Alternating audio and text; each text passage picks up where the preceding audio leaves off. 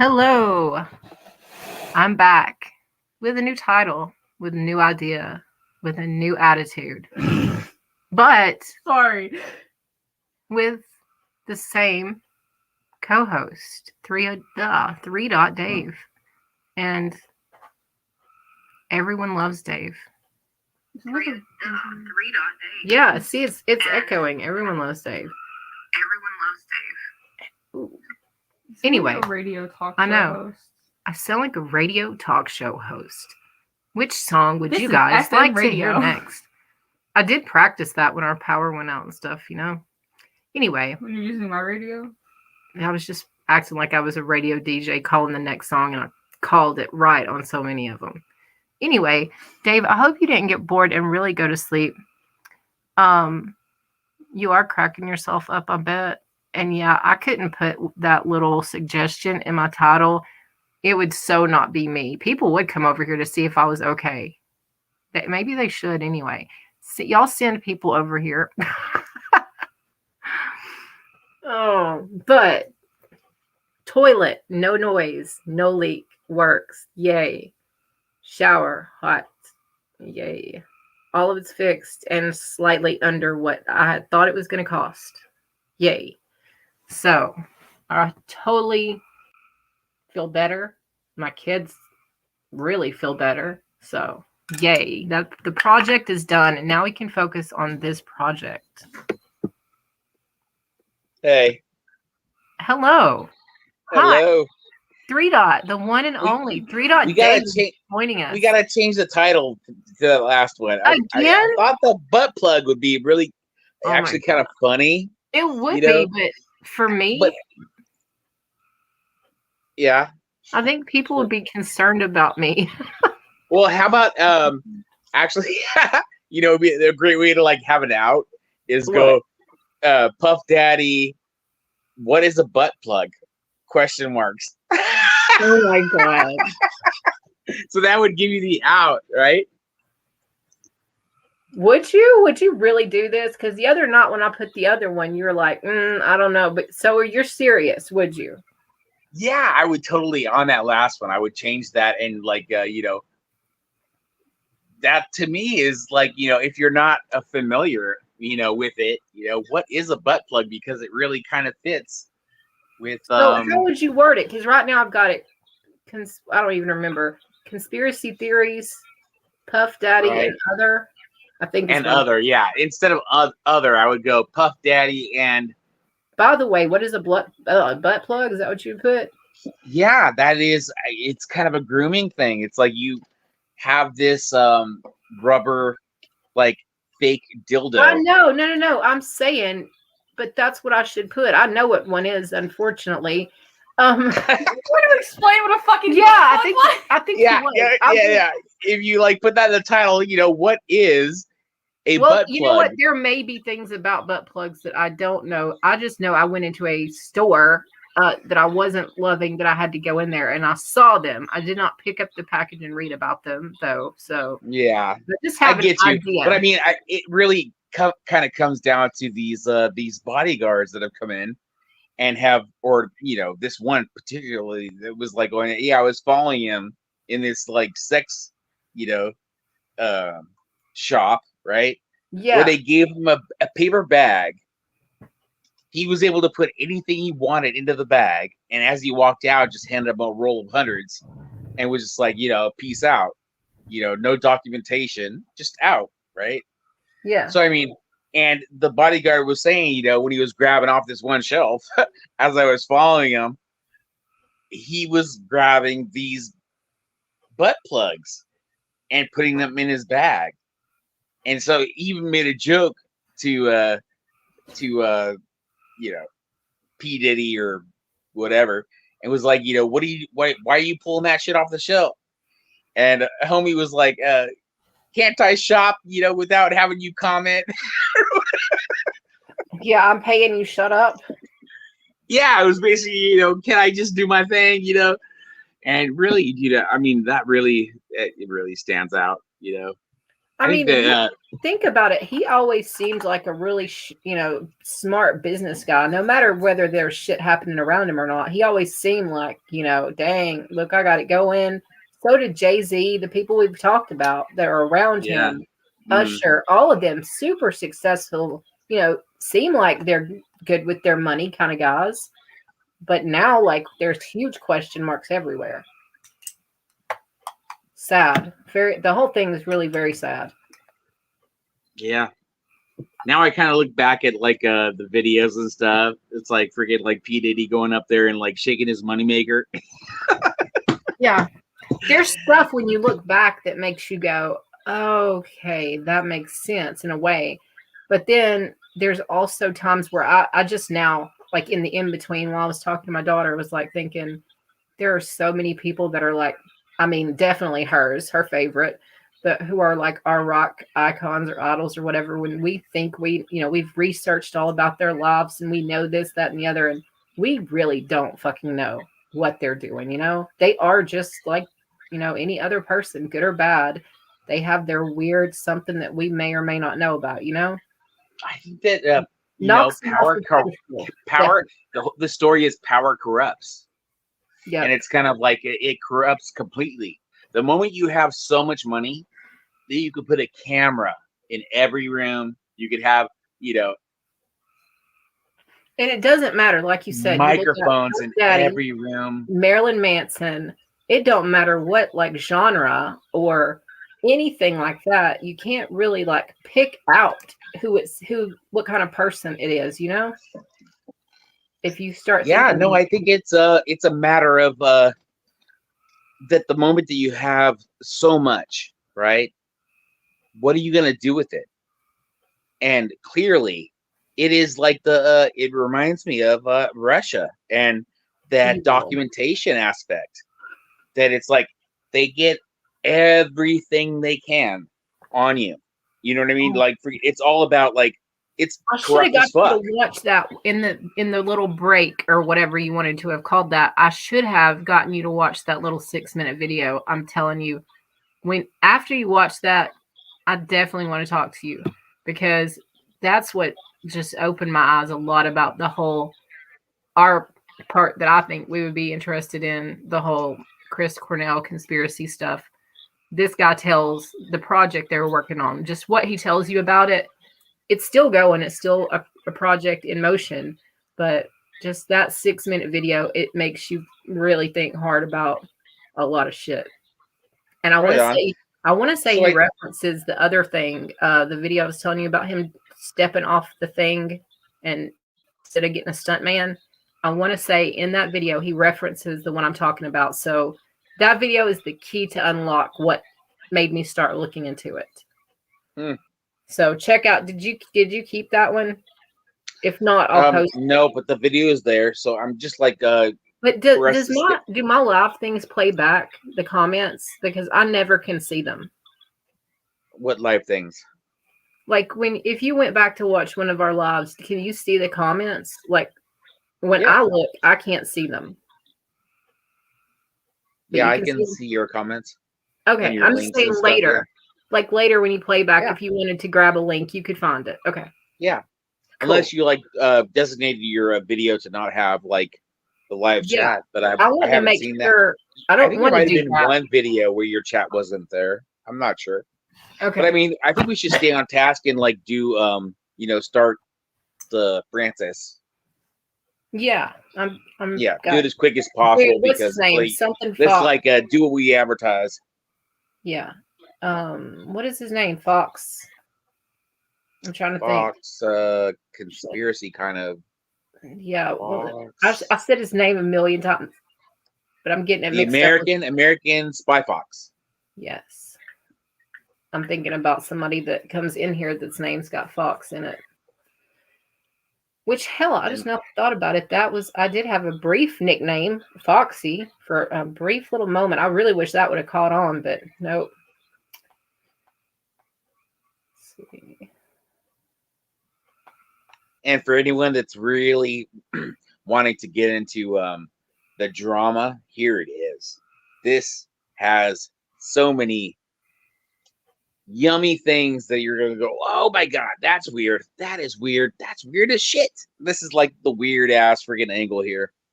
And I'm putting the link to this guy's page right now in the chat so that I don't forget. So we're talking about all of his hard work. Come Yeah. check out his channel, all of that good stuff. Yeah. And just for everyone that's watching right now, this is a non-ending subject. So I mean, this, even though we're gonna like do the 5 right here, we might do it all tonight. This might be all of them encapsulated in one, but I mean it is never ending. So there's gonna be a part 2 or whatever 3, and it's gonna be interesting how this pans out. Yeah. I gotta find his page again. What did I do with it? I'll just retype And this it. is easier to follow because it's like they're more, he kind of like has them all together, you know. Yeah, I was gonna say I'm looking for playlist. And also just for like hindsight, kind of like on our the Nirvana thing, Have those it ready. videos did get deleted. I saw him talking about it with that interview I was talking to, where it was like, yeah, he said like they got deleted because of copyright things and whatever. And those videos that were missing are on his Patreon. I looked back and I'm seeing we only watched one of them. Which one? On here. Part 2. I don't know why, but it looks like we watched part 2. Okay. And I watched the last one by myself. I don't know why I would have skipped, but who knows? On. Did you hear what I said though? No, I'm sorry. What? I probably it was that oh shit. The never ending. I remember that. I don't know about the way he organized it. I can't think of anything else. Damn. Anyway, I found it. I found her thing, and he does have them organized better. My question is, why did they? Oh, I know the taken down videos. Why they were taken down or whatever. Yes, they were. They went to his Patreon because he couldn't. Okay, that's my question. Yeah, they got deleted. So when we had that like hiccup where it was like doesn't like have a continuation, doesn't seem to fit. Those blankets, those ones that he like got deleted, he put those on his Patreon.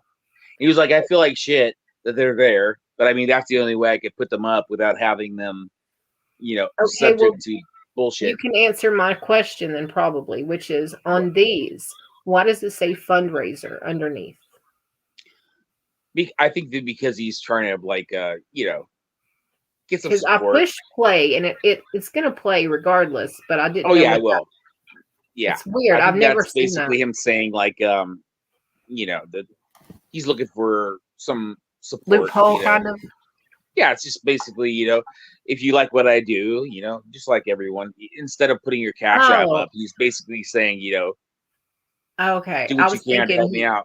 I thought he might be trying to label it differently to kind of say, okay, this is like my own personal whatever. Don't mess with it. I don't know. Okay. Yeah, no, that's not. So he has it in kind of order, I think, from what I can tell up. Yeah, it's pretty fluid.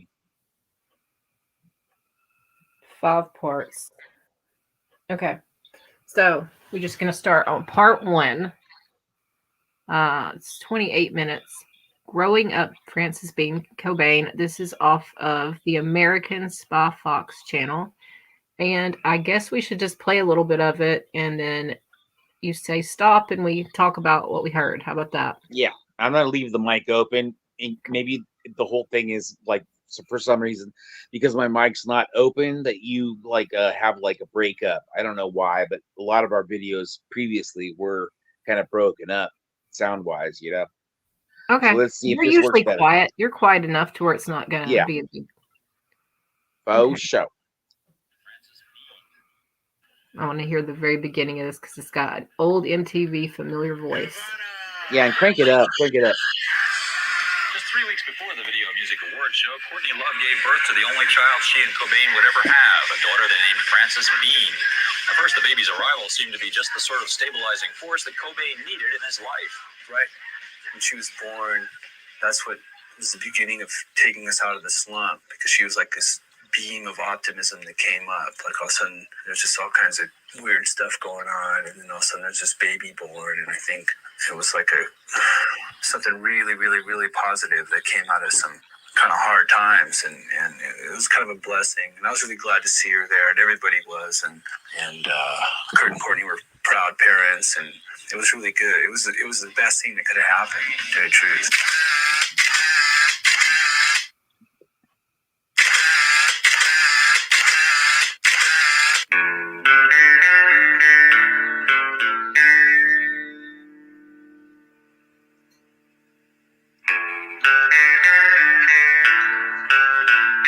They're showing pictures. It sounds tits. The body was discovered this morning by an electrician who had arrived at the Singers Lake, Washington. The King County Medical Examiner is working on the presumption. It is that of. The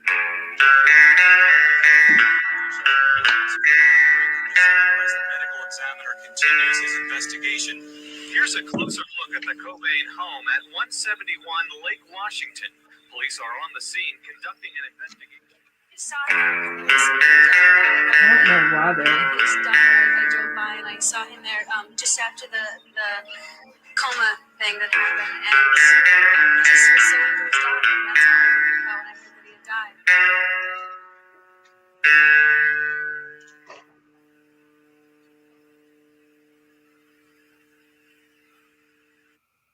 It's going to be dangerous Yeah, commercial. and scary. It's going to be so hot.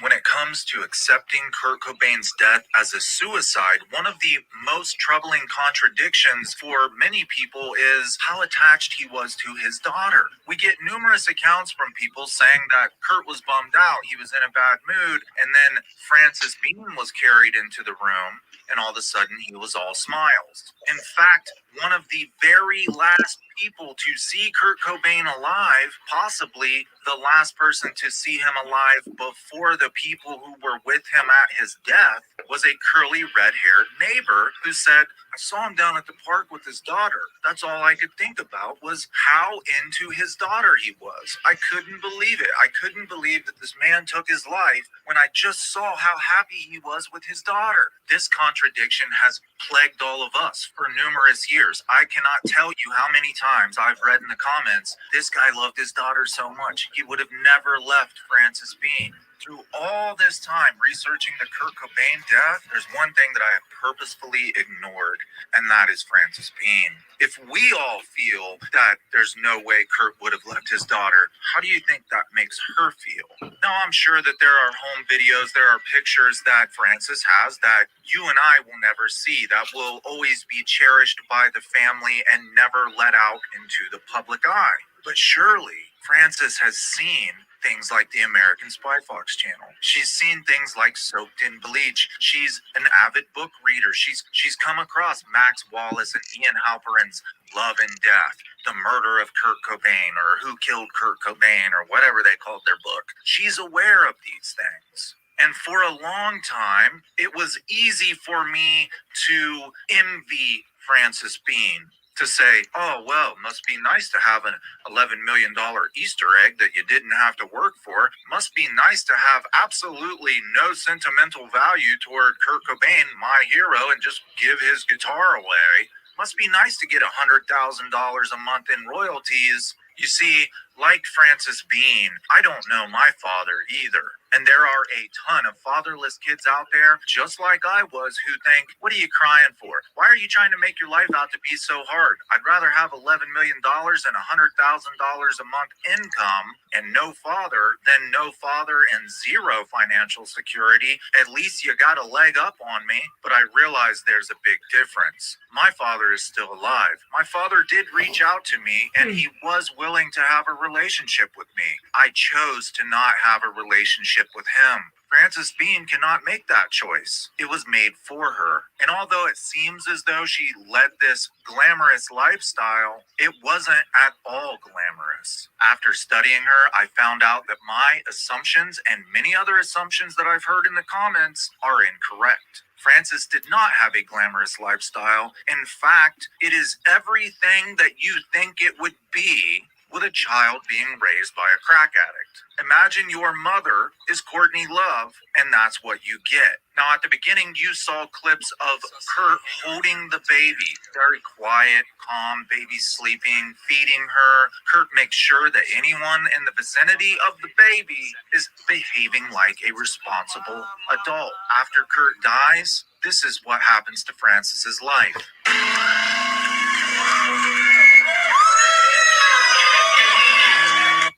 Okay, I'm going to stop. The pictures that they're talking about are pictures of Kurt holding the baby. If you go to this channel and check it out, lots of beautiful pictures, black and white, just like of him holding the baby up, like kissing her. Sweet, just little, baby moment pictures. And you can tell very emotional, like just a very gentle and sweetness coming from him, in my opinion. And then now they're going to show her life after him on stage. Dave brought this up before. We've talked about it. A baby on stage, no earphones, no type of protection. They're screaming people all around her. Not a safe place to have a baby at all. Not even about safety, just wrong on so many levels. Like it could hurt physically, it danger this child. Anyway, they're saying how her life looks now after, not dad holding her up, for this precious photo and this tender, sweet moment. Like that's gone. Dad's gone, and I'm still like a year and a half old, but my mom's dragging me around, and she's a crack addict, allegedly. Anyway, I'll play on. I just wanted y'all to know, if you want to see the drastic contrast in the pictures, go to this page and look at this. And hold on, before you go, and that it was probably orchestrated, like that this was happening, and it was like, well, this is the time to bring her up. Apparently someone had to be like in the wings, ready to bring her up. Yep. For that stage event. And how many stage events were there? Did she come out every night? Was it this just one that got caught on? We're not sure. Basically, they're just alluding to this sweet life at home that's very calm with her loving dad. When I know he travels or whatever, but he's taking time off to spend with her or whatever. Versus mom's dragging you around on the road, and she disappears after the show, gives you just hope random people to take care of you. Like, and how, being that you see the video, how old does she look? I think she looks like maybe close to 2, but not maybe not even quite 2. So around, let's just say, to be fair, around 2. But I don't think even that far. Because why would they be? I don't know. They would kind of be holding her hand and letting her walk on there. Just Courtney would want to put on a big show if she was walking. So I don't think she's walking. That's what makes me think she's younger than 2. Shit, I don't know. What do you think? 1.5, 2? Yeah, I'm thinking the same as you. Yeah. I thought you made it really, I could see her putting on a matching in my mind and walking her out there if she could walk. You know what I'm saying? So if she can't walk, then I'm going to go backtrack a little bit. So 1.5 we'll go with. Anyway, it's a picture of them. If you want to see it like a video, the contrast, that's what they're going for. So.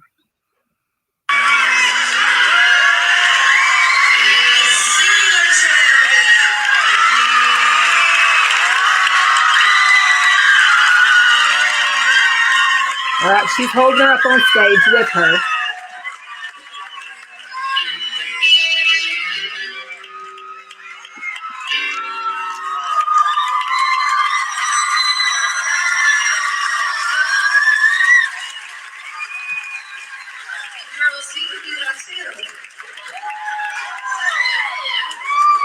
Anybody happen to notice that Frances is holding things to her ears? What appears to be slices of bread? Maybe it was, I don't know exactly what it was, but Courtney parades her around like a trinket, like a trophy. Now, it's well known that Courtney did not raise Frances. There would always be a live-in nanny, a male and a female nanny, who were usually just drug buddies of Courtney Love. Practically the only time Frances really spends any time with her mother is when Courtney's holding her up in front of screaming teenagers to show them Kurt Cobain's baby. Look at the trophy I have. Oh. Hardee's 2 for $5 When you think about it breakfast like make that, goodness into your morning. Choose a biscuit with sausage. We see Kurt spending time with his child and really being absorbed in the baby. And then we see Courtney just like, well, bring her out when I need her. And then Courtney, in all her feminist ways, tells the girls in the crowd that they can have a baby too. That's great, Courtney. Encourage 15, 16, 17-year-old girls to go out and get pregnant. I'm sure that'll work out for them. In this video, we are going to go over Frances's childhood, at least what is public knowledge, because Courtney did try to isolate Frances. Aside from lugging her around to various music venues around the world so Courtney could show her off to screaming fans, she did isolate her. Not so much for Frances's protection, but because Courtney didn't want her parenting skills or lack thereof being put under a microscope. She learned from the Vanity Fair article right after Frances was born. If you want to know more about that, watch my Jeffrey Epstein video. She didn't want the media, the public, to know what was going on in their household. Frances was not isolated and privately educated for her own good. She was privately educated and isolated for Courtney's own good. And how do we know all this? Well, mainly because the 2009 deposition in which Frances Bean Cobain was seeking emancipation was leaked. It gives us a glimpse into what it was like growing up in Courtney Love's house as a young child. Another insight into the childhood home of Frances Bean comes to us through the form of social media, Twitter, Instagram, Facebook. Whenever something does not go Courtney Love's way, she cannot help herself. She will get on social media and try to humiliate whoever she feels is the cause of her problem. It's never her own fault. It's always somebody else's fault, and she will lash out at them on social media. She's been sued multiple times. She's paid out big bucks. Matter of fact, Courtney Love's reputation. She has done so much to damage her own reputation that she is now considered beyond libel. She even explains it to Howard Stern. Now, how can a guy in a movie accuse you of killing your husband and get away with that? How come you don't sue this guy? Well, he can't. First of all, I'm past libel. Do you know what I Right. mean? Like, there's this whole thing in America where, like, you're libel-proof Right. because you've had so much crap said about you. Right, yeah. It's totally awful. A libel-proof plaintiff is a plaintiff who is just basically such a scumbag and has just done so many horrible things they could never possibly expect to succeed in a defamation case.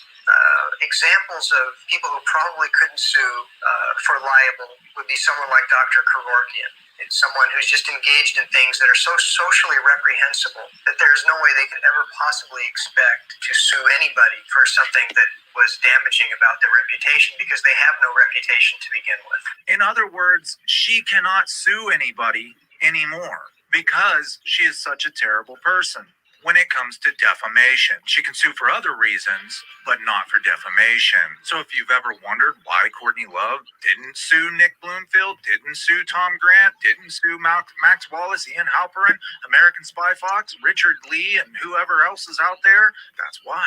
Of course, there could be a whole other side to this because Courtney would then be in a position where she can be deposed and probably have to talk about things that she does not want to talk about on the record. Anyway, I digress. If we want to find out how Frances Bean grew up, what she was going through as a child, we really need to look at her mother. After all, anything that affects your parent as a child is going to also affect you. Troubles for Courtney and Frances occur only 1 year after her father's death, 1995. Courtney Love ends up in 2 different courtrooms. One for assaulting a fan at a Hole concert. I wonder how many parents know. These people learned about today's alternative rock concerts as jurors when they served on a case involving singer-actress Courtney Love. Courtney Love is summoned to a Florida district court on 2 counts of assault and battery. Courtney assaulted 2 concert goers, fans of her band Hole. Robert Lucas and Ryan O'Donnell. At the time, Ryan O'Donnell was 17. He was a teenager, so she has assaulted a minor. Charges that could land her up to 2 years in jail. Her attorneys, who get to pick at least half the jury, choose older white women. Courtney also lucks out and gets an older white female judge, Judge Janice Hawker, who is a known, for lack of a better term, feminazi. The boys explain in court what Courtney Love did to them, and their story is even backed up by a photograph from a local newspaper photographer. Today, in this courtroom, do you see an individual that struck you at the edge concert? Could you please point out and describe what the person has on? That's Courtney Love right there. She announced to the crowd that she wasn't going to play until she saw more women in the front.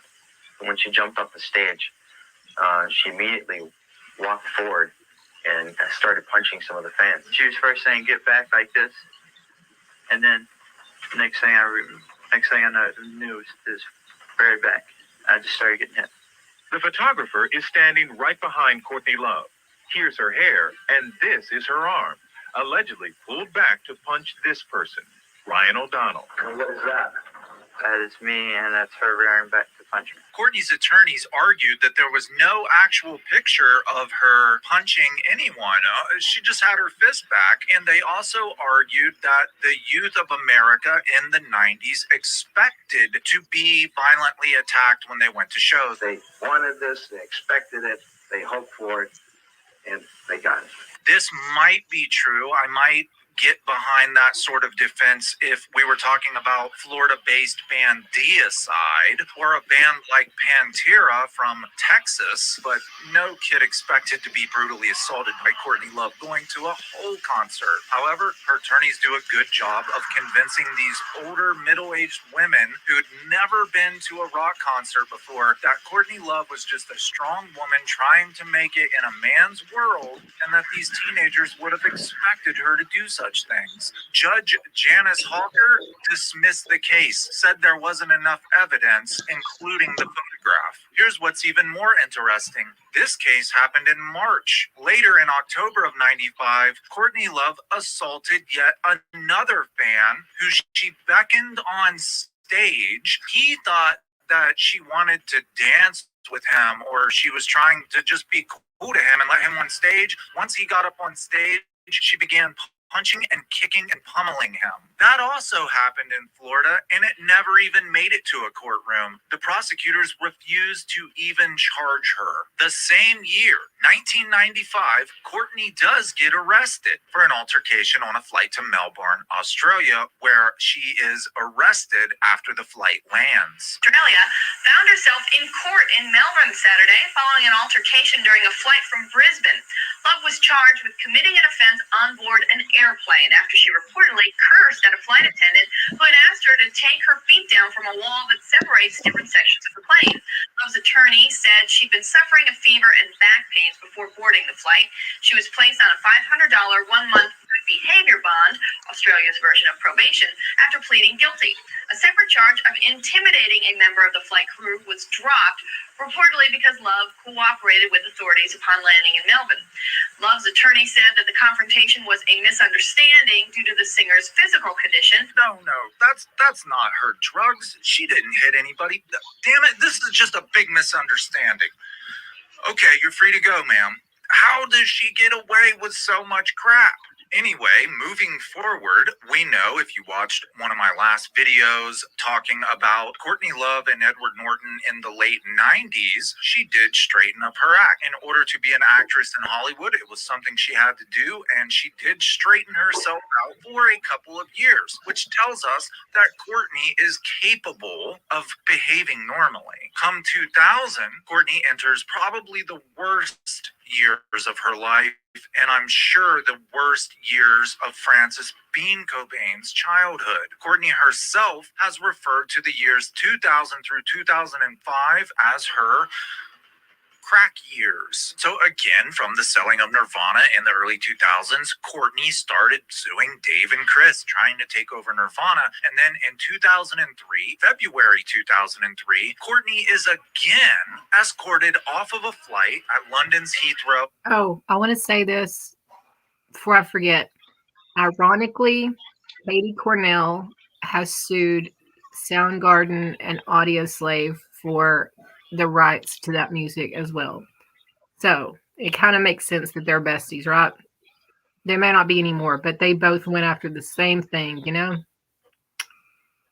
Right the minute their husband passed, they're ready for those rights to all the music, right? Airport for the same stuff, trying to fight with the airline flight attendants. And this is what really bothers me. Within an article by CNN, a witness said there were a lot of raised voices, but Courtney Love is Courtney Love. I guess that's rock and roll. Rock and roll is fighting injustice, not acting like a huge baby on an airplane. I've done my fair share of flying around the country, and anybody who's done their fair share of flying will tell you, what's the worst thing that could happen to you on a plane? You get a crying baby on the plane, right? Well, no, there's one thing worse. You get on a plane with Courtney Love, who wants to act like a big child. That's the kind of stuff I was talking about. People letting her off the hook just by saying, oh, that's just Courtney Love. Later in 2003, Courtney will be arrested on 2 felony drug charges and forging a prescription. This judge, unlike the judge in Florida, does not let her off the hook, and this will be the first time she loses custody of Frances Bean Cobain, who will then go to stay with grandmother Wendy O'Connor. Not that she was all that great of keeping track of Frances anyway. You know, like that time she lost her at an awards show because she was more concerned with getting her picture taken than being a mother. 1, 2, 3, now. Mom and daughter were at odds in our ET Grammy photo booth. Earlier in the evening, their problems were even more serious. We're lost. Well, you said I was going to be at your seat. No, they sent you down there. Yeah, and you said you'd be down at your seat. I'm getting the wire hangers out.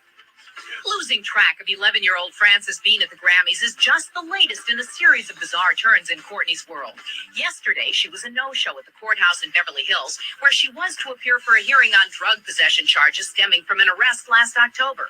Yep, you heard right. She just decided not to go to court. And what did they do? They stayed an arrest warrant. Now, what does that mean? That means they gave her another chance to show up in court. This is not something that would happen to the common man or woman. If you are summoned to court and you don't show up, you get an immediate bench warrant, and any cop anywhere can arrest you and take you to jail and detain you there and then forcibly transport you to court to ensure that you show up before the judge. Not Courtney Love. They were just like, oh, well, we'll just give her another chance to show up. She did show up, and when she did show up to that Beverly Hills court, guess who was waiting for her? Oh, you're gonna love this one. Richard Lee.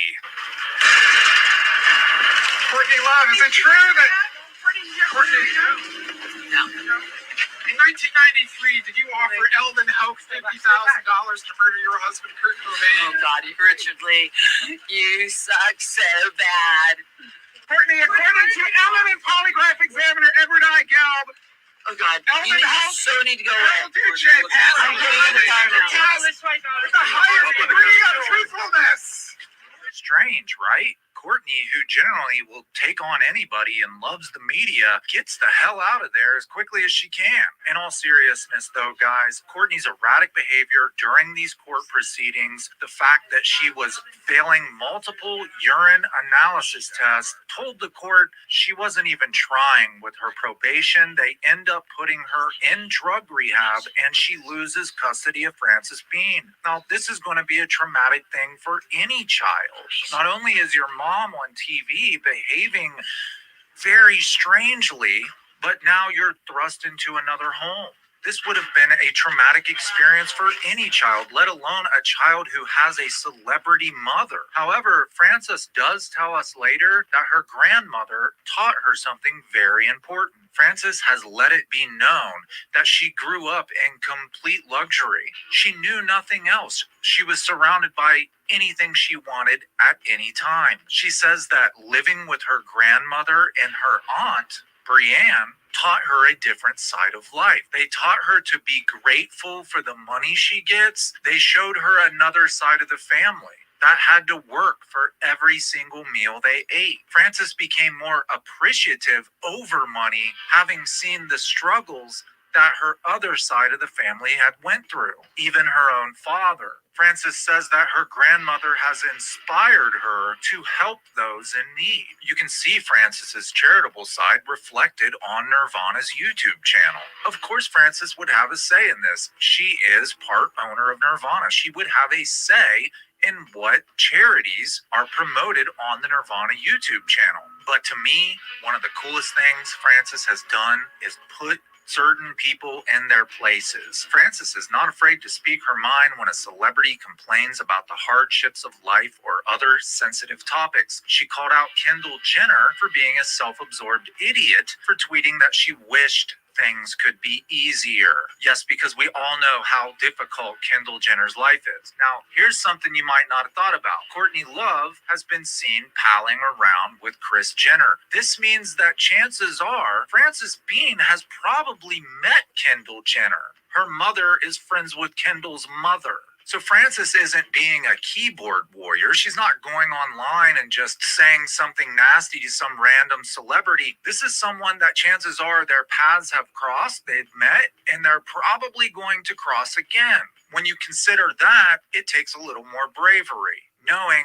this is someone I called out on their social media, and I'm going to have to respond to them the next time Mom and I go for a tea at the Kardashians. They might cross each other's paths at a dinner party, and Frances is brave enough to stick up to her and say, yeah, I put you in your place because you were acting stupid. You are privileged and you need to just be quiet when it comes to complaining about life. And you know what? While we're at it, I want to just go ahead and talk about all the cool things that I've found out about Frances Bean, because I find it amazing that this girl grew up to be the type of person she is, interested in the things that she's interested in, friends with the people she's friends with, after having a really tough start to life. We can come back around to all of Courtney's follies. For right now, I want to concentrate on some really cool things about Frances Bean. It wasn't until recently that I started looking into Frances, so it's not like I've been following her. A lot of you out there probably know a lot more about her than I do. But one thing I did find is she's an avid book reader and an avid book collector. One of the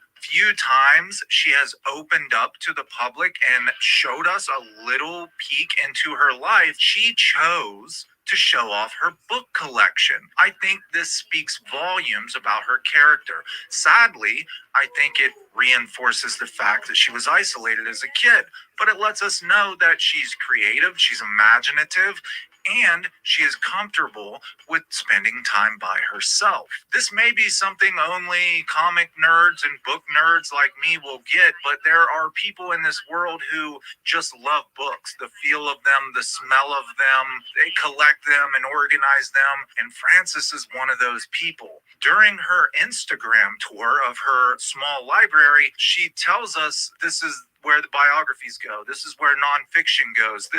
These are books I want to read. These are books I have read. Like, she's very particular and very organized with her book collection.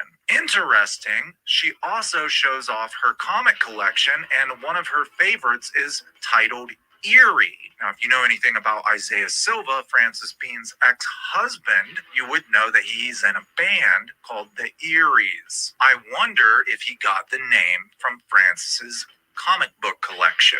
Also, did you know that back in 2014, when one of the best comedians the world has ever known, Robin Williams, took his own life, some say to spare his family from having to care for him, Frances Bean reached out to Zelda Williams. Yes, Robin Williams named his daughter Zelda after his favorite video game, Princess Zelda from Zelda. Frances reached out to Zelda and offered her counsel, offered her advice, offered her help, because she knows what it feels like to have a famous father who is taken from us too early. Did you also know that Frances Bean is really good friends with Lindsay Way? Who is Lindsay Way? Bassist to electro punk rock band Mindless Self-Indulgence. If you've never listened to Mindless Self-Indulgence, you're missing out. It's nothing like grunge music, but you're probably going to like it if you were a Nirvana fan. Frances is good friends with Lindsay Way, bassist of mindless self-indulgence. They've even done some art exhibits together. But by far the coolest thing I've found out about Frances is that she did not condone her mother publishing her father's journals. To this day, Frances Bean has not read the journals. She says she will never read the journals. She says it is an invasion of privacy, and she wishes her mother had never published them, never sold them. Now, Courtney knew that there would be backlash for publishing and selling Kurt's journals, not only from family members, but fans as well, and how she manipulated her way around this and justified selling his journals was one note. Don't read my diary when I'm gone. Okay, I'm going to work now. When you wake up this morning, please read my diary, look through my things, and figure me out. This was obviously a note Kurt left to a roommate or a girlfriend, possibly Courtney, possibly Tracy Miranda. I don't know exactly who he left it for, but I know that it was not a note for the entire world. But Courtney, being Courtney, said, well, he wanted people to read his journals. He wanted people to figure him out. It's okay if I sell these and publish them. Frances, to this day, disagrees. And I agree with her too. To this day, believe it or not, someone who has spent the last year just talking and studying Kurt Cobain, I have yet to read those journals. I want to. I'm not putting anybody down who has read them. I really want to. I just feel like too much guilt. It's like he didn't want me to see those things, so I'm not going to look at them. It probably helped my channel out a lot, but I just can't bring myself to do it. Ladies and gentlemen, thank you so much for watching. This is going to conclude part 1 of Growing Up Frances Bean Cobain. In the next episode, which is going to be coming out rather quickly because I want to get this done quickly, we're going to be talking about more criminal interactions. Courtney Love doing crazy stuff. All right. So what do you think about that? We had listened to part of that, I think. Yeah, from like when we first started talking. Yeah. Yeah, I think we kind of like bounced a bit, But I think we should just like transition really quick and All right. keep it What do you going. think? Anything interesting that you thought of? I didn't really pay attention the first time, I don't think, to the court stuff. So I didn't realize how she's super like physical. She likes to get violent and physical, and I would imagine that would be scary as fuck if I was a little kid going, on tour with my mom and I see her beating people up, Yeah, if she saw that, I mean, that was really young. I Yeah. don't think it was happening like in her face, but it does happen here in a second, Yeah, and I With the mean, even next- her mom, the way her mom showed up in court, I mean, it looks like maybe she made some type of attempt to look more motherly as far as like her wig and how she, I don't know, the way she was dressed, but it was like not a great attempt. It looked, you could tell she was messed up. Anyway.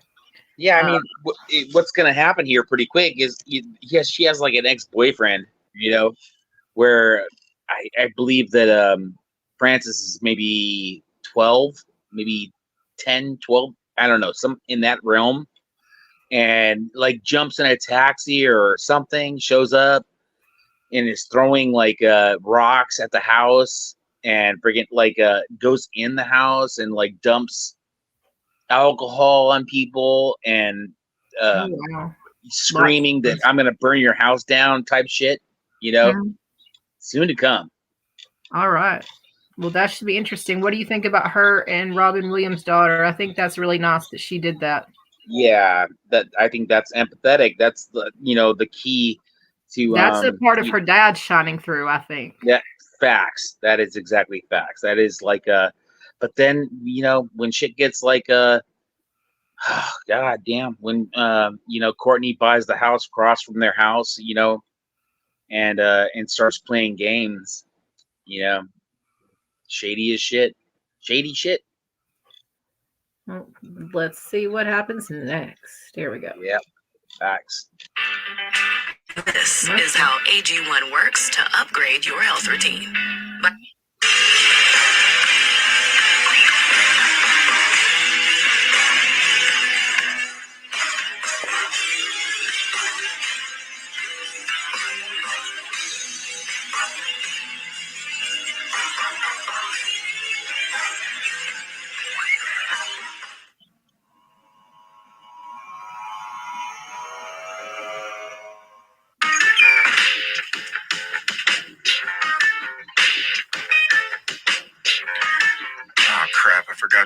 ready. Okay. Johnny's in America, no pigs at the wheel.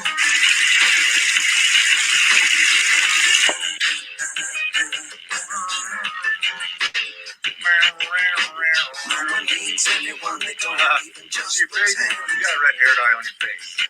Other face, that face. Okay, I don't know why this dude's dyeing his hair. Friends like to come in here and play around with the Okay. stuff, so I needed to adjust my mic. We've got a great video for you today, jam-packed, full of information.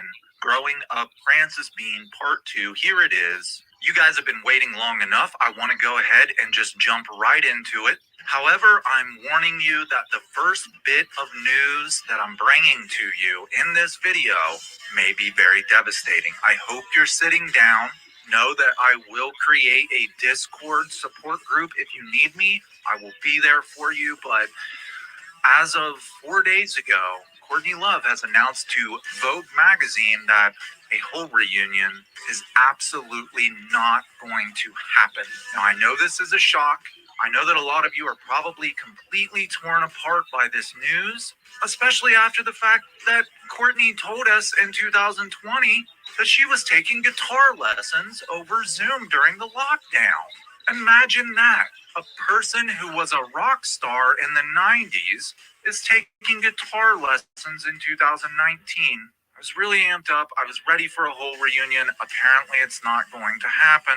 Now, Courtney announced this guitar lessons, whole reunion, blah, blah, blah, right after Kathleen Hanna, a bikini kill. Of course, Kathleen had no way to predict the world pandemic and how that would affect all of us. Courtney immediately puts Bikini Kill down, just like she did in the 90s, stating that she still thinks Bikini Kill sucks, and she announces, I've been taking guitar lessons and we're going to do a whole reunion, which we all knew was never going to happen.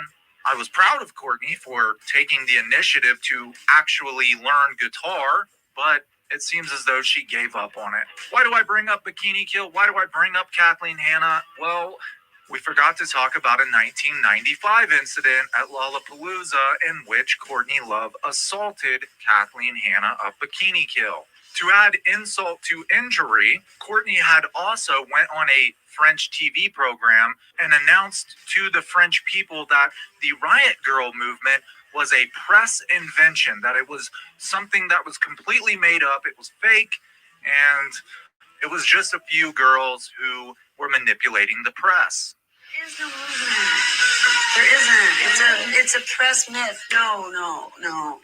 Honestly, there's like there's like the same kind of feminism there's always been. There's in LA, there's girls that get together that talk, have group meetings like there's been since the 60s and 50s and 70s and 80s. There's like 10 people that called themselves Riot Girls, and it's just the press. It's a total press invention. Have you ever asked yourself, why does Courtney have so much disdain for Kathleen Hanna? Courtney claimed to be a feminist, someone who wanted to empower other women. She would tell girls, pick up a guitar, start a band. You'd think she would support Bikini Kill, but remember, Kathleen Hanna was a good friend of Kurt Cobain, and their drummer, Toby Vale, was Kurt Cobain's possibly first true love. There was a bit of jealousy. After all, Kathleen Hanna even inspired Nirvana's biggest hit, Smells Like Teen Spirit. Recently, I watched a YouTube video where Kathleen explained the story of how she inspired friend Kurt Cobain to write this song. In August of 1990, I found myself laying on my stomach in the woods, a pair of binoculars, while a Canadian club, and my friend Kurt Cobain. The reason why I had binoculars was because I was on the lookout while he ran across the street to a teen pregnancy center that had just opened in our town. And it really wasn't a teen pregnancy center. It was a right-wing con where they got teenage girls to go in there and then told them they were going to go to hell if they had abortions. Since Kurt and I were angry young feminists in the 90s, we decided that we were going to do a little public service that night.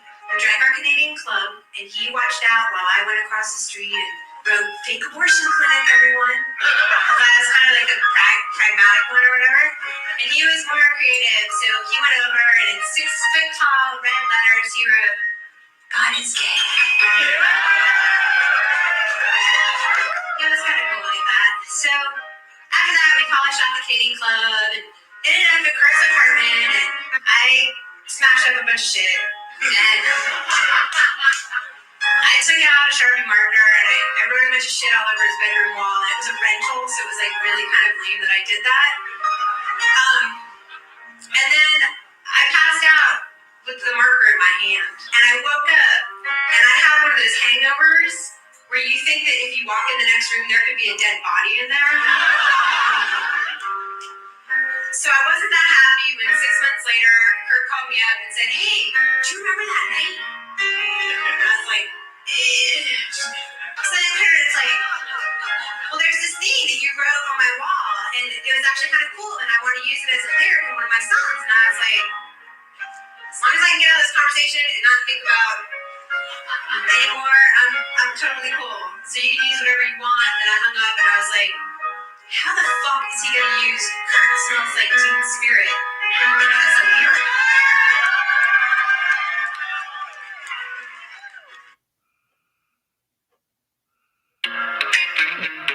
Commercial, but I was gonna break anyway.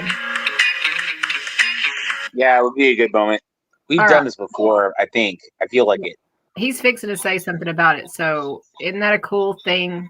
It was literally a drunk writing on a wall that became a huge like movement, whatever you want to call it. That's what made Teen Spirit. Yep. Dude, Teen Spirit, what everyone knows is like that MTV killing it shit, right? I have some in my bathroom right now because it's, you know, a big deal now. It came back. Like it was always, you know, a deodorant, whatever, geared toward young preteen or teen, whatever. But now it's like we have cherry glitter Teen Spirit. We have, you know, all of this different kinds. So it definitely made a comeback and is still going. Literally, yeah, and I have some the here. story though, I mean the story of where that came from. Yeah, that they got drunk, yeah, and that she just decided to write that or whatever on the wall or paint on the wall.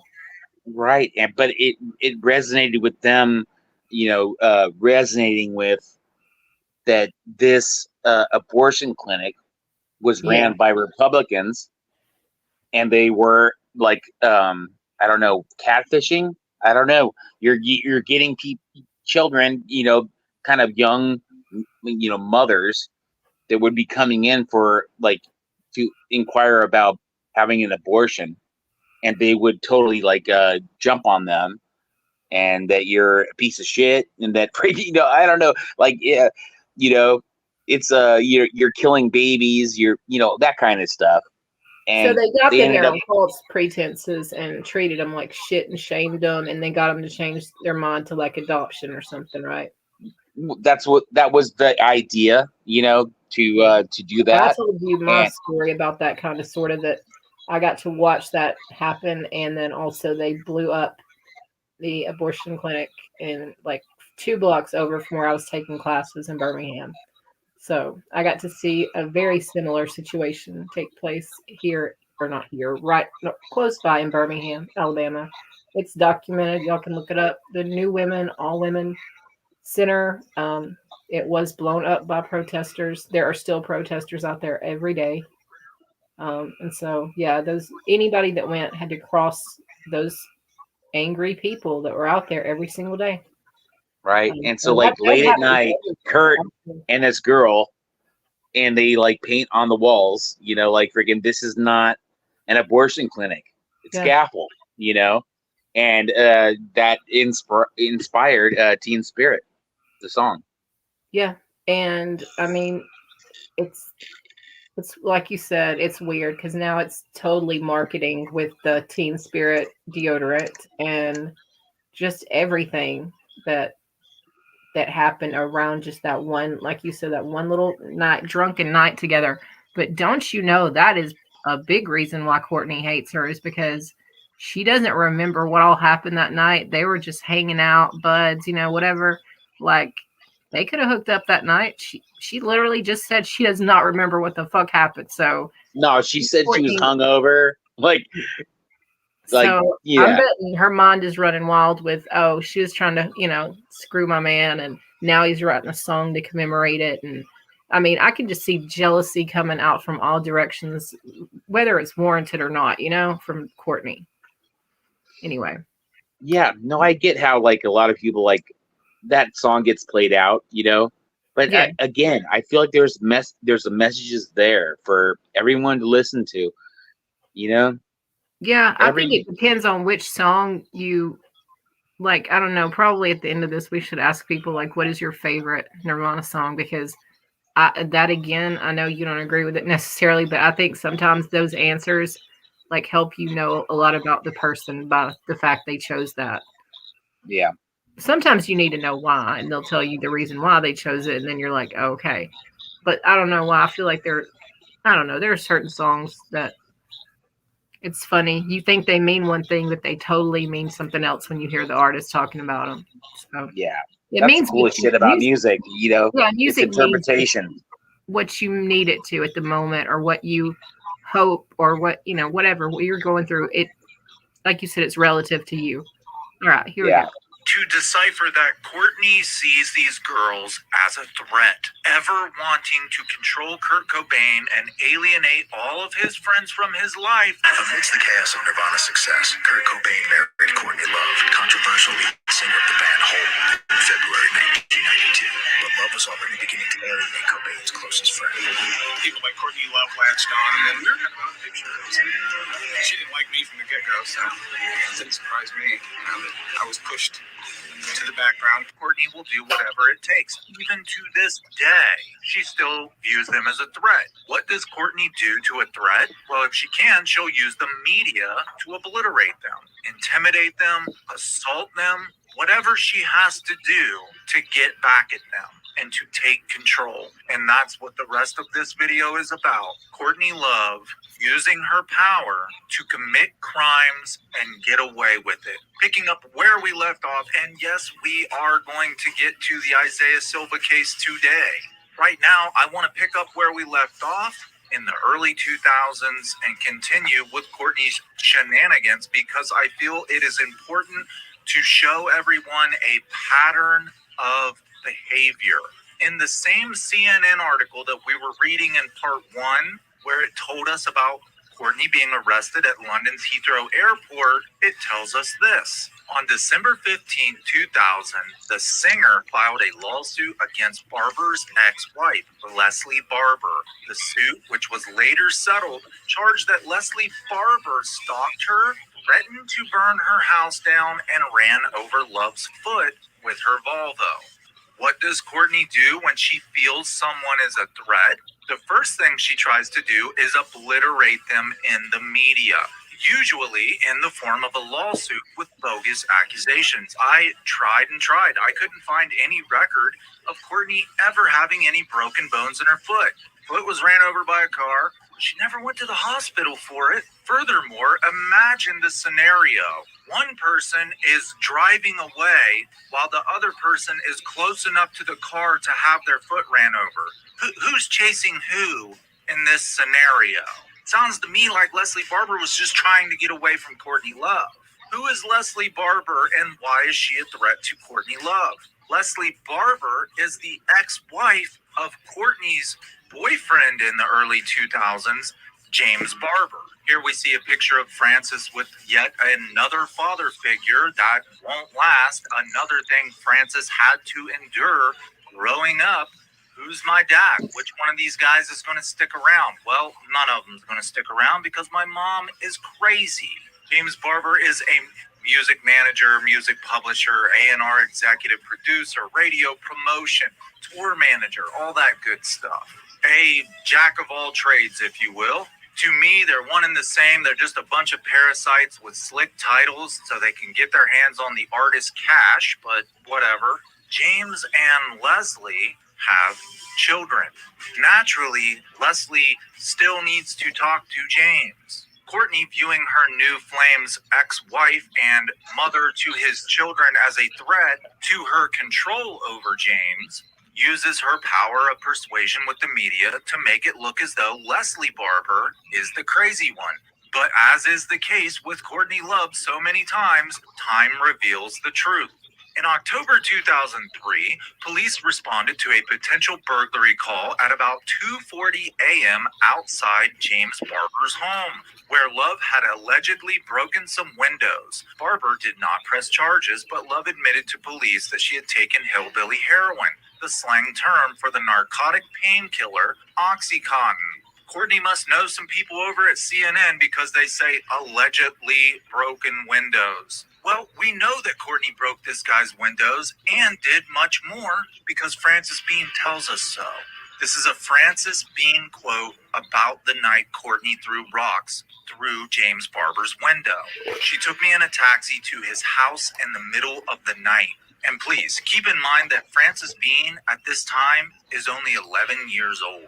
And from outside the house in her bare feet, she screamed at him, threw rocks at the house, and threatened to burn his house down. His children were inside the house, but that did not stop my mother. Frances was 11 years old at the time her mother drug her out in the middle of the night and threatened to burn down a man's house who had broken up with her.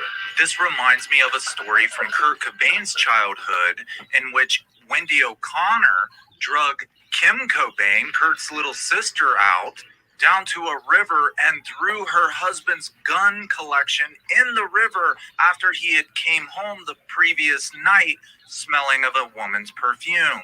Matter of fact, Frances goes on to tell us she basically exists now on Xanax, Adderall, Sonata, and Abilify, sugar, and cigarettes. She rarely eats. She often falls asleep in her bed while she is smoking, and I am constantly worried that she will start a fire, which she has done at least 3 times. That will threaten our lives. She adds that Love once tried to jump off a balcony in her presence.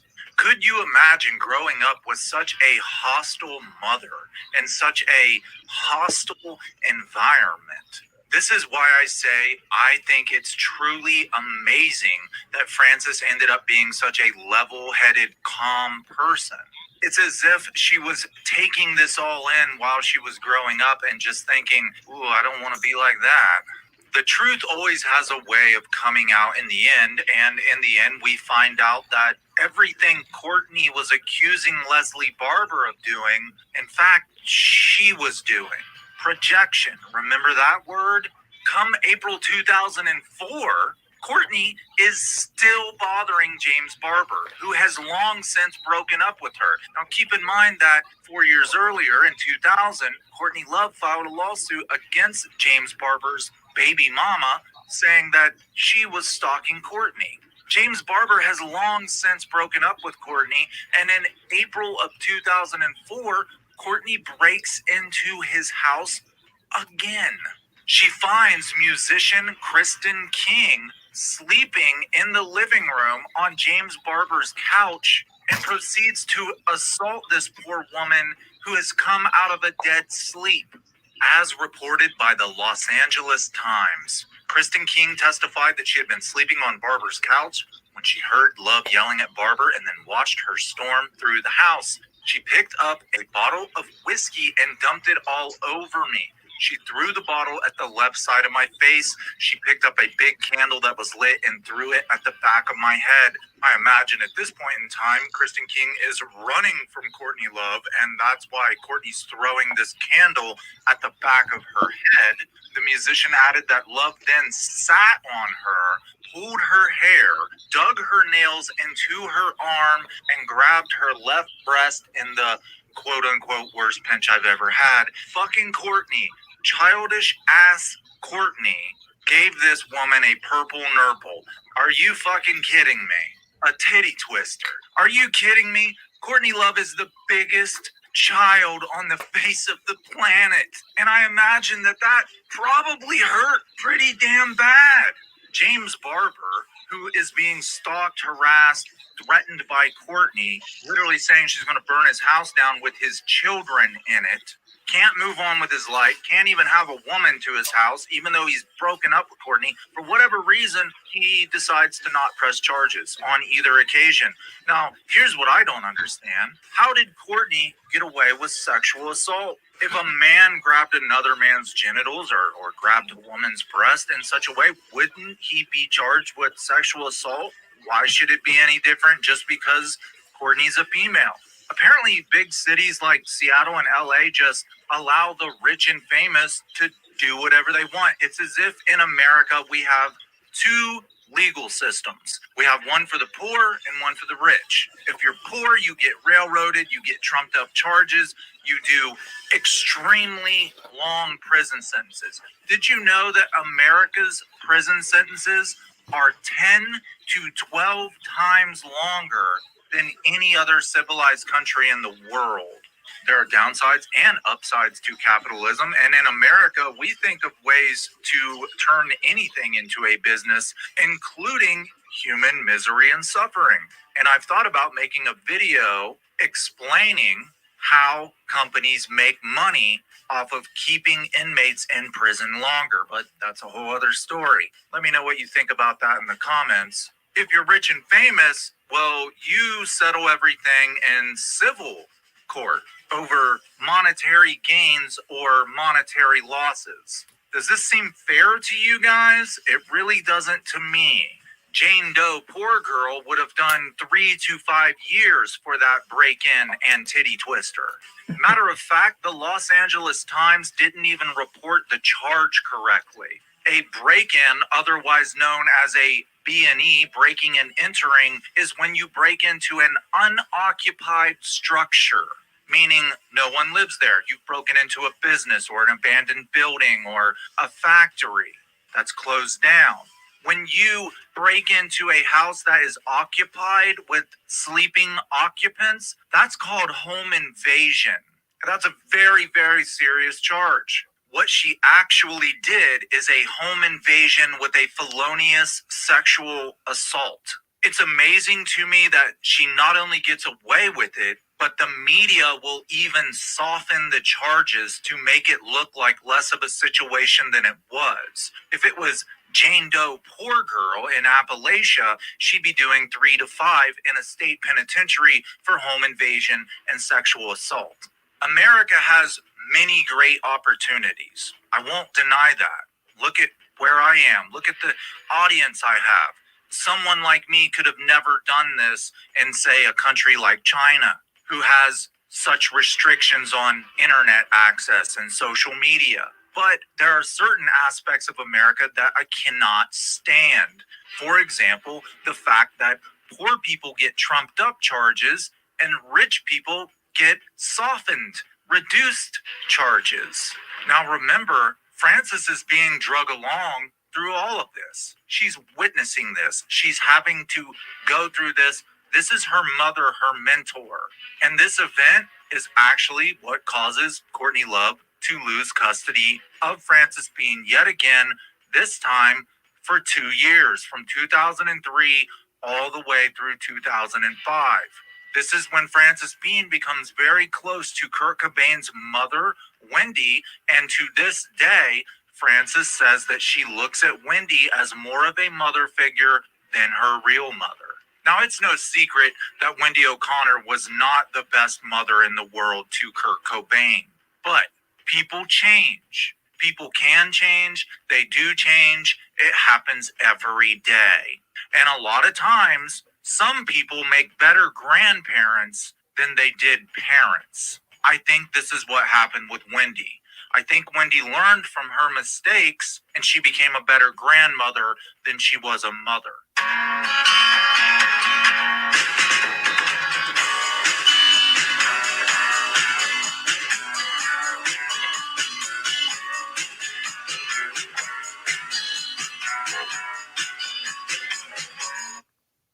Okay, that was part 2.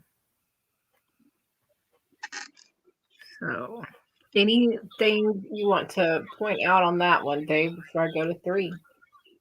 No, I'm pretty good. I think it's interesting that she's fighting in ex-boyfriend's front yards and shit. She should. I mean, Yeah. it's like she's still, even if she's not with them, they shouldn't move on.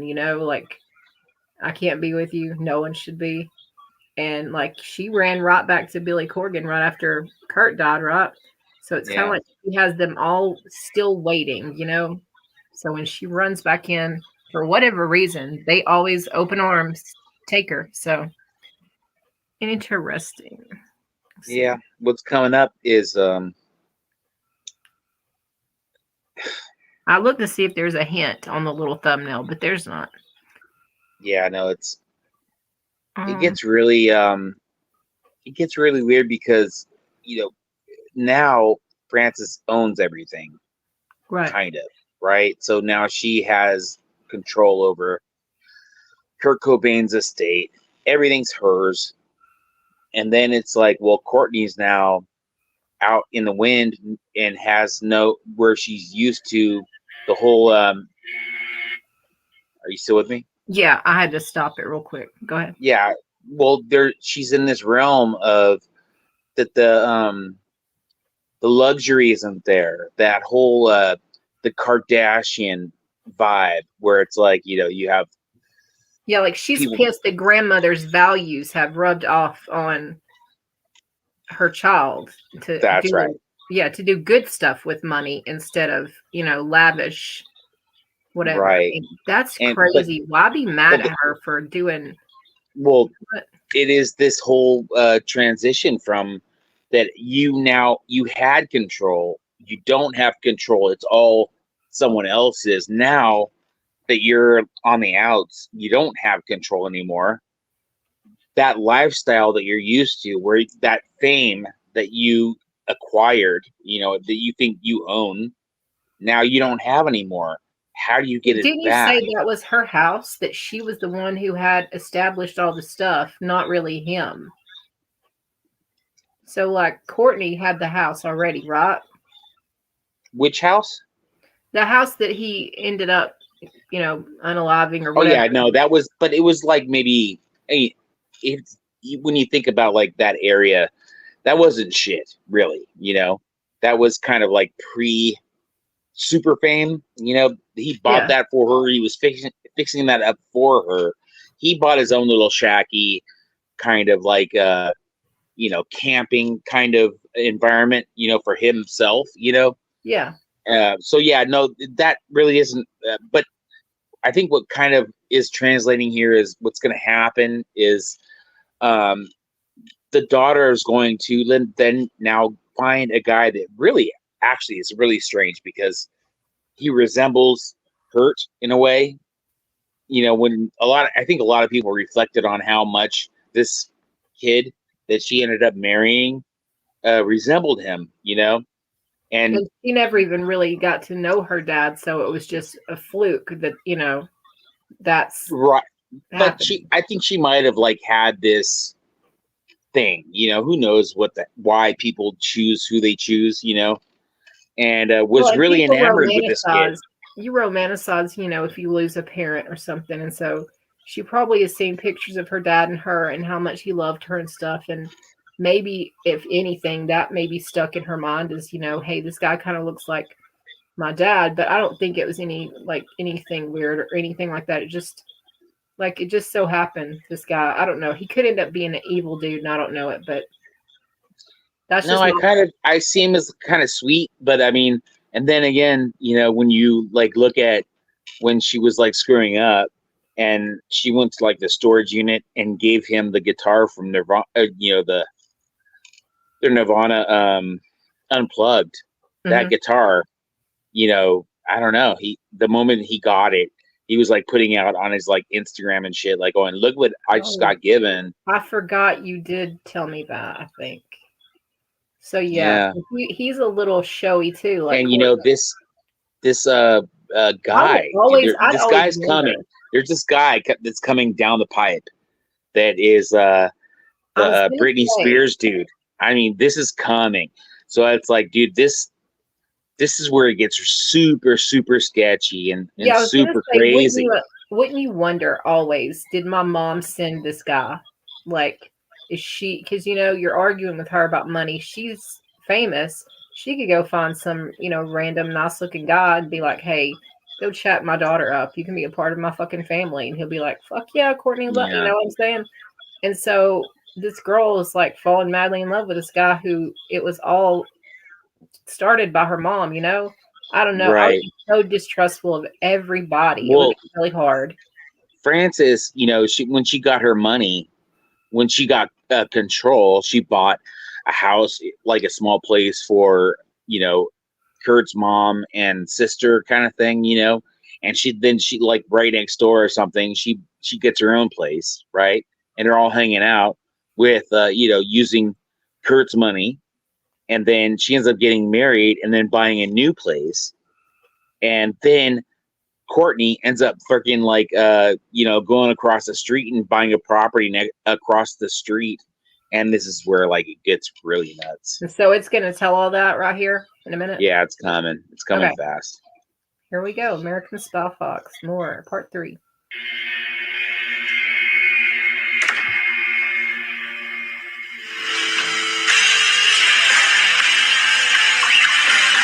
Hey, Lane.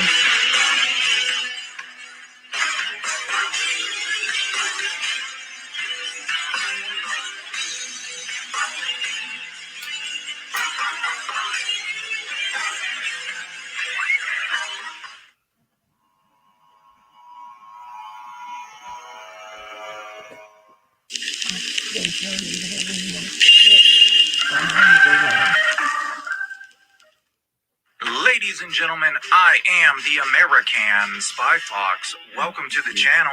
Today we are going to get down to the nitty gritty. So we will be going over Frances Bean's desire to divorce her mother in 2009, all the way through the Isaiah Silva case, and that'll be that. It'll be the completion of the story. For now, anyway, right? Because the story's not over. The story is still unfolding. They got a court date set for November of this year, January of next year. Before we get started, I'm going to do something that I normally don't do, that I probably should do more often. I want to read a few viewer comments, and I want to give a shout out. Now, these viewer comments come from the most recent videos, and as usual, if I your name, I apologize. And I do everything by posting. Mermaid. I don't write scripts. I just have reminder notes, and I go by my reminder notes. I want to... You there? Yeah, I'm here. What? Yeah, you were talking. Yeah, I'm sorry. I was telling my daughter to do something, but I'm gonna. Okay, so let's go back a step, and I don't know, because it was disrupting. Okay, I got you. Hang on, hold up.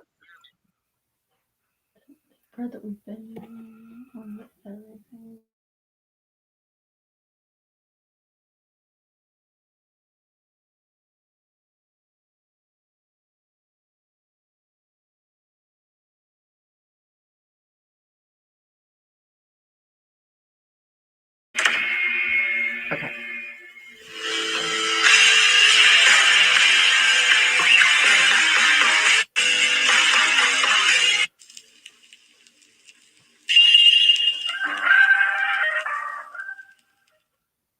Ladies and gentlemen, I am the American Spy Fox. Welcome to the channel. Today we are going to get down to the nitty gritty. So we will be going over Frances Bean's desire to divorce her mother in 2009, all the way through the Isaiah Silva case. And that'll be that. It'll be the completion of the story. For now, anyway, right? Because the story's not over. The story is still unfolding. They got a court date set for November of this year and January of next year. Before we get started, I'm going to do something that I normally don't do, that I probably should do more often. I want to read a few viewer comments, and I want to give a shout out.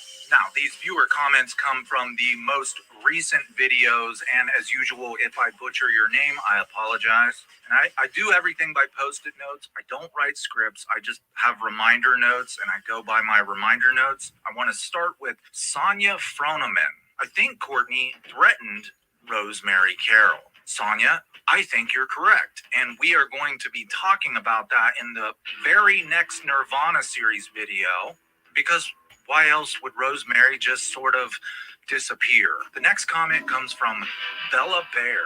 There seems to be 3 legal systems, one for the poor, one for the rich, one for politicians. I believe it was the last video I said there were 2 courts, one for the poor, one for the rich. Nope, I was wrong, and Bella Bear corrected me. There's yet a third for politicians. Welcome to America. Number 3 comes from Lola K. Purple Nurple. Laughing my ass off. Man, that took me back to childhood. Courtney is so childish. I think that one speaks for itself. Danzig. Danzig's actually one of my favorite bands. I recently taught myself how to play Mother and Twist of Cain and Snakes of Christ. Man, Danzig, Lucifuge, awesome album. Never used to be a Danzig fan. Very obviously a fan of his first band, Misfits. Or was his first band Sam Hain? Anyway, if you're into those heavy blues metal riffs mixed with 50s rock and roll, you'd like Danzig. They call him Evil Elvis. Danzig. Courtney killing animals. You know what they say about people killing animals. Possible serial killer? Question mark. Same thing came across my mind, and the whole killing animals thing is going to come up again in this video. Gino Milheiser. Yes, please make a video of profiteering off the prison system. That derives from a comment I also made in the last video. I asked if anybody would like to understand how private companies, privatize prisons, buy them, and then the inmate becomes an asset, a commodity, and they profit from each inmate. Therefore, the longer they keep that inmate in the prison, the more money they make. It's a recipe for disaster, and it's spreading across America. More and more states are allowing the privatization of our prison system, and people are literally becoming cattle. I'm talking low-level, non-violent drug offenders, really harmless people are becoming hardened criminals because they're being thrown in prison systems with hardened criminals, and then they have to fight to survive while they're in there, which makes them a worse person when they come out than they were when they went in. Several people Mermaid, you there? agreed that they would like to see a video. Yep. Have you ever known anyone to kill an animal like viciously? How do you describe viciously? Well, like, I don't know, taking some like vulnerable kind of child animal and like ripping them apart.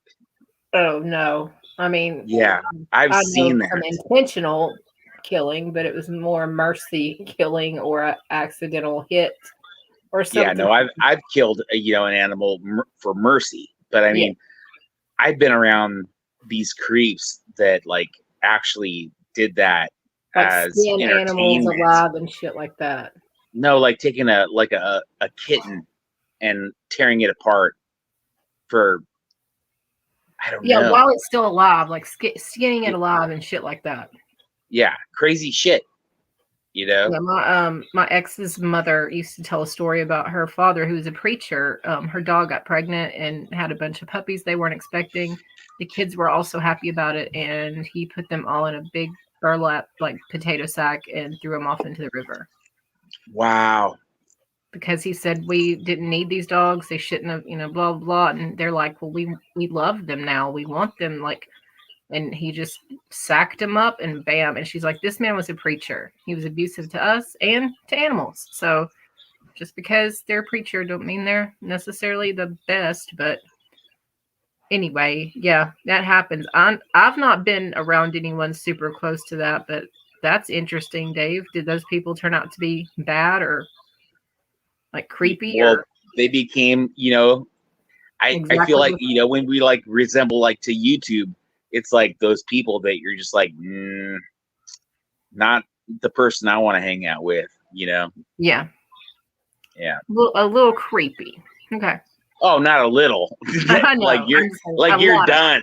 I'm done with you, but I'm not gonna have you around me.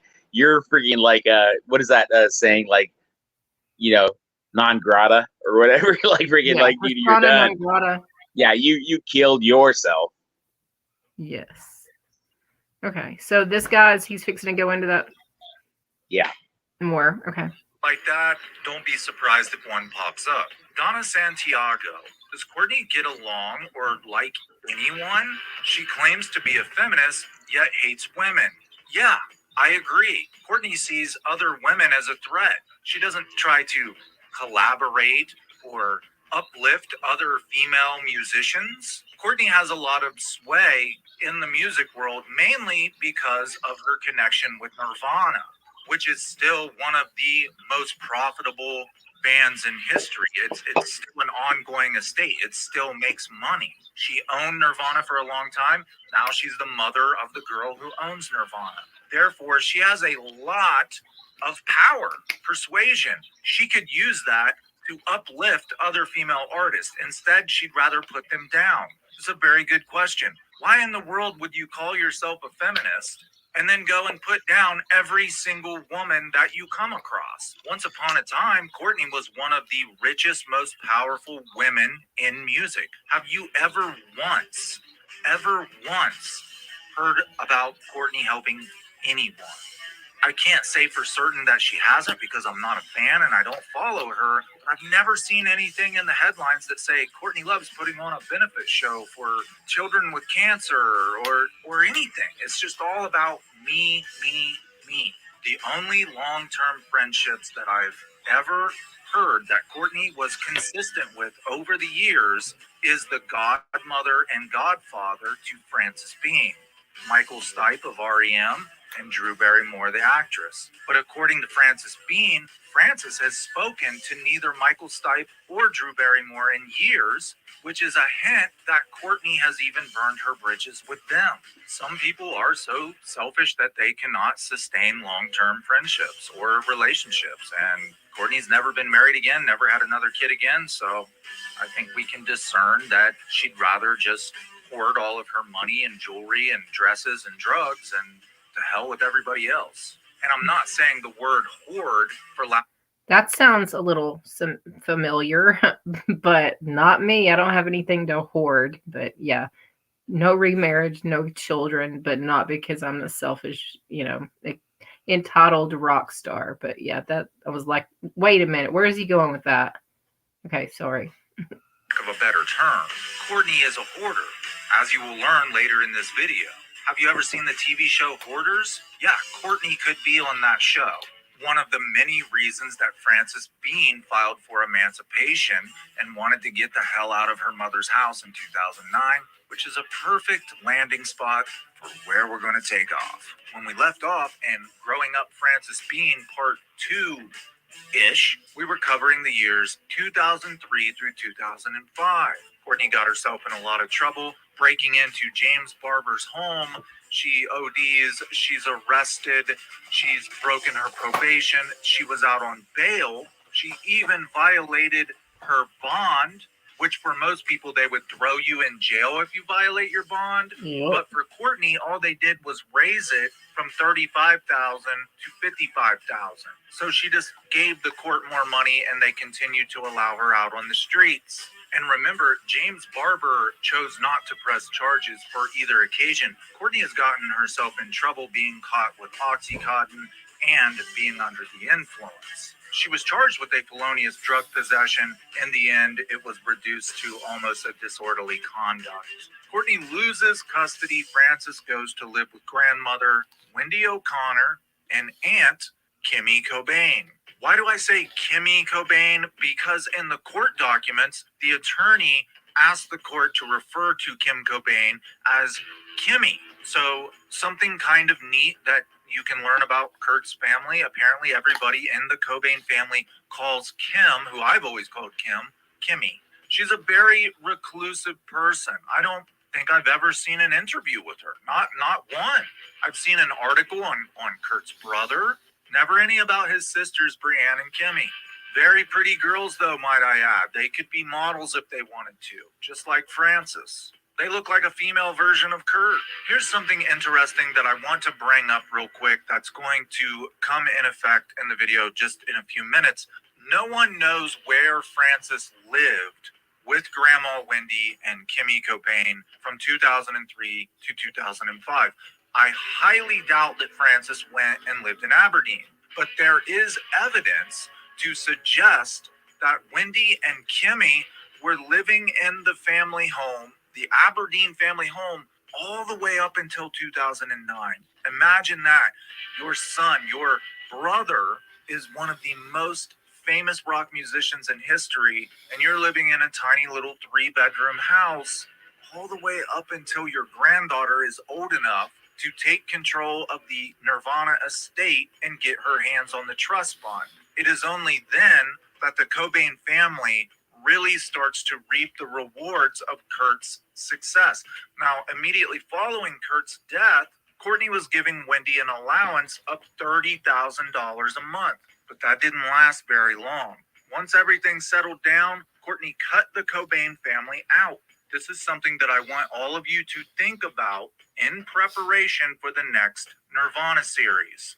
When researching suicidal tendencies, how people behave the weeks leading up to their suicide, I found that the majority of people who have money, who have assets, will ensure that there is a will to take care of those they love the most. Now, this goes along with what Kurt asked of Rosemary Carroll. Will you develop a will for me that excludes Courtney and gives my mom and Francis and my grandpa the money and all my stuff? Yes, there were many years that Kurt was estranged from his mother, but in adulthood, they reconciled, they became good friends. Kurt, who had planned a fishing trip in May, 1 month after he was found dead, with grandfather Leland Cobain, loved Leland Cobain. He would often write Leland letters while on tour.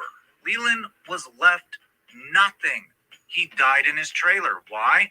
Leland was one of those outspoken family members who wasn't afraid of Courtney and said, I think something fishy's going on here.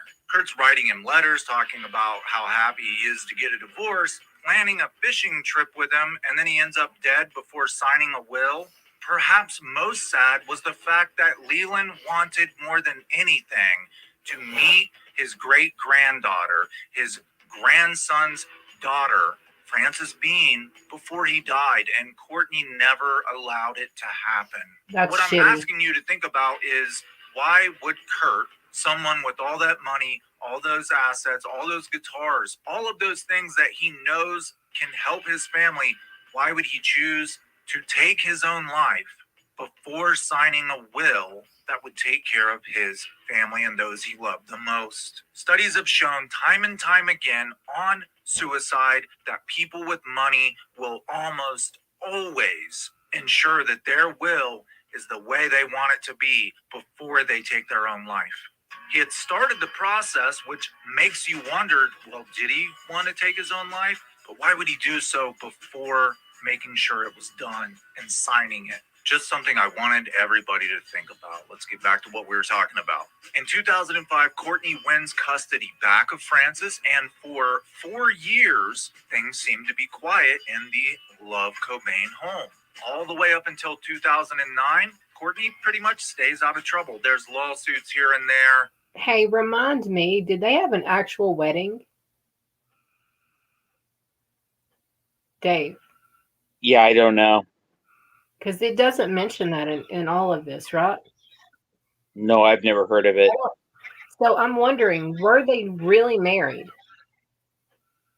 I mean, Might have he's been like a courthouse thing. Yeah, that's what I'm thinking. I just was curious about that because there's never like, we had a hippie wedding or anything like that, but he's talking to his grandfather about actual divorce. So I didn't know some places you have to get a common law divorce even if you don't actually get married. You present yourself as married for X Well, I number. know when they got married, there was a prenup, and it was, Oh yeah, you did say that. Yeah. yeah, it was Okay, so they because actually did, Courtney had money at that point, and Kurt didn't. and they were both Kurt about was dirt poor at that point, so basically it protected her. But then all of a sudden, it was like, flipped. his See, shit's and my shit. She exactly is one of the girls, like I was talking about on my little short live the other night, that she fed the wayward rock stars that were trying to find their way. She gave them a place to crash, whatever, and then they made it on their feet. So, Brett Michaels, I think, was interviewed about like his life on the Sunset Strip, and he's like, many of the so quote unquote whores that you talk about, they kept us guys alive. They fed us, they gave us a place to sleep, they encouraged us, whatever. And so they're more than that. So for her, I don't know if that was the case or if she just picked Kurt out or what the hell, but like apparently she kind of gave him a place to crash, fed him, maybe even put him in the circles with people that, you know, were the right people to talk to. I don't know. But like, does he owe her that much? You know what? I don't know.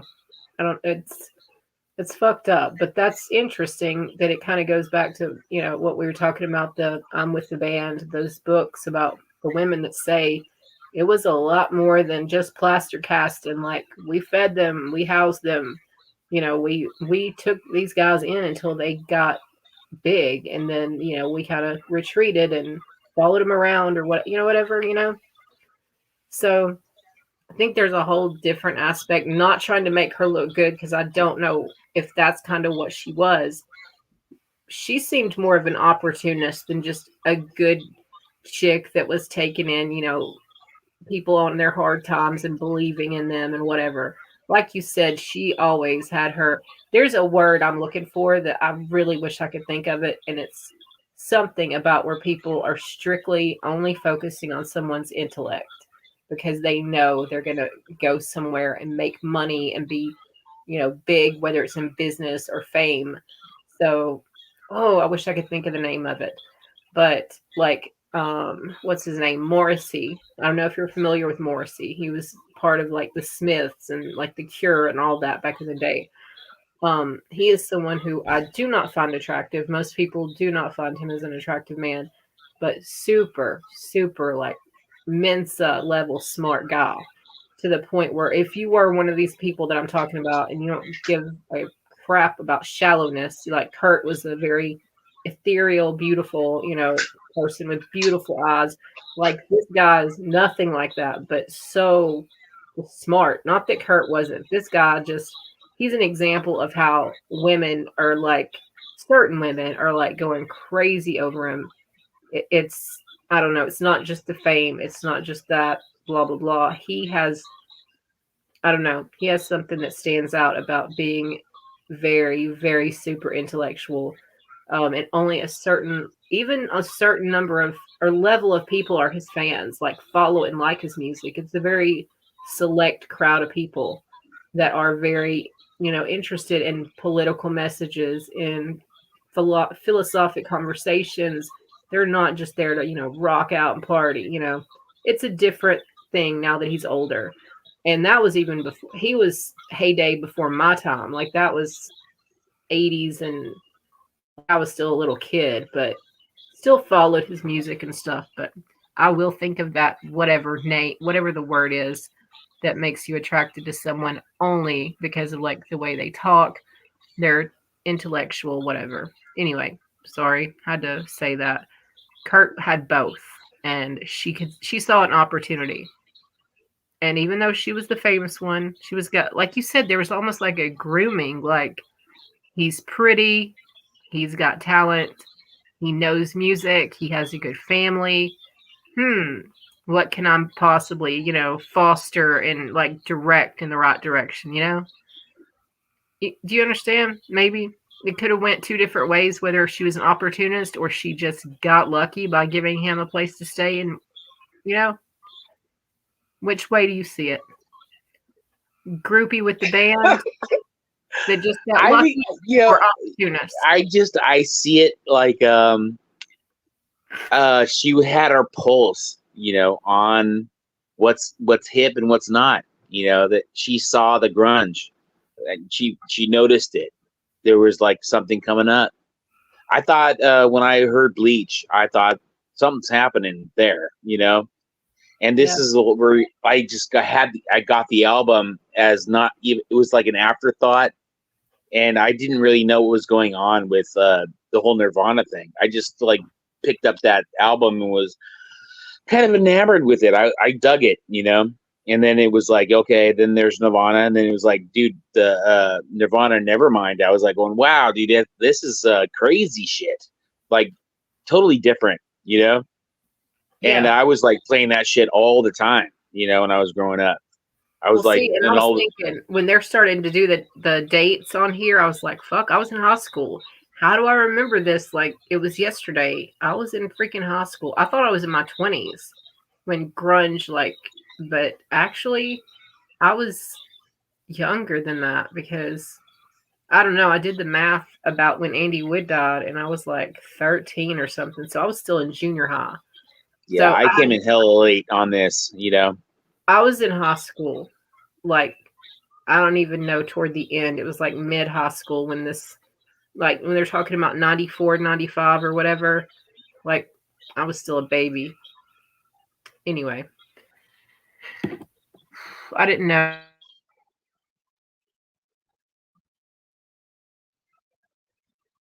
Uh-oh. You there? It sounds like another laptop drop. Hold You on. there? Oh, Sorry. okay. I literally had a whole conversation with myself just now, Oh, yeah. which is probably good that you didn't hear it. But anyway, I mean, it wasn't bad. It was just going to be like, oh my God, Amy, go. Anyway, um, it's funny because it sounded like you heard me too, like you were going right along with the dialogue. Yeah, no, I just heard the like silence. I was like, oh no, not again. No, I've plugged up. I'm all ready to go. But yeah, I was just saying about my age during that time. Like, I thought I was older, but I was actually like in early high school when they're going over 1994, 95 or whatever. I don't know why I was thinking I was like 19 or 20, but I was back it up, earlier. And I was laughing and I said, just since I have to guess, I'm going to guess you were a little bit more junior high and I was a little bit more freshman high school. So I think you're a little bit behind me in age, but you're I still feel like probably, I don't know. you're still I discovering like this kind of I music. was discovering, yeah, Yeah. At like this after the time, fact. I in didn't hear like I wasn't really there. Yeah, like in junior highs when you start listening to, the kind of music that you're gonna like kind of affix your fun times to.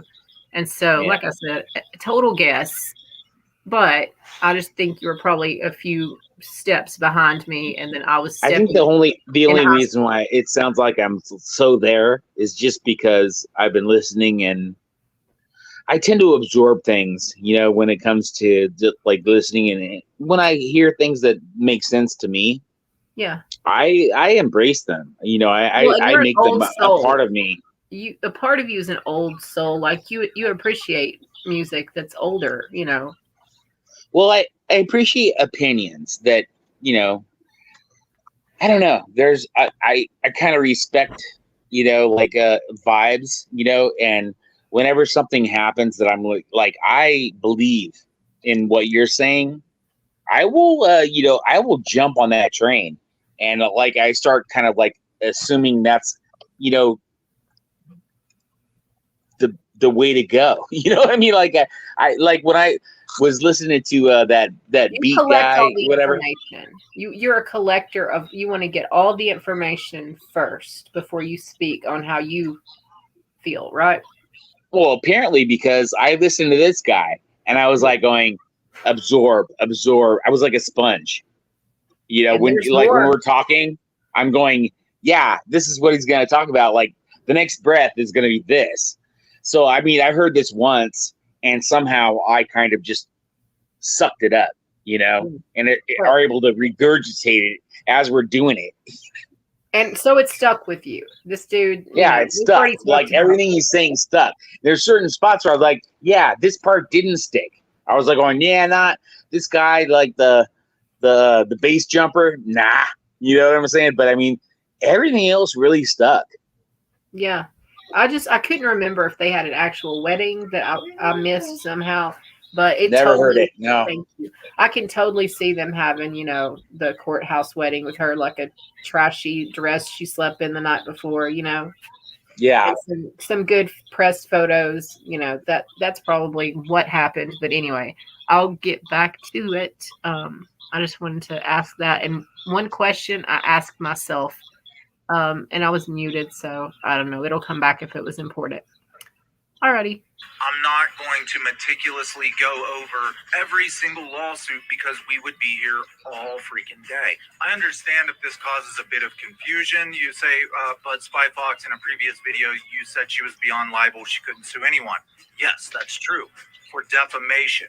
But she can make up bogus accusations like she was stalking me. She threatened to burn my house down. She ran over me with a car. She can make up things like that. Oh, sorry. I just remembered it really quick. You can think about it. But how do you feel about her not having or being able, because this is another thing that stung a little bit with me, but mine's just, I'm not obviously a superstar, but her not being able to foster or hold on to any female relationships, but has been successful in keeping long-term relationships with like guys in her life. Not that I have that, but I don't have like close friendships or whatever, but they say she never has been able to. So you're like just coming out of the blue with a new question. Well, think about it is all I'm saying. Like, I mean, it makes sense. I just was wondering, like, long term, be thinking about like how you feel about that, like, and her, and like maybe I don't know, her. No, I'm her like getting in ability this to- new realm where it's like she's like I don't know, pre-18 and going around and maybe being a trafficker now in my mind. Yeah. So like I'm trying to I'm in this new grasping realm of like who she could be, like in that really crazy sick realm, of doing that. I mean, can you imagine the karma that you build if you were like gonna bring along 5 or 6 girls that are like happy-go-lucky and thinking they're going to like make $1,000 for whatever they're going to do and come back home and could possibly be leaving them there? That's where I'm like going, wow, dude. I'm like freaking. I have So her motherly instinct more is of a pretty sick much, point of view of who she is and what she's all about, now. I mean, you agree, like her motherly instinct is pretty much been shown as trash, and then now, if she does have that motherly instinct, like these kids, they're young. You would think about their mom, or what, before you take them off on this journey, like you would have a lot of guilt as a mom. But it's like she never had that natural mother, whatever, that made her feel that No, guilt, whether I it's a think she's boy or a vicious girl. as fuck. I think she's a vicious person. Yeah, it's I not like totally, she's I able. totally see her. Like with the animal killing, it's like she doesn't.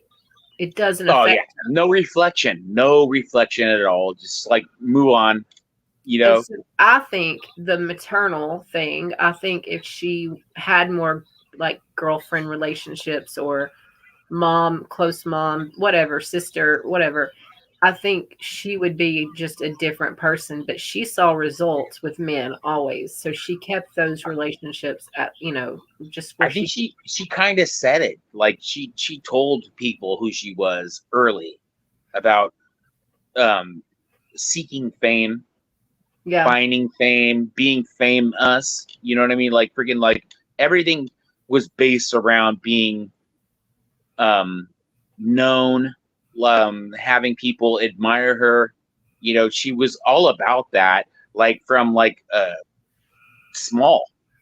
And so even what I'm her seeing in that, there's something, dude. There's something really. There's the horns are out. They're penetrating her like pretty blonde hair. You know what I'm saying? She's a devil. I mean, I see this clear as day. To me. And so she's using her feminine wiles and her whatever to keep these men at least where they're a phone call away. And apparently, to Jeffrey, I think that Jeffrey Epstein, actually what I'm thinking that probably turned her that way, maybe like at a young age, was she got trafficked. Yes, This could have been. This is what I'm thinking might have happened, is that she got trafficked. And then she convinced them I can be an asset. This is where it's like now I'm like totally shifting my mind on what, it's not like you're going to be like a 16-year-old, whether or not you're a hooker or not, but how did you become, hanging out with like a like a what do you call that guy? You know, there's apparently she was hanging out with. No, it was like a shipping tycoon. This is where it's like, dude, shipping tycoon. Yeah, shipping containers, okay, barges. Right, exactly. This is where it's like, dude, what? Wait, let's step back here and think. I think that possibly, I mean, I know it's like freaking like, you know, kind of far-fetched, but I mean, it makes kind of sense. Yeah. That she could have been trafficked herself. She went over there and was like, you know, her passport got taken away. She ended up like getting into that vibe and was like, she sold them on, I can be like that Epstein type. Yeah. This is pre-Epstein. That's what I'm saying is she kept these people where she could call them, these guys, these good relationships still with them. Mostly, even that guy right now she could have. Now what I'm thinking is she could have. Wait, what, dude? This is where I'm like going. She could have like gotten away using that. You know, her, you know, tricking them, going out. Yeah, let me go. Figure out a way to like let them let her go. Yeah. But you know, her dad says she was coming back with thousands of dollars. She would go there and come back with thousands of dollars. Yeah. This is where it's like, you know, what was she doing to get that thousands of dollars? I can't imagine she was that good of a hooker to pull that kind of money. So what I'm thinking is she's tricking girls way back in the day, early or kind of late 80s, and was like, can you imagine how many how many souls she dropped in there? Yep. And then came back and pulled some more and dropped those souls off and over and over and over. I mean, that's where I'm like, think she can't get along with any of the females, even in her own band, whatever. But she has long-term relationships that she's fostered with all these men, to the point where Jeffrey Epstein allegedly has her name circled as his first call. So her and him must be exactly friends, you know. And so exactly. There's a reason. I mean, I'm just gonna say it because I don't have, you know, a lot of friends, period, girls or guys. I isolate myself a lot, and have always just had coworkers or friends of my ex or whatever. So now without family or whatever, I'm truly getting a fresh start or whatever.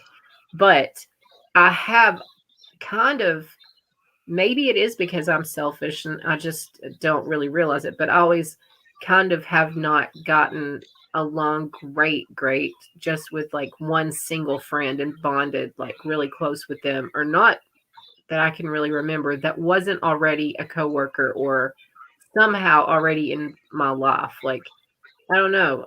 That's kind of fucked up. And it also goes back to me a minute ago being like, just seeing that guy reminded me of like, I felt like my dad's presence was here and like it was everything's going to be okay. Calm down, baby. You don't cry a tear over this. We got it. Like, I felt safe and okay for the first time. And I need that. And I don't have it. Haven't had that feeling in a while. So it's like, I don't even try to like have like I mean, I guess I'm trying, like when I talk to Kylie and Katie and stuff on here, I am trying, but I just never have been successful at that. And then I did have guys, you know, friends that I hung out with. Remember me telling you about the guy from work, but immediately cut all of that off, cut everyone off when I got with my ex. So, you know how they said she cut Kurt off from everyone?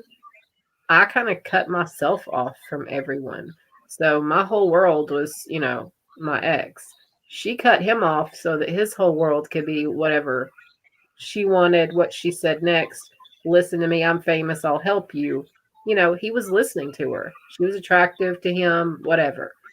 He does a short. I thought I put it on my page, my community page, but maybe not, where he says why he picked her. Why, when I know it's like he picked her, but why he gravitated toward her and decided to do like you're talking about Kurt. Yeah, no, he didn't pick her. Well, he said that he picked him. He said he was a bullseye on the target, and she hit it. He was the quiet guy in the corner, and she's the life of the party in the room. And people like that, I'm speaking like I'm Kurt because like I do feel a lot of similarities with him. Um, you as a Pisces, as a quieter, sensitive person, you love to have someone by your side that is the talkative, life of the party or whatever. So that when you do start panicking and you're like, oh shit, there's all these people, I don't know what to say. I'm an introvert. Like, this is not my comfort zone. You have someone there who this is their element. They love it. And Hmm. you feel safe because they're going to handle a topic that you might not can run with, or they're going to make people laugh and you can't tell jokes or whatever it may be. Opposites attract. I don't think that's always true in my Do case. do we know what Courtney's sign is? No, that would be an interesting thing to look Yeah, up. let's dig that up real quick before we Uh, go on. Hang on, I'll look. I don't want to lose my place at all. And if you can get the birthday. 1301. Okay. What is your guess? Just so we'll know, just as a guess. Oh, I don't know. Or Definitely just the sign. Or maybe a Scorpio. Okay. I think she's a fire sign, but we're just gonna see because I have no fucking clue. No, not a fire sign. They're too they're not deep Happy enough. 59th. Or she's a Virgo, maybe, because they're very goal. They got something in mind here. But give me the birth date so I can like look it up. I'm finding it. July 9th, I think is what it says here. Oh, maybe okay. Happy birthday. May all of your wishes come true. I think that's what this says. The people like wrote through it, so I'm having to zoom in. She's 59, apparently. Didn't realize that. July 9? Are you sure? I'm making positive, but somebody did a birthday thing. Crap. And the way they play it, it kind of goes through it. So we blow it back up. Let's make sure. It is the 9th, July 9th. Okay. 59. So she's a Cancer. Yep. She's a water sign. You got that right. And you were just talking about cancers. We were talking about my dad, how you try to sound louder than you project your voice. You remember you talking about that? And I said my dad. Well, yeah, I've never really Cancers I've known guy wise. I don't know why, but they're like their voices sound so fake to me. It's like they're trying really hard to sound more manly than they are, to me. Yeah. So I don't know. July 9th strengths are curious, inventive, and open, right? Mhm. Their weaknesses are fanciful and open, right? Disillusioned and withdrawn. Fanciful, delusioned, and withdrawn, which really kind of, if I was thinking of Courtney, like at a young age, I think he was running all negatives, right? I mean, we kind of like use our positive and our negative kind of, either you're kind of you're balancing between those. But if you're running all negative, let's say that Courtney was running all negative, it would have been fanciful, which makes sense. She's delusional, right? I mean, that's kind of fanciful. And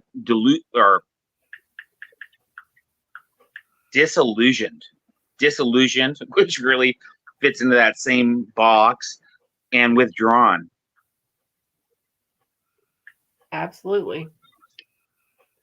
I put a link to the short in the comments because I'm all about links now. And it's the short wishing her happy birthday so you can see the July 9th. Just it doesn't say anything about her horoscope, but I know it's not. I was thinking fire, like I don't know, Taurus or not sure, somewhere, I don't know. Or shit, that ain't it. Wait, Aries, Sag, Leo. So yeah, no fire. She was what? Oh yeah, she's water. It's weird because you got Kurt water, her water. Don't do that. It's hard to see her as a Cancer. Really, really hard to see that. She's right on the board. Well, no, she's not. I was gonna say she's right on the border of it flipping on over to Virgo, but nope. Okay. Well, that's odd. She's a water sign, so she does have emotion, sensitivity, whatever, but you can't tell it. You can't tell it. She's putting on a date. You said how people project or whatever their voices. She's putting on a really good act, and I just don't feel like it. I feel like this is her, you know? I don't know. Anyway, there's a thing about her birthday. Somebody like they've used the celebrity skin, the Miss World crown thing, which totally she couldn't have picked a better whatever, like because she wants to be a queen. She wants to be the, homecoming princess, the whatever. But she knows that she's kind of seen as like the trashy one. So her makeup's running from crying and sleeping on her hair from the night before, all of that. So I don't know. I think that image was perfect for her to choose for her album cover. It was my favorite as far as her stuff. I have to admit I was a fan. Maybe because I could sing some of her songs better because of the smoky voice or whatever. I don't know. But I actually was a whole fan, and I was a Nirvana fan, but not so deep as I was with Audio Slave and definitely Alice in Chains. And I was going to tell Katie earlier, people, I need to just go ahead and put the answer to the poll because they were so off base. I told you I think it was wrong worded. Maybe I need to word it differently. But the correct answer was Andrew Wood, Mother Love Bone. And most people are not going to pick that, but he's my underdog. Um, I think somehow weird opposite that could have been like a perfect person for me because he was like the fun laugh of the party kind of guy or whatever, but he also had a very another side to him. I don't know. I could gush and go on forever, but Xana, hey girl, if you're watching, no disrespect. I would love to interview you someday if I ever had the guts to do so. Who's Xana? I watch your channel and I like every video and all of that. Who's so. Xana? Yeah, I tag her in my videos. Just Who is that? Huh? Who is it? Yeah. It was Andy Wood's fiance.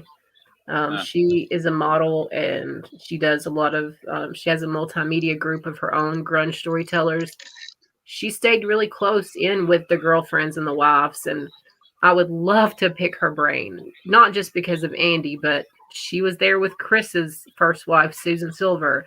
She was there with Demery, that was Lane's girlfriend.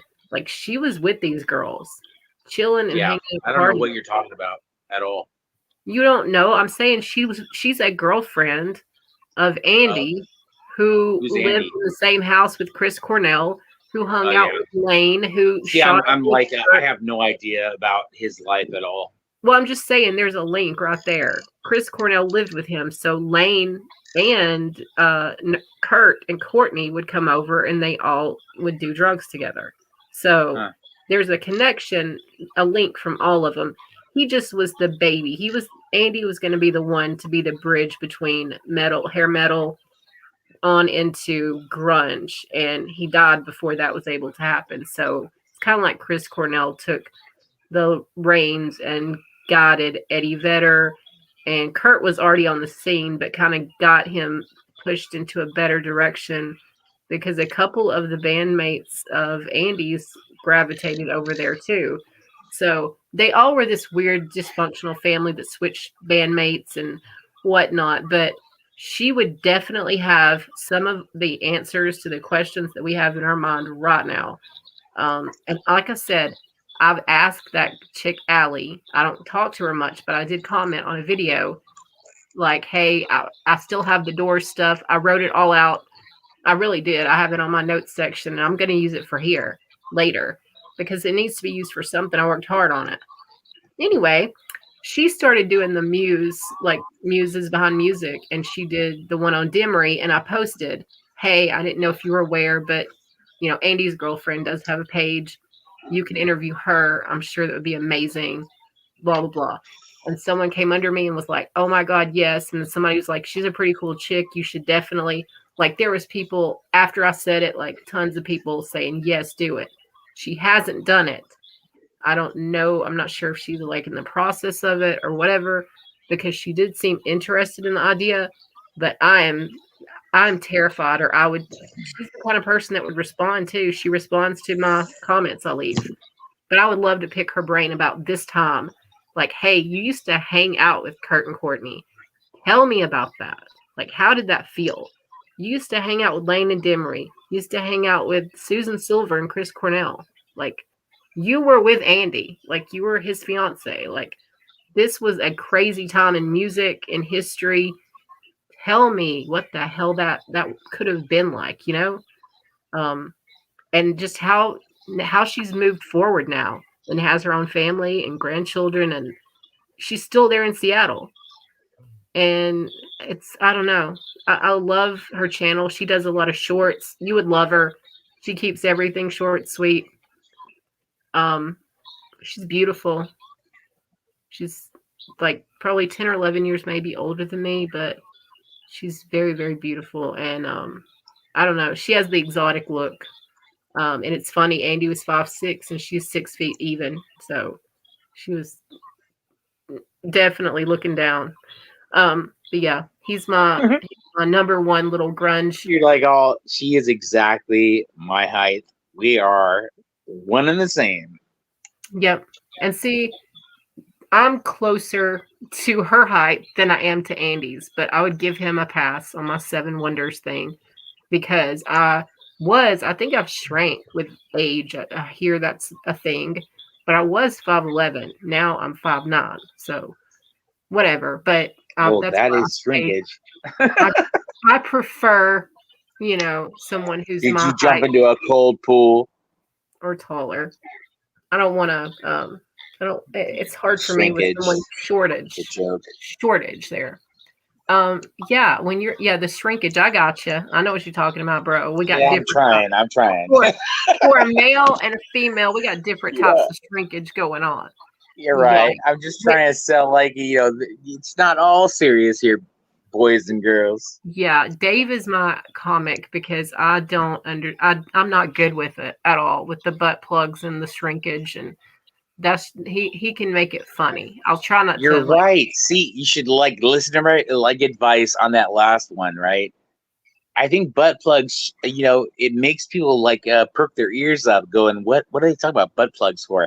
And that should be I think the Puff Daddy thing really resonates with, the P Diddy shit, right? Yeah. Which is really weird because P Diddy kind of has that diddler aspect to it.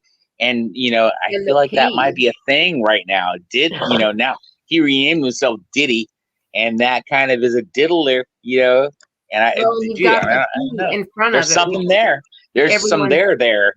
Yeah, everyone's, shorting it to P now. And so you've still got the P, you've got the Diddy, you've got all of that. Puff, if you really want to get really deep,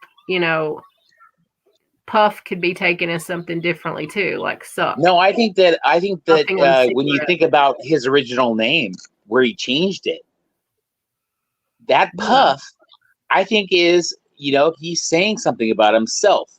He named himself that, right? Yeah. Why did he put Puff in there? Like I said, you could go deep and make it sexual if you wanted to. If not sexual. I think he was saying that I'm a feminine kind of guy. I think it's what he was saying with his name. Why would he call himself Puff? If there's any guy, no one's gonna call them hard. If you're gonna if you think about somebody who's trying to be tough, right? My cat's name is you wouldn't have a Puff in your name. For real. My cat's name is no shit. But I'm going to tell you, it's named Puff, like Puff Puff Pass. So I was thinking maybe he was going for the Snoop Dogg cool Puff thing. I think that was pre. Wasn't that pre Snoop? Because it was Sean Combs, Sean Puff Daddy Combs. Then it got shortened to P Diddy. Right. But anyway, yeah, my cat, no shit, when we got it from the shelter's name was Sir Puffers, and we just call it Puff. But anyway, I would definitely have named it Puff as of like Puff. It's Puff Pass. Like trying to be a little Snoop Dogg, because Snoop Dogg was before Puff Daddy, and I don't Are you know. sure? I'm not sure. The timeline's like totally I mean, crazy for me. Snoop Dogg's been around a We have like long totally time. gone off the rails. You took it off the rails. Sorry, I'm sorry. I don't even remember why, but I'm so sorry to all the people who. But you know what? Some people No, like him. you felt something. You're like going, yeah, dude. There's something like you wanted to go into. the I male think that it was female the what's his relationship. name? No, it was that what's his name? You Andy. want to go? You Andy, really want to Andy. go into? No, it was the freaking homie, the guy that committed suicide by hanging. That guy. Chris. Yes, you're like you want so desperately to go into that because I think you really know about it. So you're like going, dude, this is my ballpark right here. Like everything Well, we're talking about with Kurt is just kind of think about new to girls. you. Think about girls talking. I like getting thinking together. about girls. Think about them getting together, talking about, hey, his dick's this big. Oh, well, I hooked up with him. Oh my God, I slept with him before.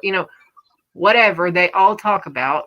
Let's go shopping. I don't know, but they know some of the things. Plus, they all used too, whether it was just recreationally or maybe one of them just smoked weed and the other one was doing something way harder. They all were a little inebriated. They might have shared a few secrets, and yeah, but I mean, how is it ever gonna like come to fruition? I don't see it because there's a few people still alive, and she's one of them, and she's one that said something on her video about. She was a survivor. She said, "I finally feel like I can say something with these initials anyway." And then she gave the initials, and she showed the list, and she just kind of scrolled and like had it highlighted. It's so funny because we're like at that point where the story that we're listening to is gonna go like off the rails. Where it's like, dude, I need to stop. But I'm just saying, like, she could. I guess she's still theoretically afraid of like a lawsuit, definitely from Katie Cornell. So she's going to use initials, but she's like, "Don't you find that interesting?" CLKC, like she's very, you know who she's talking about. She knows some shit. Yeah, I don't at all. She does. I'm this telling whole you. story, I have no clue what you're talking about. I feel like this. You know who I'm talking about. You got to know. Well, I know Chris Cornell now that you brought it up. I didn't really know who he was till you brought it up. Yeah, but now that I heard it, I have known him as a name, but I've never known his, who he is. I didn't ever reflect on this guy at all. Well, this guy I just kind of got to know about Andy and really dug in deep because I just adore everything about him. Everything I hear about him, it honestly does make me smile. And I know that's crazy, but he wanted to be like the clown, the goofy guy that he wanted to make people smile. He's from the South. I don't know if that has any, whatever. He was born in the South, but he like went all over because he was an army brat, whatever. I don't want to get too far into it because you're going to be like, Amy, I'm not getting any sleep, whatever. I don't want you to get mad at me. So bottom line is she has her own page on here. I often tag her because, some of this shit has to do with her. Hopefully one day a magical fairy will appear with me, a lot of confidence, and I'll reach out to her and have that interview. But for right now, it's just a dream. But she does have answers. She has things that we would love to know about. Mm-hmm. She just ain't going to tell me, probably. Probably not. Anyway, let me find out where I was at. Sorry for my quick detour on. We looked up Courtney Love's birthday. That wasn't quick. That was a half an hour. Sorry. Actually, no, I'm not sorry. You're having the time of your life, Dave. I know. I just know it. I'm just kind of like sitting there going, okay. Information overload. Grab your guitar. No. Yeah, grab your guitar, Dave. No, for real. I feel like if you really heard me, you would be like telling me your next challenge is to contact her. And I'm so not ready for that. But I've still been waiting for that Dave push. And I'm like, maybe you don't know who I'm talking about, or you would have gave me that little, you need to contact her and get an interview. Yeah. I mean, honestly, I just don't think that anyone is going to like contact any of us. You know what I'm saying? But I leave comments on her thing. She doesn't have a shit ton of people, and she does comment back. So, I mean, it's not. Have you ever got a comment back? That's my whole thing. I'm scared. I could comment back. I have a small YouTube channel, but even off the record, I would love to talk to you about your life back then. I saw you in the documentary, loved it, blah, blah, and just see what happens. I mean, she does want exposure because she does have projects coming up and whatnot. I think it would be better if that Allie chick did it because she's more professional. She's done this. She's also talked to people that Xana knows. She could drop those names and be like, talk to them, talk to them. She'd be like, oh, cool, and feel comfortable versus some stranger like me, weirdo that wants to know all kind of stuff. But anyway, she's on there. Grunge Stories Obsessed, I think is what it's called. I don't know. I left it. I think I left it as a link. I've been dropping all kinds of links. They're all important. Anyway, back to the show. I take full responsibility for it going So on. let's shoot out who we're listening to and what episode we're on. Yes, I think we're mid 3. Episode, yes, mid 3, and it is Growing Up Francis being Cobain, and it is American Spy Fox. His link is in the chat somewhere, but you can just look up American Spy Fox Part 3, Francis Growing Up Francis being Cobain. And it's so far very interesting. I think we're getting to some really good shit right here. Okay. Yeah, it's coming quick. As soon as this ad about learning how to play guitar, Dave's going to learn how to play a Metallica song.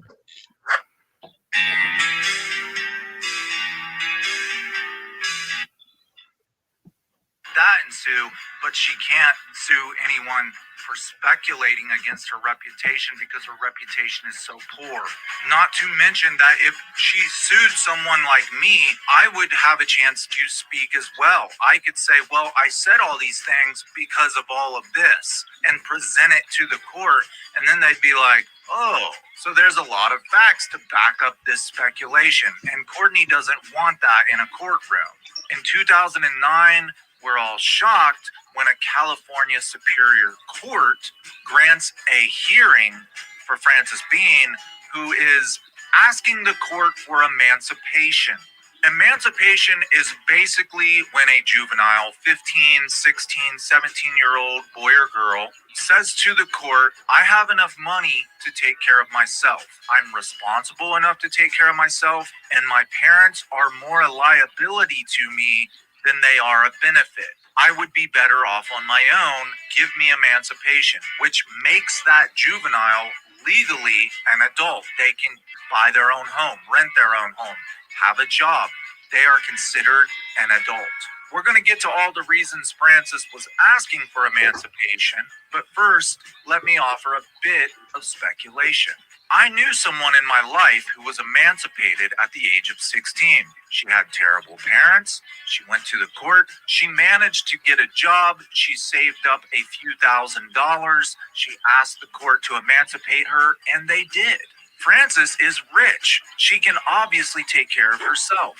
The judge, however, does not grant her emancipation. Instead, he puts her under the legal guardianship, again, of Wendy O'Connor and Kim Cobain. I believe if Frances was just a typical rich kid, she probably would have been granted emancipation. But this is a very high-profile case. She is Kurt Cobain's daughter. If the judge grants her emancipation, lets her live on her own as an adult, and then something happens to Frances, an entire world full of Kurt Cobain fans would come down on him. So he played it safe, and he did what they did in 2003.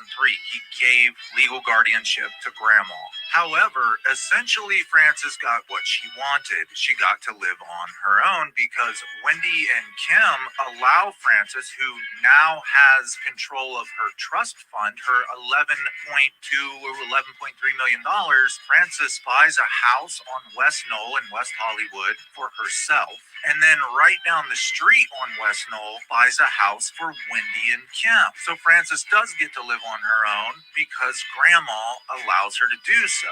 And Grandma is close enough that if anything happens, she can be right there within a minute. Interesting, the court documents to the Isaiah Silva case tell us that it's at this time in 2009 that Wendy and Kim moved from the family home in Aberdeen, Washington to Los Angeles, a house that Francis has purchased for them. Kind of boggles the mind. According to the Isaiah Silva case documents, Wendy and Kim Cobain are living in Kurt's childhood home all the way up until 2009.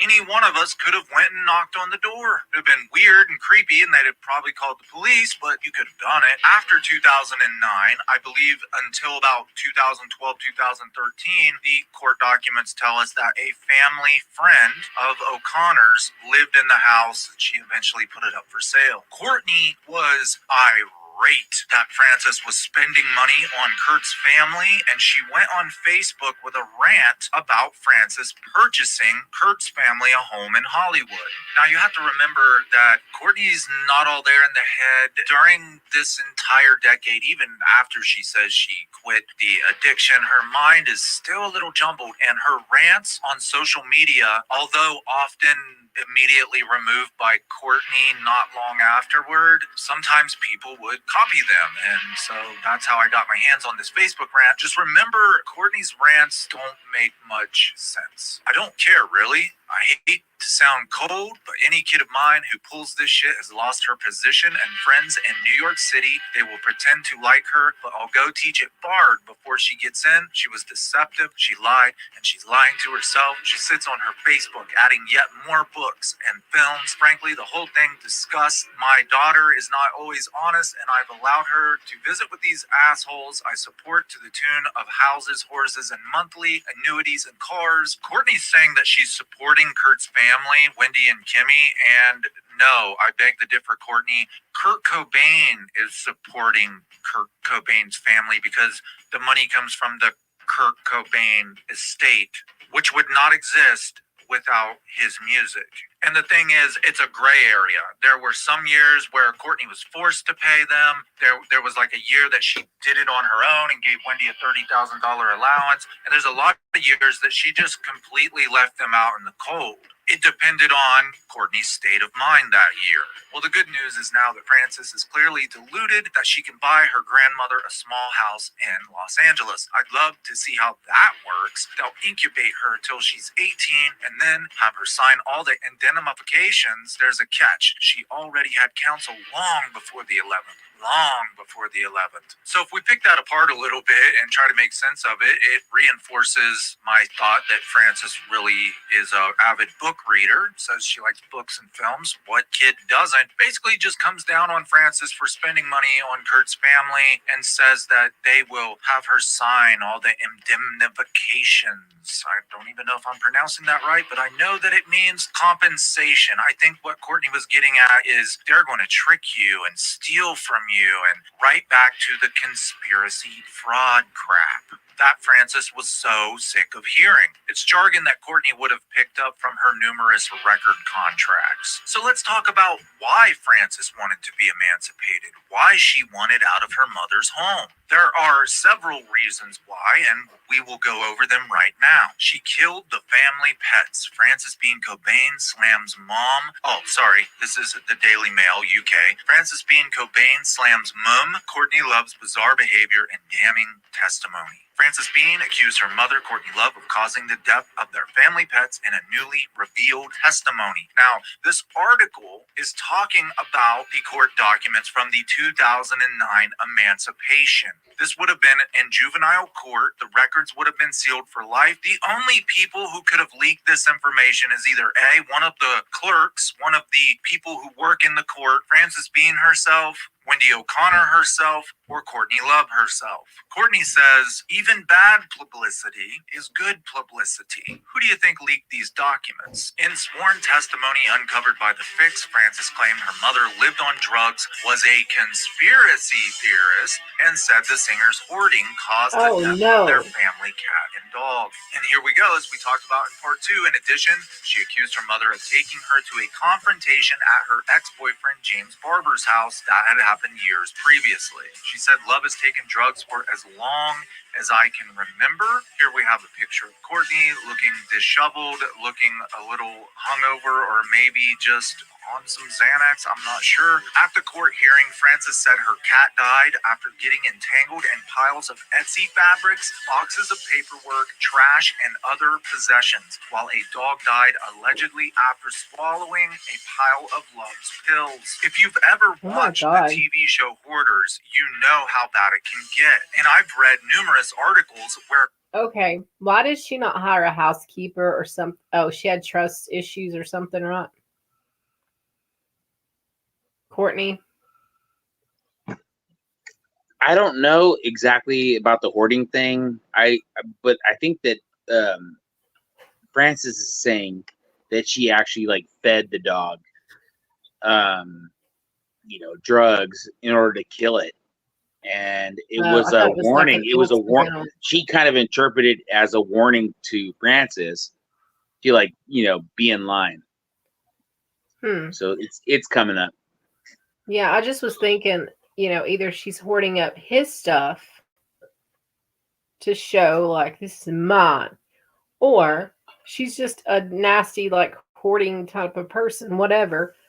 Or she holds on to a lot of memories and she can't deal with it. I don't really see her as that type. But anyway, if she's just a dirty person, which I've heard from other interview people her say that she admits, I'm a dirty person. I fall asleep, drunk and whatever. So I just get up the next day and I go as I am, for real, come as you are.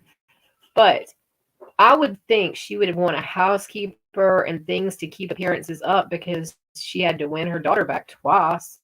Wouldn't you think she would keep shit nice? It's kind of messed up. It's like she's one of those people that does not want an outsider to come in her home. Even for, a chef, a housekeeper, or whatever, she wants people to stay out because she's hiding something. That's my opinion. Okay. Courtney has talked about various storage units where she has things stored. Apparently, this extends to their home. Their home was so cluttered that a kitten got entangled in the hoard and suffocated.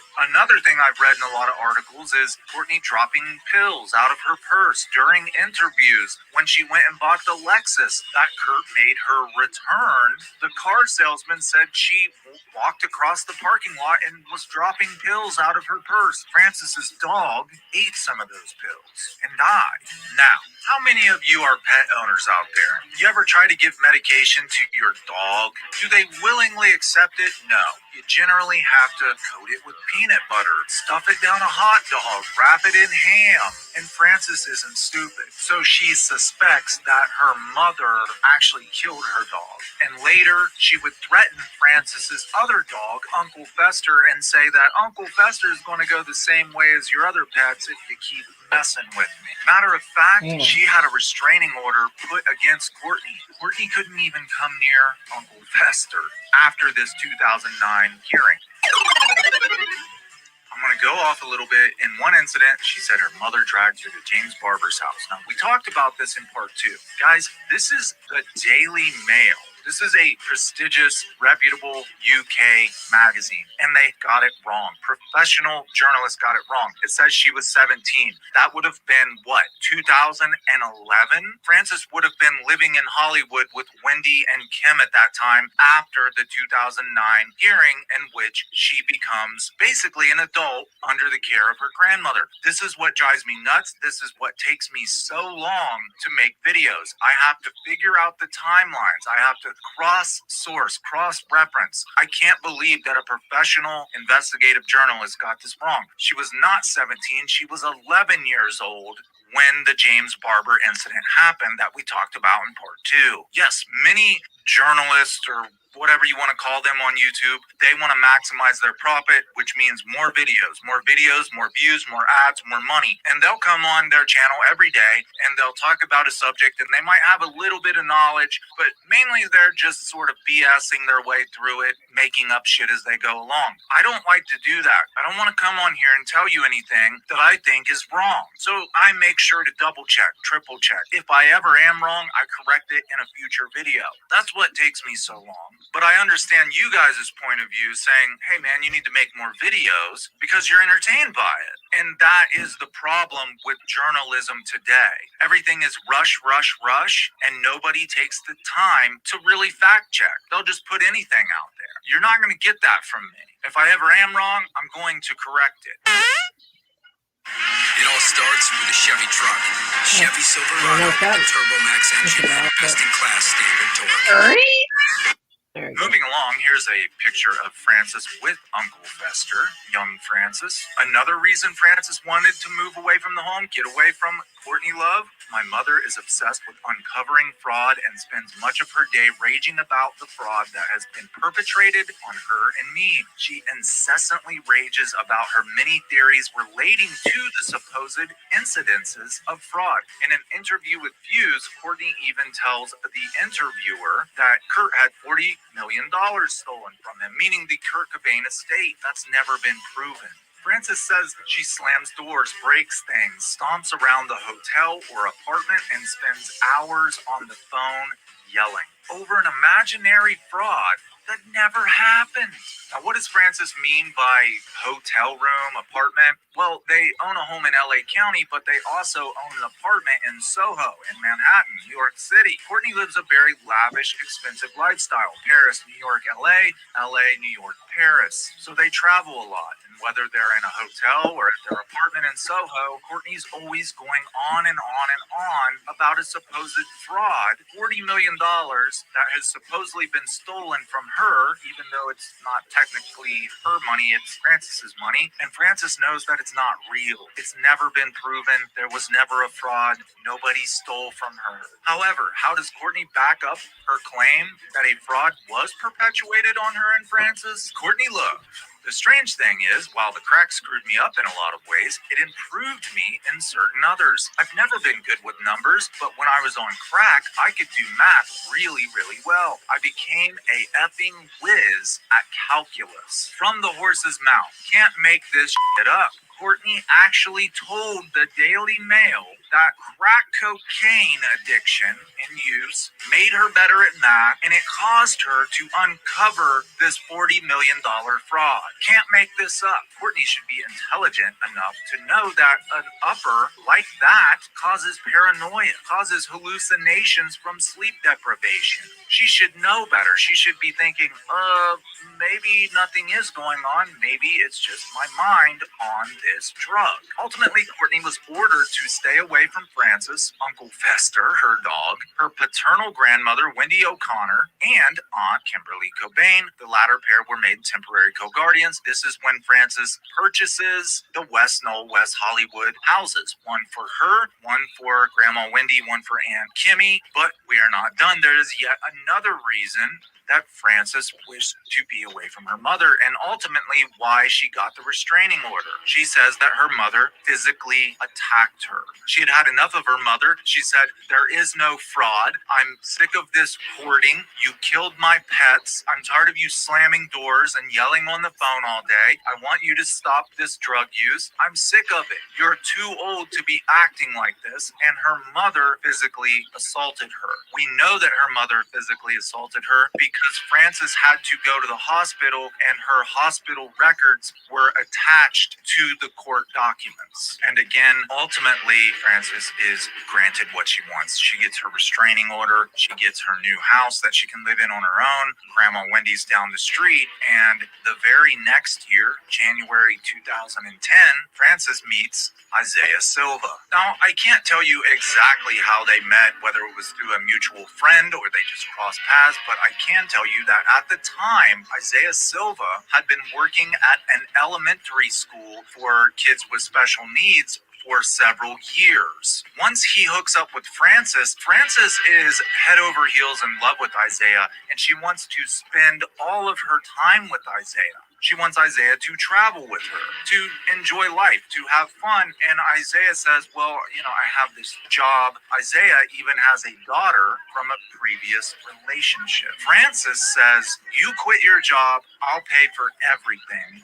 You don't have to worry about a thing. I've got money. I got us. You don't need to work. I want you with me all the time. I want you to remember this detail because it's going to become very important when we discuss Francis and Isaiah's divorce settlement. Now, moving forward about a year and a half, July 4th, 2011, Francis is just head over heels for Isaiah. Francis proposes to Isaiah on Independence Day. July 4th, 2011. They get engaged, and immediately thereafter, Francis tells Isaiah, we should purchase a home for us, for our marriage, for our future. And they end up purchasing a home on Curson Avenue in Los Angeles County. Another detail I want you to remember, Francis puts Isaiah's name on the deed. He is co-owner of the Curson Avenue home legally, even though he has no money and has put nothing into this home. He has just as much right to it as Francis does because she puts his name on the deed. Here's the creepy part. Without Francis knowing, without Isaiah knowing, Courtney Love rents a home just a short walk away from the new home Isaiah and Francis purchased for their marriage without them knowing. Courtney wants to be able to spy on them. Courtney uses several people to do her dirty work for her and spy on Isaiah and Francis, including a very shady private investigator we're going to be talking about, and quote-unquote so-called manager Osama Lutfi. You know, the guy who made Britney Spears and Amanda Bynes go crazy. But hey, birds of a feather flock together. Remember, ever since 2009, Francis left Courtney behind. They weren't even having phone conversations. There were several years that Francis had absolutely nothing to do with Courtney. That would all change when Courtney convinces Isaiah Silva behind Francis's back that she's rehabilitated and she wants to be a good mother and she wants to reconcile her relationship with her daughter. She just needs his help. And he decides that that's the best thing for him to do in his position as husband and son-in-law is to help mother and daughter reconcile their differences. Years later, he will learn that that's the worst decision he's ever made in his life.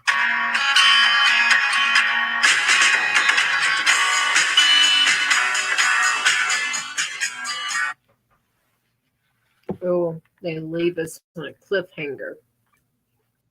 Cliffhanger. All right. Part 4 coming up next. 4 of 5. Did that last one kind of like that at the end, kind of like, oh, what's going on here? Well, I finally saw a good picture of him. And yeah, he looks a fucking lot like her dad. More A than shit what I ton, thought. right? Yeah, I haven't seen a picture of him in a while, and I don't think it was that good of a shot as what they have on here.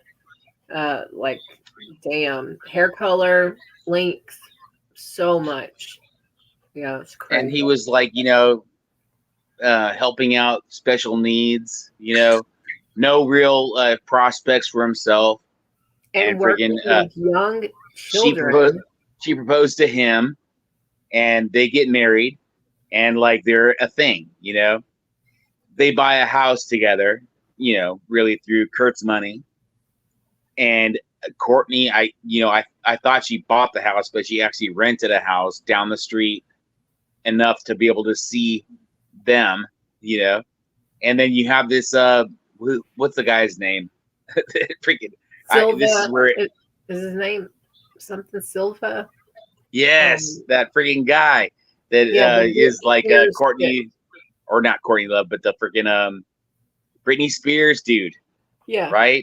Yeah. That everyone, that's a thing Sam where it's Silva, like, I think it's his name. Sam Silva or something like that. Sam Silva, but he's Osama. His real name's Osama. Osama okay. Silva. Yeah, and his nickname is Sam, right?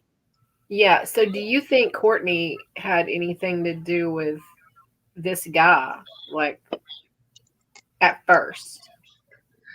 I think that I think she knew what he does, and that scammy type of shit, right? And that she employed him for that specific task. But I mean, if she could make Francis like incoherent, put her in a home, any kind of like a insane asylum or something, she would get control. But I'm saying, do you think she had anything to do with that guy, like her picking that guy, or that guy picking her, whatever, the boyfriend? Oh no, the idea here is that Courtney befriended the husband, right? Yeah, that's what I'm saying. Did she already know him beforehand? Do we think? No, like, she sent him her way. She was like on the slide talking to him behind Francis's back. All right, so she's basically talking to him, going, "I've made amends. I want to make amends. I want to do like the best for my daughter." And he promoted them talking back, to open those doors, to talking, right? Yeah. So he actually got tricked into doing that, and then by doing so, opened this Pandora's box kind of thing. Do you think anything? I know it's a reach, but that he worked with kids that had, a deficit to where she could have snagged one or two of those kids to do, something with? No, that sounds like way weird. Way far-fetched. I mean, I just didn't know, since he worked with kids, like young teen, I think it said junior high or something, with special needs. I don't know. I just thought I thought that he was just kind of like just a regular dude kind of thing. Yeah. Where I think that Francis kind of saw him as a non-threat. Kind of probably looked like Kurt, had this, I feel like because she grew up without a dad kind of thing, like girls kind of do that, they kind of like want something of their dads. Yeah. Yeah. I think that's kind of what she was. It seems like to me, I'm not sure, but I mean, that's how it seemed to me, is that she was just looking for some kind of foundation, some kind of grounding. Well, and you see it opposite with guys who end up, marrying or someone that very similar to their mom, because they're used to, someone making decisions for them and blah, blah, blah. And they like that. They've grown accustomed to it. So they they might as well hire. They, hook up with and end up marrying a more, controlling or whatever person, because that's what they were comfortable in and used to with their mom. With her, I think it's more like what you're lacking. It's like what you're lacking. I think in her, from when I think about her, I feel like she's trying to fill something she's lacking. Oh yeah, with her, I'm just saying, you do see the opposite with guys. And I can continue to draw parallels with my life, but you see it with guys and their moms a lot. And I'm just saying this is kind of different because you're seeing, a girl with her dad who's passed away. So, we always romanticize people that have passed away. And she's looked at pictures and I'm sure talked to his friends and heard sweet stories. Her godmother is like the person who everyone's always told me I look like is Drew Barrymore, or I reminded them of her. So she has famous, godparents that she doesn't even really turn to, because the mom never really like fostered those relationships either. No, so not at all. Sad that the good relationship, she killed those like as fast as they got created. It's like it's all bullshit. Well, From Courtney's point of view, like everything is bullshit. If it doesn't help her, then it's bullshit. That's why she hated the grandmother and the aunts and everything, because they seemed like they had like good ethics. They were trying to help her, and she was like, "Oh no, I'm over here trying to brainwash her. Don't." I don't know. She was threatened by them big time.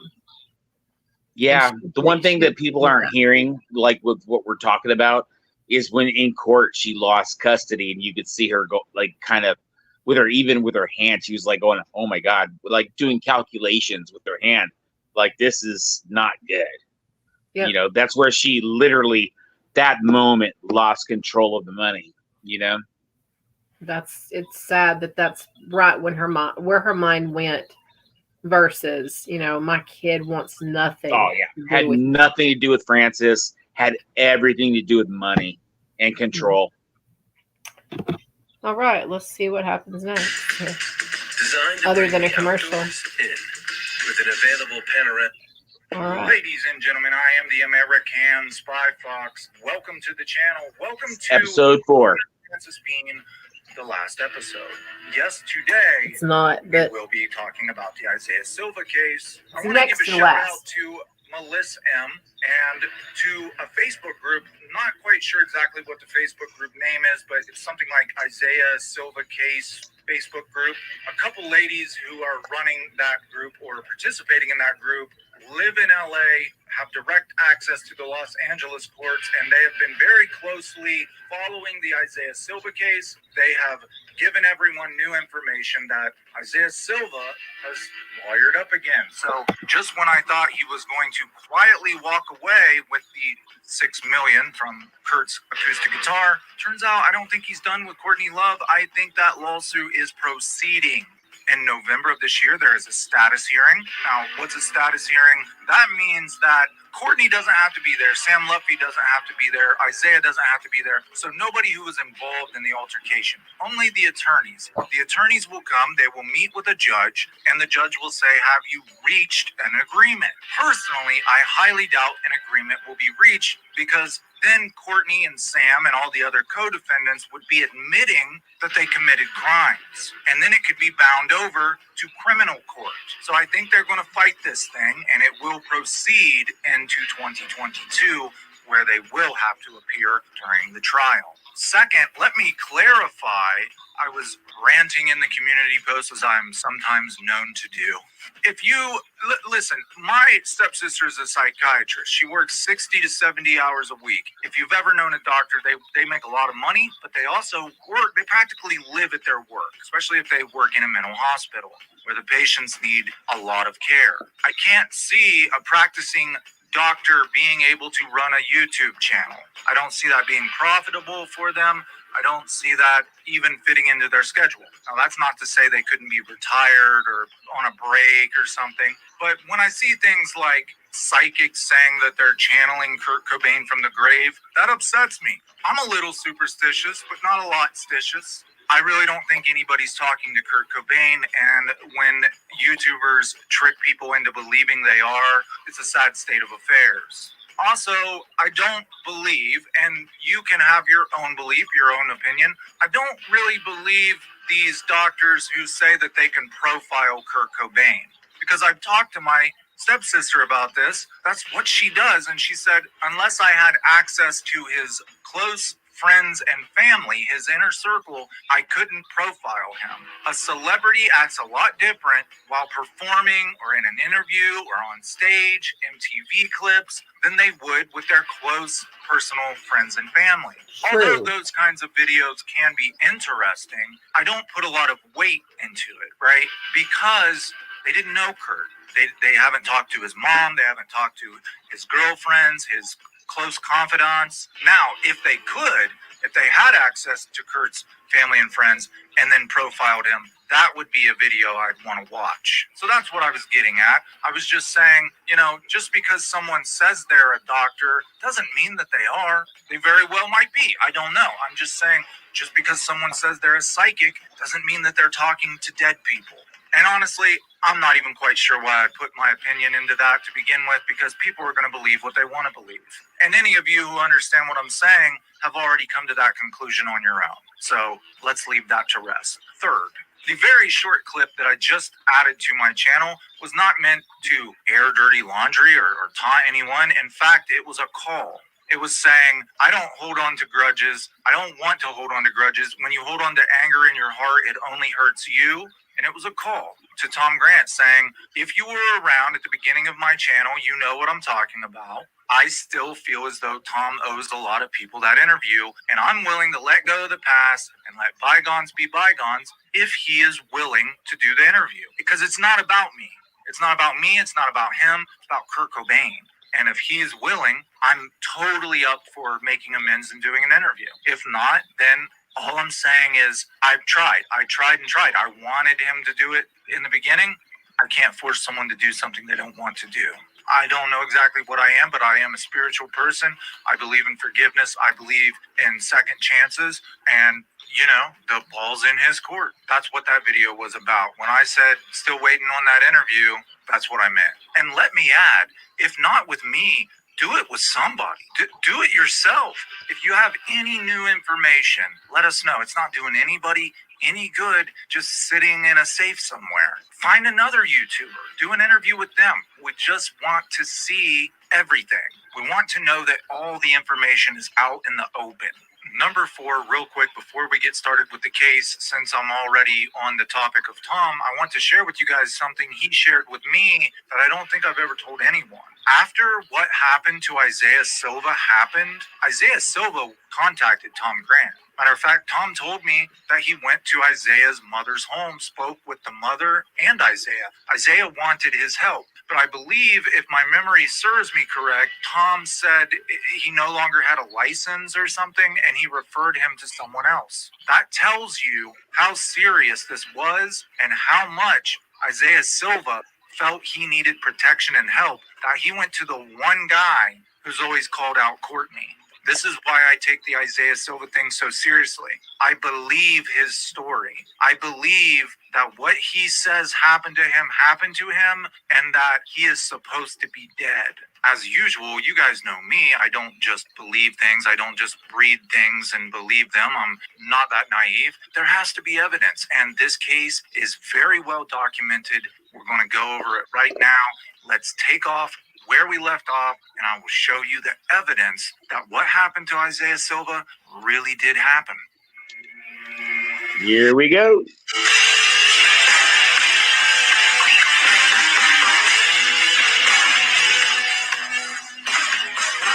This is like that kind of, yeah. I have 2 strange observations. What? You can't make this shit up.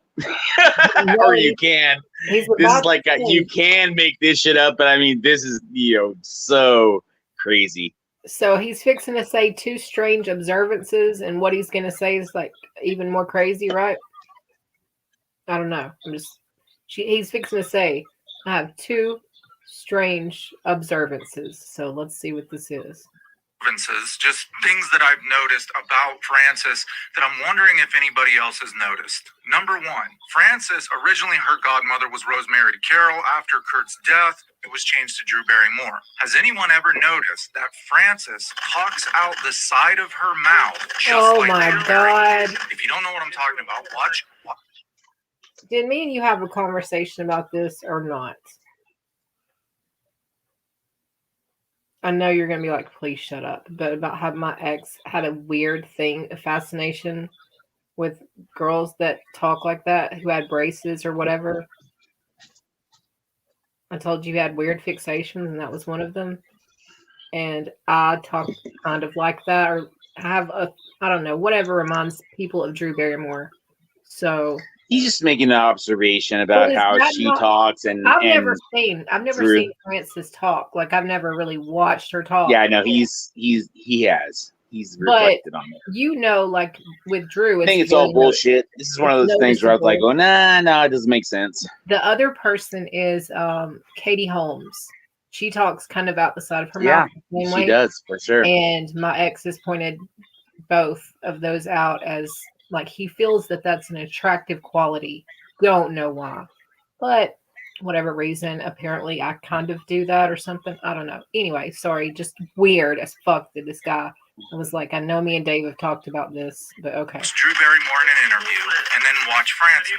It's just a little tiny weird detail I noticed. Another thing I noticed is Frances did this impromptu photo shoot at an airport where she's holding up a Dharma Bums book. If you watch my videos, or if you just follow Courtney Love, you know that over the years, Courtney has spun many, many different stories about how she met Kurt Cobain, and one of those stories is they met at a Dharma Bums show.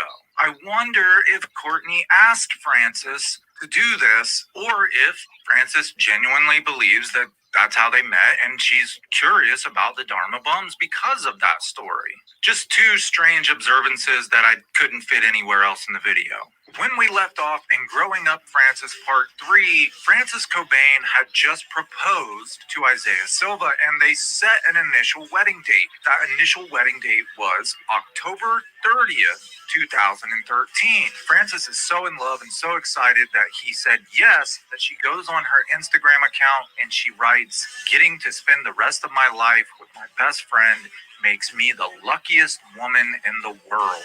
And I don't know about you, but I think that was pretty cool of Francis. She is being a modern woman. She's not waiting around for her man to finally ask her to get married. She says, "Hey, I want to get married. You want to marry me?" However, they don't get married until much later, 2014, and it's even a year beyond that before the press announces it. They actually kept their wedding a secret. They got married in June 2014. The press doesn't even know that it happened until September 2015. Part of the reason was Courtney Love wasn't invited to the wedding, because we all know that if Courtney knew the wedding was going on, the whole world would know the wedding was going on. So why was the wedding date postponed so long, and why wasn't Courtney invited to the wedding once it did happen? There's good reason for that. During the engagement in 2012, Isaiah Silva discovers that Frances Bean has become addicted to drugs. Isaiah also discovers that it's her own mother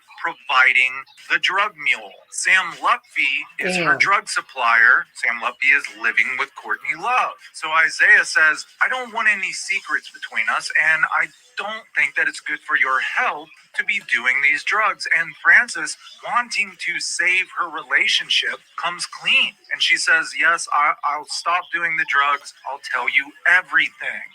This is how later we would come to find emails back and forth between Frances Bean and Sam Lupfi talking about refilling the cookie jar. Matter of fact, there's even an email that Isaiah Silva provided to his original attorney where Frances tells Sam Lupfi that she'd be happy to pay for any expenses incurred during his trip to Mexico to buy illicit drugs and then get them back in Los Angeles for her. Frances is in love with Isaiah at this time, and she doesn't want to lose him. So she shows him all the emails back and forth between her and her drug supplier, Sam. Isaiah would hold on to these. And later, after the divorce and after what happened to him, he would provide them to his attorney as evidence to prove his story is real. So Frances comes clean and Isaiah forgives her, and they work on mending their relationship. Isaiah would even put up a sign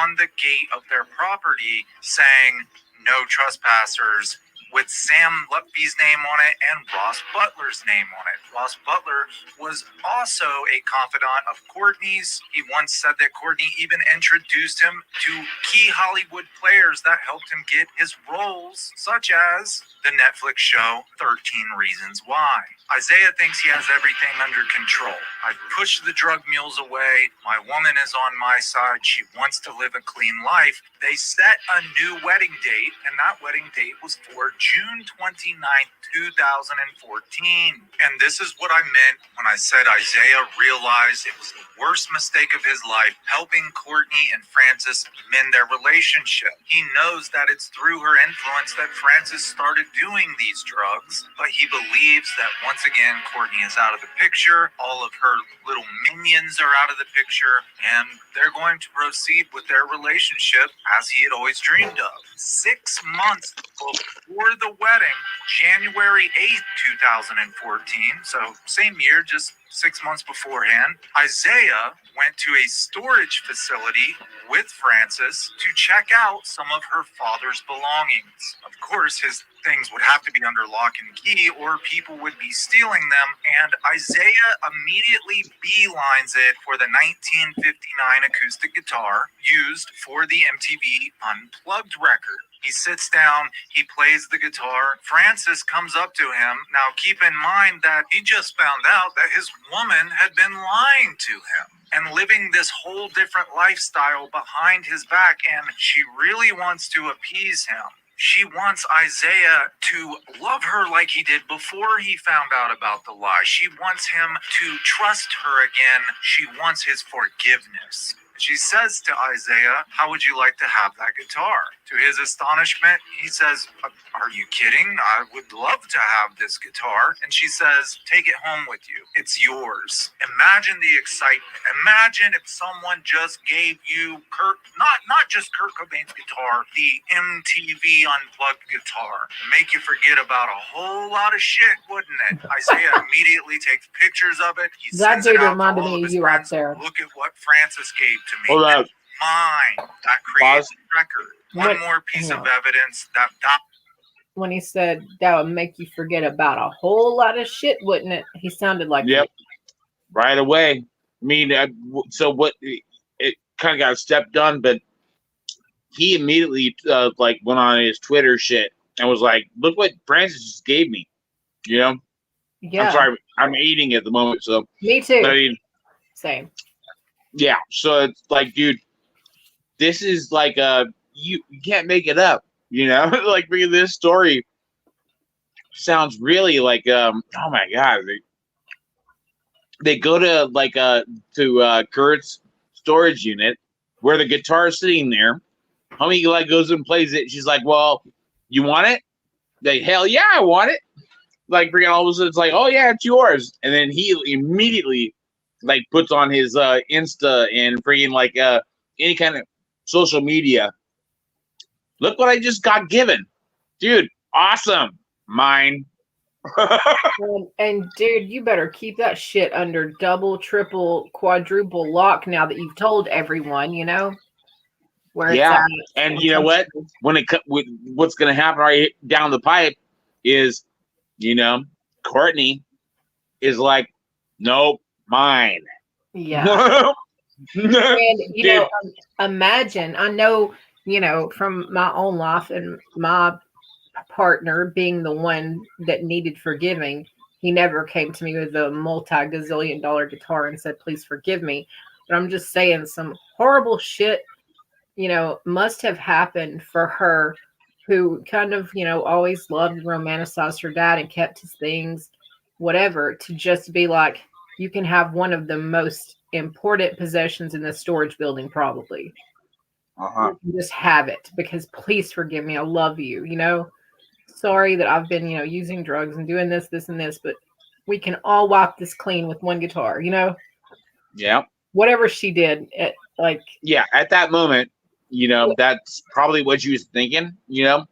Like, this can be repaired. Probably hasn't had this transitions so fast. Well, and she probably hasn't had very many relationships, it doesn't sound like. So she's really desperate to hang on to this one.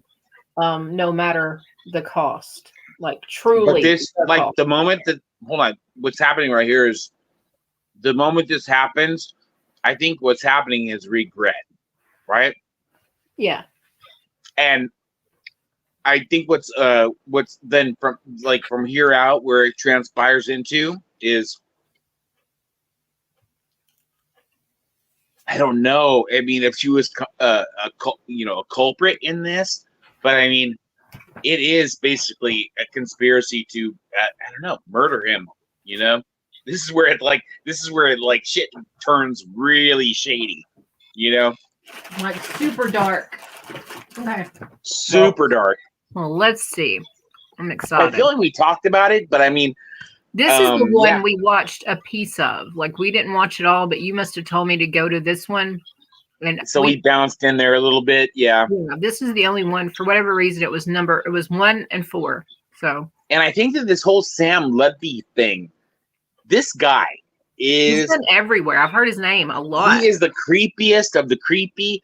There has to be some way that he should be in jail for like life somewhere. You know, he's done something that it should really warrant it, you know? I agree. Sounds some fucked up. And then putting the name on the fence.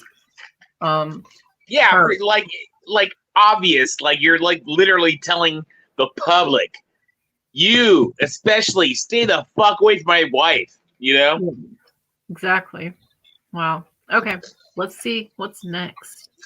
validates his story. Now you know the wedding is definitely on, and they do get married June 29, 2014, but soon after the wedding, something Wait a happens minute. that... Wait, that's her mom's birthday is July 9th. I was thinking, oh shit, she got married on her mom's birthday, but close. Okay, sorry. Makes Isaiah realize Frances is back to her old ways, and she is communicating with Courtney and Sam Lutfi yet again. This time she would be using emojis and code to communicate with Lutfi, Ross Butler, and Courtney whenever she needed a new shipment of drugs dropped off on the property. They even had a spot that Ross Butler, who Isaiah thinks is just the golden guy who's on, an actor and he's got his shit together. He's actually the guy that's going on the property, dropping off the drugs behind the shrubs. He's the courier. November 2014, Isaiah and Frances and Arlo. Now, who's Arlo? Arlo is Frances's stepdaughter. Matter of fact, Frances loved playing the role of mother. She even told Arlo, Isaiah's 7-year-old daughter from a previous marriage with, I believe her name was Jessica Sullivan, to call her mother. Frances would even pay for Arlo to go to the same private school Frances went to. She even paid for the baby mama, Jessica Sullivan, bought Arlo's mother, so Isaiah's ex, bought Isaiah's ex a house closer to them on their Curson Avenue property so they didn't have to drive long distances each week to pick up or drop off Arlo. And you can say that, yeah, that's a terrific thing. Frances is being so generous, but it was more for Frances's comfort. She didn't like the long drives. So she just said, look, I'll just buy your baby mama a house close to us, and then we don't have to spend our weekends on these long trips. But Frances must be nice. Arlo like it's her child. You what? What'd you I say? was just thinking, like, it must be nice, so yeah. easy. Yeah, I just now had to turn around and look at I have a tapestry behind me that's all the horoscope or astrology signs. And I'm like, what comes after Cancer? What could she or should she really be? Because still having trouble with that. And she's a Cancer. But afterwards, she would be a Leo. So I think even though she's not on the cusp, I think she shows a few more Leo traits than Cancer if you got to pick. But anyway, she's not on the cusp. She would have to be the 20th, 19th, 20th, whatever. She, oddly enough, was the day before my dad's birthday. I just now had that little recollection too. So anyway, sorry, I will carry on. Yeah, imagine that. Trips, lavish trips. Encourages Arlo to call her mom. That's kind of controversial itself. I know for you people out there who have been divorced, I surely wouldn't want my kids calling their stepdad dad, but none of my business, right? November 2014, Isaiah, Arlo, and Frances are on the bed watching TV together as a family, and Frances experiences a grand mal seizure. She falls off the bed. Isaiah calls 911. There is a transcript of this phone call. It was recorded. That recording has not been released to the public, to my knowledge, or I'd play it for you. Isaiah spends 8 minutes on the phone with 911, and right before paramedics arrive, Frances stops breathing, starts turning blue. Isaiah had previously worked at a elementary school for kids with special needs, and he knew CPR. He repositions Frances to start giving her CPR when suddenly her eyes pop open and she gasps for air. Things like opiates and pills like Xanax and Klonopin do not mix, and they can cause seizures. Isaiah comes to find out that Frances is back to her old ways, and she has mixed these drugs that have caused her to almost die right in front of their 7-year-old daughter. It's sad to say, but a situation like this to Frances may have not been as alarming as it would be to the average person. After all, she grew up with Courtney Love as her mother, and this would have been the kind of situation that she herself would have been in when she was a child. Unfortunately, the cycle continues. The next day, Frances would wake up and message every single person she knows, friends and family alike, telling them, I love you, I'm lucky to be alive. From here on out, Frances's use would be a constant strain on their marriage. Frances was trying to live 2 lives. It seems as though Isaiah was into drinking here and there and maybe smoking a little pot, but he wasn't into the hardcore drugs that people like Buffy and Love and Cobain were getting themselves wrapped up in. There is a constant strain on their marriage because of this use. By late 2015, Isaiah has exhausted all his resources and he decides to reach out to Wendy O'Connor, Kurt Cobain's mother. He knows that Frances spent a lot of time with Wendy as a child. Frances has even told him that she looks at Wendy as more of a mother figure than she does Courtney. So he goes to Wendy for help. Wendy explains to him that Courtney's influence is tremendous over all the people in her life and reportedly urges him to watch the movie Soaked in Bleach. Remember that this is coming from Isaiah Silva. Isaiah says that Wendy says he should watch Soaked in Bleach. Now, I didn't believe that. Not at first, because after all, Wendy partook in the movie, the documentary Montage of Heck, which depicts Kurt as a suicidal, depressed maniac, what Courtney wants us all to believe.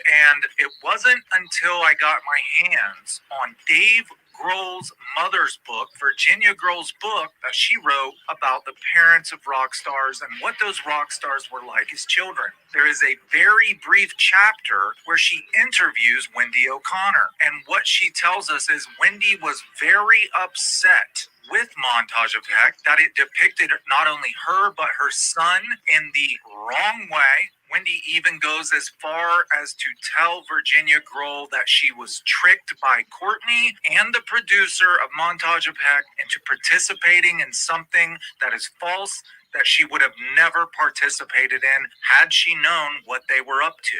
Wendy told Isaiah, don't pay attention to Montage of Heck, pay attention to Soaked in Bleach. And it's sort of what she told Virginia Grohl as well. Only this time she knew her words were going to be printed in a book, and she leaves out the, oh, by the way, Soaked in Bleach is a more accurate depiction of what was going on. It's no secret that the Cobain family, minus Leland, who's now passed, is terrified of Courtney. And then I started thinking, Buzz Osborne was there too when Kurt was young, and he told us Montage of Heck is 90% BS. Maybe there's something to this. Maybe Wendy O'Connor really did tell Isaiah Silva to go watch Soaked in Bleach.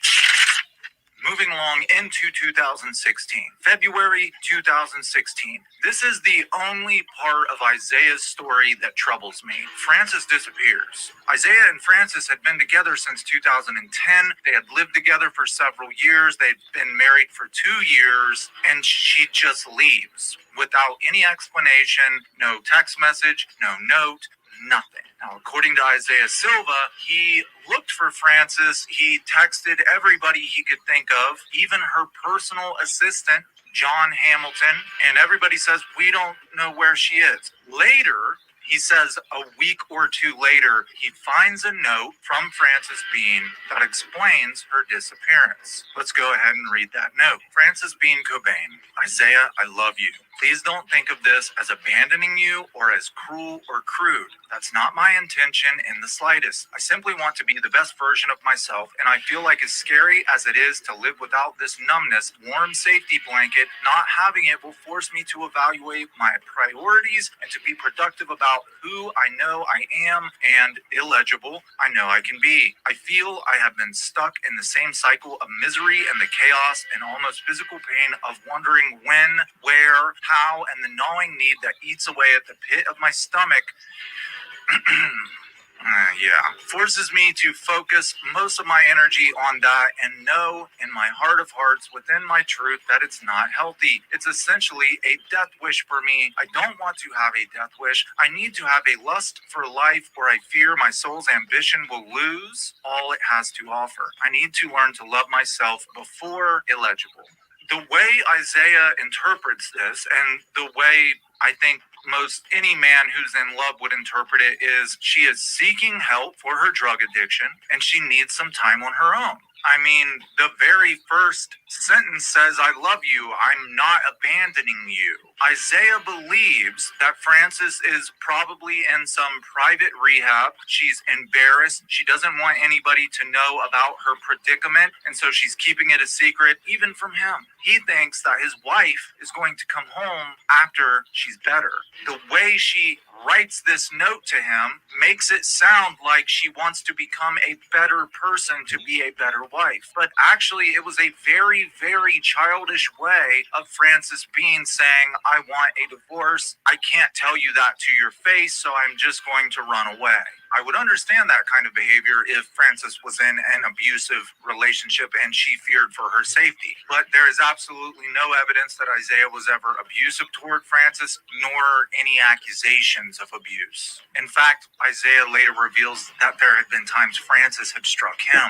Again, behavior she learned from her mother. Here's my opinion. I find it strange that Isaiah Silva never went to the police and filed a missing persons report. He had been living with this woman for years. They are married, and he says in his own words, it's a week or two before he finds this note. He never once goes to the LAPD and says, hey, my wife is not only famous, she's missing. I don't know where she is. I have trouble with that part of the story. It almost seems like Isaiah was just at the end of his ropes too, and he didn't much care that Frances was gone because he was sick of dealing with the constant drug use. John Hamilton is Frances's assistant. Now, just my opinion, I find it a little strange that someone without a job needs an assistant. But I'm not rich, I'm not a celebrity. This is a lifestyle that they are accustomed to. Most celebrities don't even have a driver's license. Somebody is there to take care of their every need. They put them on a payroll.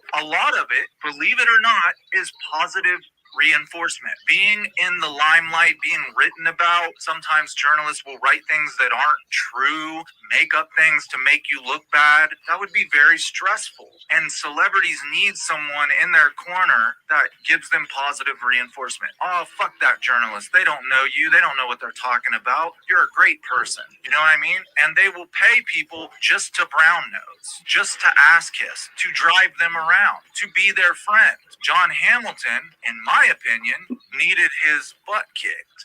If that was my wife, he ends up admitting to Isaiah that he lied. He knew where Frances was all along, and he didn't even bother to tell Isaiah at first that she was safe. He could have at least said, you know what, Frances needs a break, she's safe, don't worry about her. He could have said that in the beginning, but he led Isaiah to believe that even he didn't know where Frances was, and John Hamilton was her personal assistant that was with her daily. It's hard for normal people like you and I to even think about running our lives like that. Like, imagine your wife has a male personal assistant who is with her more than you are.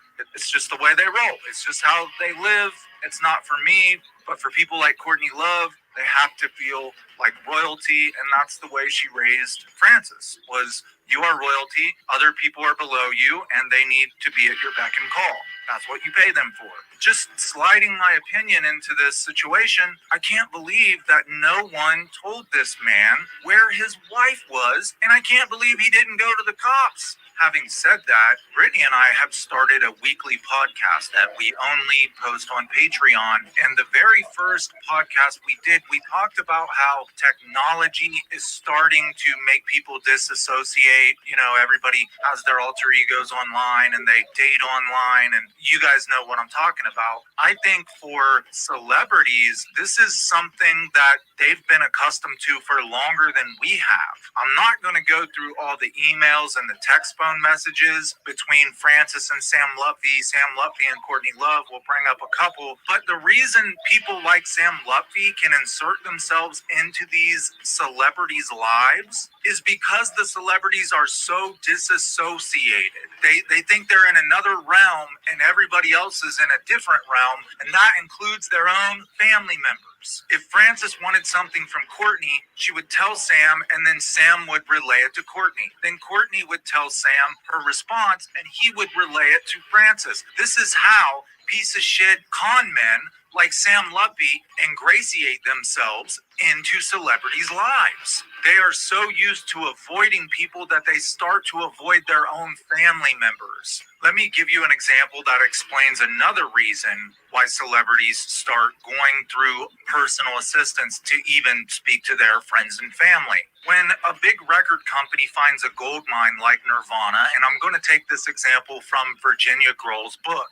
When the record company finds a gold mine like Nirvana, they don't just court the band, they court the band's friends inner circle and their family. Virginia Grohl tells a story about her and Wendy O'Connor when Nirvana was playing Saturday Night Live. They got flown to New York. There was a chauffeur. There was catered lunches and private dinners, and she said, I could get used to this. Walk out of a store, there's the car waiting for you with the door open. So what happens to these people when they're extraordinarily famous? They get used to that kind of treatment, and then later on, maybe they're not as famous as they used to be, but they were once super famous. They still hold celebrity status, and they have a steady big income coming in, like Nirvana royalties. They think, well, I don't want to go back to being a normal person where I have to drive myself and carry my own groceries and my dinner isn't ready for me when I get there. So they pay people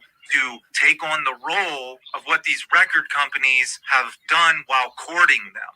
It's almost like trying to get a woman to marry you. You shower her with gifts and praises and tell her she's the best thing on earth, and then people get used to that, and, well, that goes away. Now I have to pay people to do that. So back to what we were originally talking about, Francis just disappears, but Isaiah stays in the home. California law says that during a dissolution, one of the married persons can stay in the marital home. Frances left. She abandoned Isaiah, not to mention her stepdaughter, Arlo, that she told to call her mother.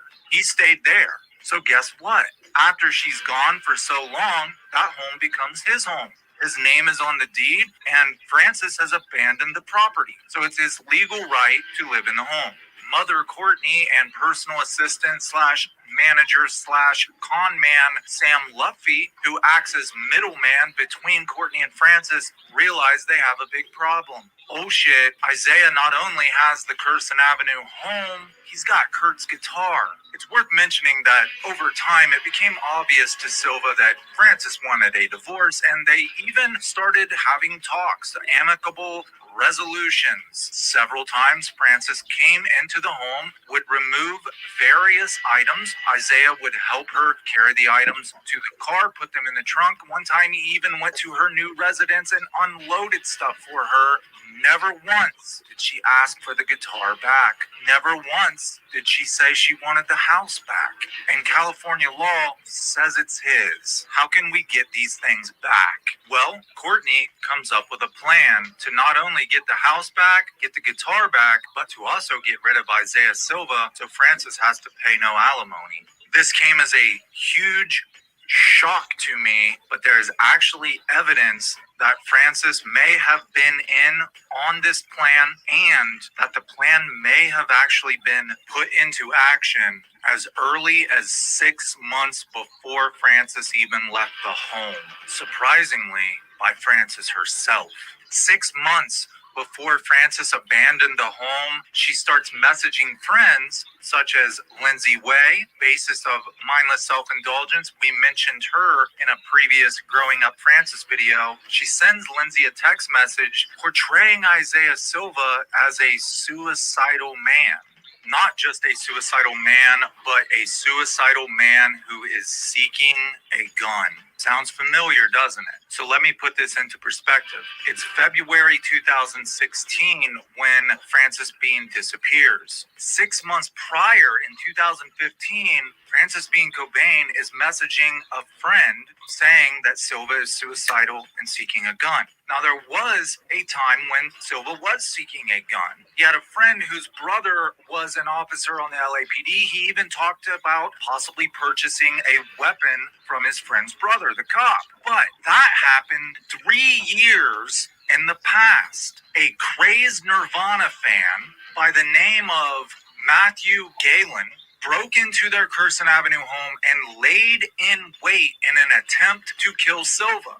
No one really knows why he would want to kill Silva. He was obsessed with Kurt Cobain. For some odd reason, he felt as though Silva was somehow hurting Kurt's legacy and he was going to take care of him. Now, obviously, Matthew did not succeed and he was arrested by the LAPD, after which Silva upgraded the home security system. They put up locked gates, and he even thought about purchasing a weapon, but ultimately he decided it wasn't for them. He didn't want a weapon in their home. So Francis Frances is actually taking something that happened in the past and misrepresenting it to her friend Lindsay as though it's occurring at the time she's messaging Lindsay, when really that's not the case at all. In May of 2016, so a couple months after Frances has disappeared, Sam Lutfi and Courtney Love hack into Isaiah Silva's iMessage account, start sending his friends messages like these ones, that he wanted to kill himself,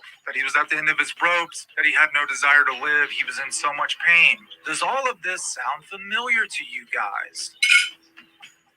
Oops. Now, just in case any of you think this is all preposterous, it sounds too familiar, and I think that might be why a lot of people aren't paying attention to this case. It sounds silly. It's like, really? That's what happened to Kurt? Now it's going to happen to Isaiah? Are they? You really think they're that dumb to do it twice? Well, let me show you a little bit of background into Sam Lutfi. What you're about to see is several restraining orders from several different people who have been harassed, stalked, intimidated, assaulted by Sam Lutfi. There's one that I want to talk about in particular. Without a restraining order, I fear that there will not be sufficient law enforcement mechanisms to keep Mr. Lutfi away from me or my daughter.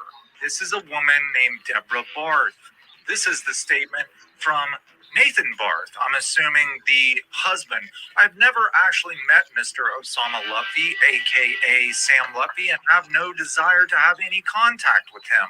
Nonetheless, as detailed in the attached declaration of Samuel Barth, Mr. Lutfi has persistently attempted to contact me, repeatedly sending me unwanted, unsolicited texts, chat, and email messages. In these communications, he has expressed delusional thoughts and irrational feelings, verbally attacked and insulted me and my family, urged me to commit suicide, and directly threatened me. Mr. Lutfi apparently suffers from some sort of delusion that my family and I, particularly my mother, so Nathan is Debbie Barth's son, have purposefully tried to undermine my brother, Samuel Barth.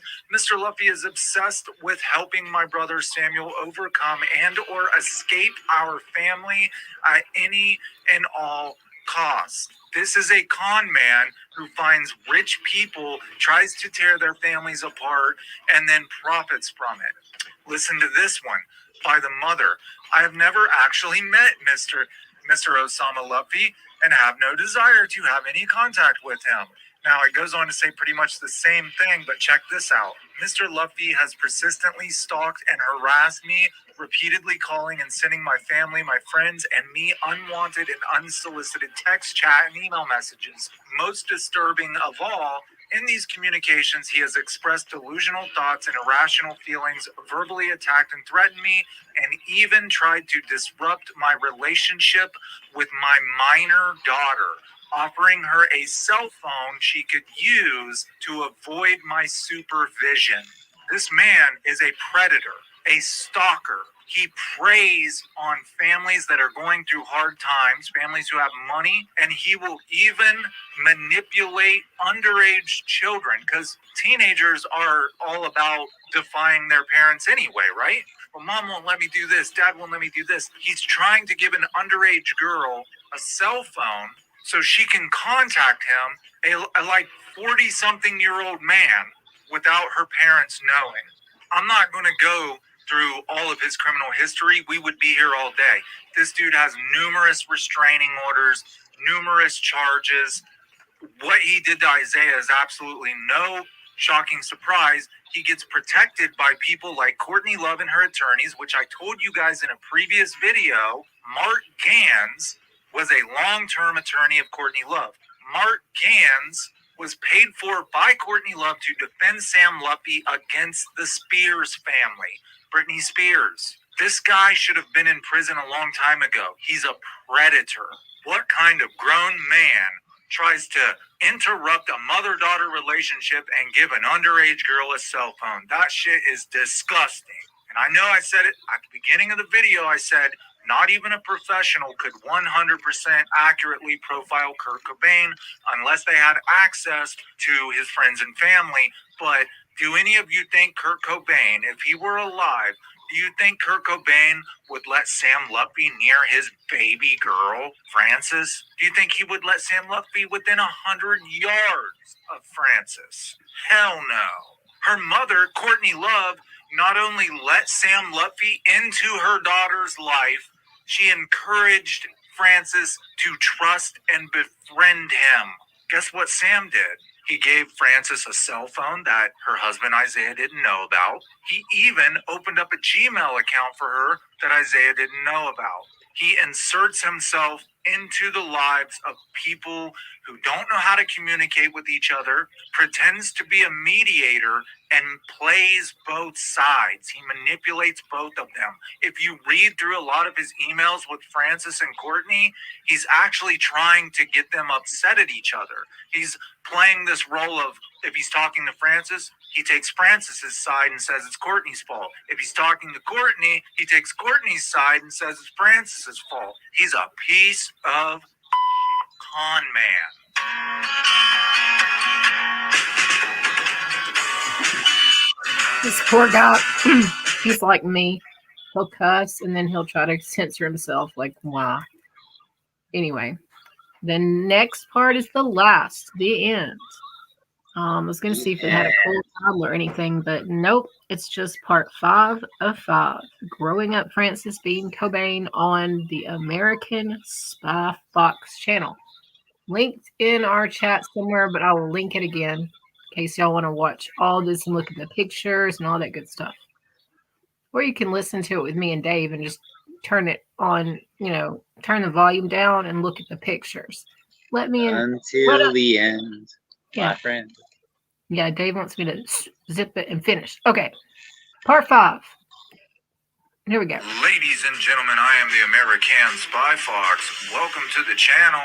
When we left off in Growing Up Frances Bean Part 4, it's around May 2016, and Isaiah's iMessage account has been hacked. Several messages has went out to his friend Simon. I'm feeling suicidal. I'm ashamed of the things I've done, and his friend, naturally, freaks out. Eventually, he does get hold of Isaiah, and Isaiah says, I never sent these messages. He even hooks up with Simon, shows him his phone history to prove that he did not send these messages. They quickly realize his account has been hacked. They are suspicious of Courtney and Lutfi. This is when Isaiah once again goes to Wendy O'Connor. She shares the circumstances of her son Kurt Cobain's death, and we pick up from there. This was the first step in Courtney's plan to get Isaiah out of the Kirsten Avenue home, get Kurt Cobain's 1959 Martin guitar back, and possibly even make him disappear so Frances doesn't have to pay him alimony. The next step in Courtney Love and Osama Lutfi's plan to get rid of Isaiah would be much more invasive, much more hands-on. Let's get down to business. Just after midnight, June 3rd, 2016, immediately following these suicidal messages being sent out to Isaiah Silva's friends, Ross Butler, a guy named Jan Yuchtman, led by Osama Lutfi, drove to Frances and Isaiah Silva's Kirsten Avenue home in a black Cadillac wearing all black clothing. Here's the interesting part. In order to even access the home, you have to access several locked gates. Remember, in part 4, we talked about a crazed Nirvana fan named Matthew Galen who broke into the Kirsten Avenue home and lied in wait to kill Isaiah Silva. To this day, no one really knows why Silva, why not Frances or Courtney or Wendy. No one really knows. Remember, one of Kurt Cobain's musical heroes, John Lennon, was killed by a crazed fan himself. These things do happen. Obviously, Matthew Galen did not succeed. He was arrested by the LAPD. Isaiah and Frances have never given interviews on the details of that situation. Unless I went to the LAPD and paid for the report, that's about all we know. But Isaiah Silva had put mass security around his home to protect him, his wife, and his daughter. Yet still, somehow Osama Lutfi got those security codes. Slid right through Isaiah Silva's defenses like a hot knife through butter. Now also remember that Months previously, Frances herself had sent out messages to her friends portraying Isaiah Silva to be a suicidal man who was in search of a gun. To this day, Frances Bean says she did not give Osama Luffy those security codes, and I kind of believe her. Not only do I give Frances the benefit of the doubt, I don't really think she would take it this far, although I don't really think she knows how far her mother would take things. It doesn't make sense that Frances gave the codes because after Frances was long gone and Isaiah was worried for his life, knowing this relationship that Frances has with Osama and Courtney, he would have changed the security codes. Unless he's a complete idiot, which he could be. I don't know him personally, so I can't judge. Now, how Osama Luffy got the key to the front door, well, only Frances had the other key. And I'm just going to leave it at that and let you judge. This is worth mentioning. A part of the harassment that Osama and Courtney was giving Isaiah, they were also harassing his friends. And he had a friend named Robin Diaz. Robin Diaz is a drummer. Courtney Love had hired Robin Diaz to do a short Hole tour. Robin Diaz had even worked as a drummer for, guess who? Guess. Billy Corgan. Robin Diaz was one of the very few people who knew those security codes, and Courtney was threatening Robin, telling him, if you don't give us those codes, you'll never work again. You'll never work in the music industry again. I'll make sure no one hires you. And up until this point, the only people who had hired Robin Diaz was Courtney Love and Billy Corgan. So he says he didn't give Osama the security codes, but do you really think that he didn't to save his own music career? Somebody had to have given them the codes. It's not like Isaiah would offer them to Courtney or Sam. I'm going to go off on a bit of a tangent real quick. Billy Corgan. Man, I'm telling you, Billy Corgan knows more than what he is saying. He is hiding things. Amen. And the more Amen. I listen to Billy speak, the more I think he may have been a part of the Kurt Cobain murder conspiracy. Oh, I don't know Billy's about that. from a very rough city, Chicago. You ever listen to him talk about his dad and his father's ties to the Chicago underworld? He describes his father as a man who can get things done for very little. Chicago is a very rough city, and if you know the right people, it's not hard to get rid of someone for cheap. Now, I don't have any supporting evidence in this video, but we are going to be talking more about Billy Corgan and Courtney Love's relationship. And when he goes on podcasts like Joe Rogan and says, well, I wasn't there when Courtney and Kurt were married, I was there before and afterward, I'm telling you right now, he's lying. He was with Courtney throughout. Once Kurt wanted a divorce, Courtney ran right back to Billy, and I am telling you, Billy had a lot of reason to be jealous of Kurt. Kurt stole his crown. Kurt blew him out of the water. Kurt made him a nobody. Kurt took his woman, just like Kurt did to Eric Erlandson. Kristen Pfaff wanted Kurt Cobain, not Eric Erlandson. Man, I'm telling you, we have got to get back to the Nirvana series because there is still so much we need to talk about. Let's go. About Corgan, and I have no qualms about telling you, I think he's a fantastic musician. In the 90s anyways, Siamese Dream and Melancholy and The Infinite Sadness are two of my favorite albums. I put them in my top 50. Quite a while back, I even wanted to make a video about the nostalgia-laced video 1979 and how it brings you back to your childhood. If you watch the Smashing Pumpkins video 1979, it reminds you of a better time, but some other channel beat me to the punch. They had the idea before I did, and it's already been made, so I didn't do it. I can't remember what channel this is, but since I bring it up, I will link it in the description, and you'll understand what I'm talking about. I'm not disputing the fact that he's a great artist. I just think he knows things. I think that he may have been a part of it, or at least knew about it. I really like the Smashing Pumpkins, but I'm telling you, that guy knows things that he's not saying. The more I hear him contradict himself, the more I hear him lie to these podcasters, the more suspicious I become of him. I could think of 10 questions and 10 examples that I could show Billy Corgan, and if he could answer them and explain himself away, then I wouldn't be suspicious of him anymore. I would love to have the chance to talk to that guy and just ask him a few questions, show him a few things that have come from his mouth, and then have him respond and explain himself. But this will never happen. And you want to know why? It's not because my channel's too small. Matter of fact, I've seen celebrities on channels smaller than mine. Just last month, I saw an interview with Charlie Sheen on a channel that only had 2,000 subscribers. It's because they pick and choose who they will talk to publicly. An artist, an actress, an actor who has something to hide, a checkered past, will only talk to tools. They will only publicly speak to people that they can control the situation. They get to control the questions. They get to control the conversation. A person like me, they wouldn't know what to expect, and therefore they would not be prepared to know how to answer. They know that it wouldn't be all happy cake pie, as Courtney Love said about her Twitter. I would grill them. Well, why did you say that?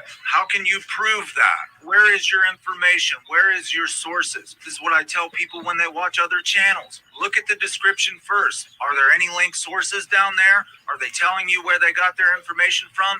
If not, ask them to provide the sources to their information so you can look it up yourself. You can say, perfect example, you can say whatever you want about this Alex Jones character, and I'll never forgive that guy for what he did to the parents of Sandy Hook, okay? I don't know him well enough, I don't watch him or anything like that. I'm not picking sides. I just know that he's talking about lizard people and saying that the parents of Sandy Hook, the school massacre, were all actors and actresses. That was horrible.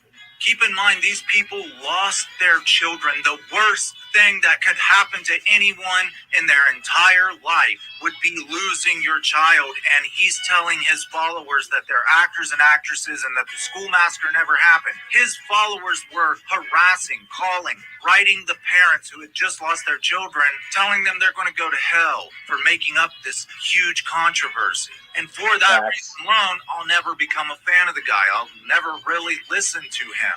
I never knew that. But when he went on Joe Rogan, I commend Alex Jones for this. The last time he went on Joe Rogan fucking grilled him. Joe Rogan wanted to micromanage the conversation. Every single thing that came out of Alex Jones's mouth, Joe Rogan was like, hold on. Google that. He just said this. Google that. Everything the guy said. And like 99% of the shit that the guy was talking about, turned out he knew what he was talking about. Baffles me how such a smart guy could be so stupid at times, but still, he allowed Joe to micromanage the conversation. He didn't go there expecting happy cake pie. I commend Joe Rogan for putting him to the test, for putting him on the spot. I commend Alex Jones for allowing someone to put him on the spot, to grill him, and to fact check every single thing he was saying in real time. There have been a handful of people who were supposed to do interviews with me, but when they found out that not everything was scripted and that there were things that confused me and things that I wanted to clear up and contradictions that I noticed, when they discovered that the entire interview was not going to be scripted happy cake pie, they got nervous. They didn't want to do it anymore. But they don't want you to know that. That's going to ruin their career. That might make you not want to purchase their book. So they just make up other reasons that make the interviewer look bad instead of just admitting what really happened. So even though personally I don't much care for the guy, I commend him for not just going on a podcast that would agree with everything he says and not challenge him. Anybody who would come on my channel knows that I would challenge them. I would not be disrespectful. I would not be cruel. I would not be mean. But I would challenge them. It's why you don't see Hank Harrison on the channel. We are going to get back to the Nirvana series, but first let me wrap this up.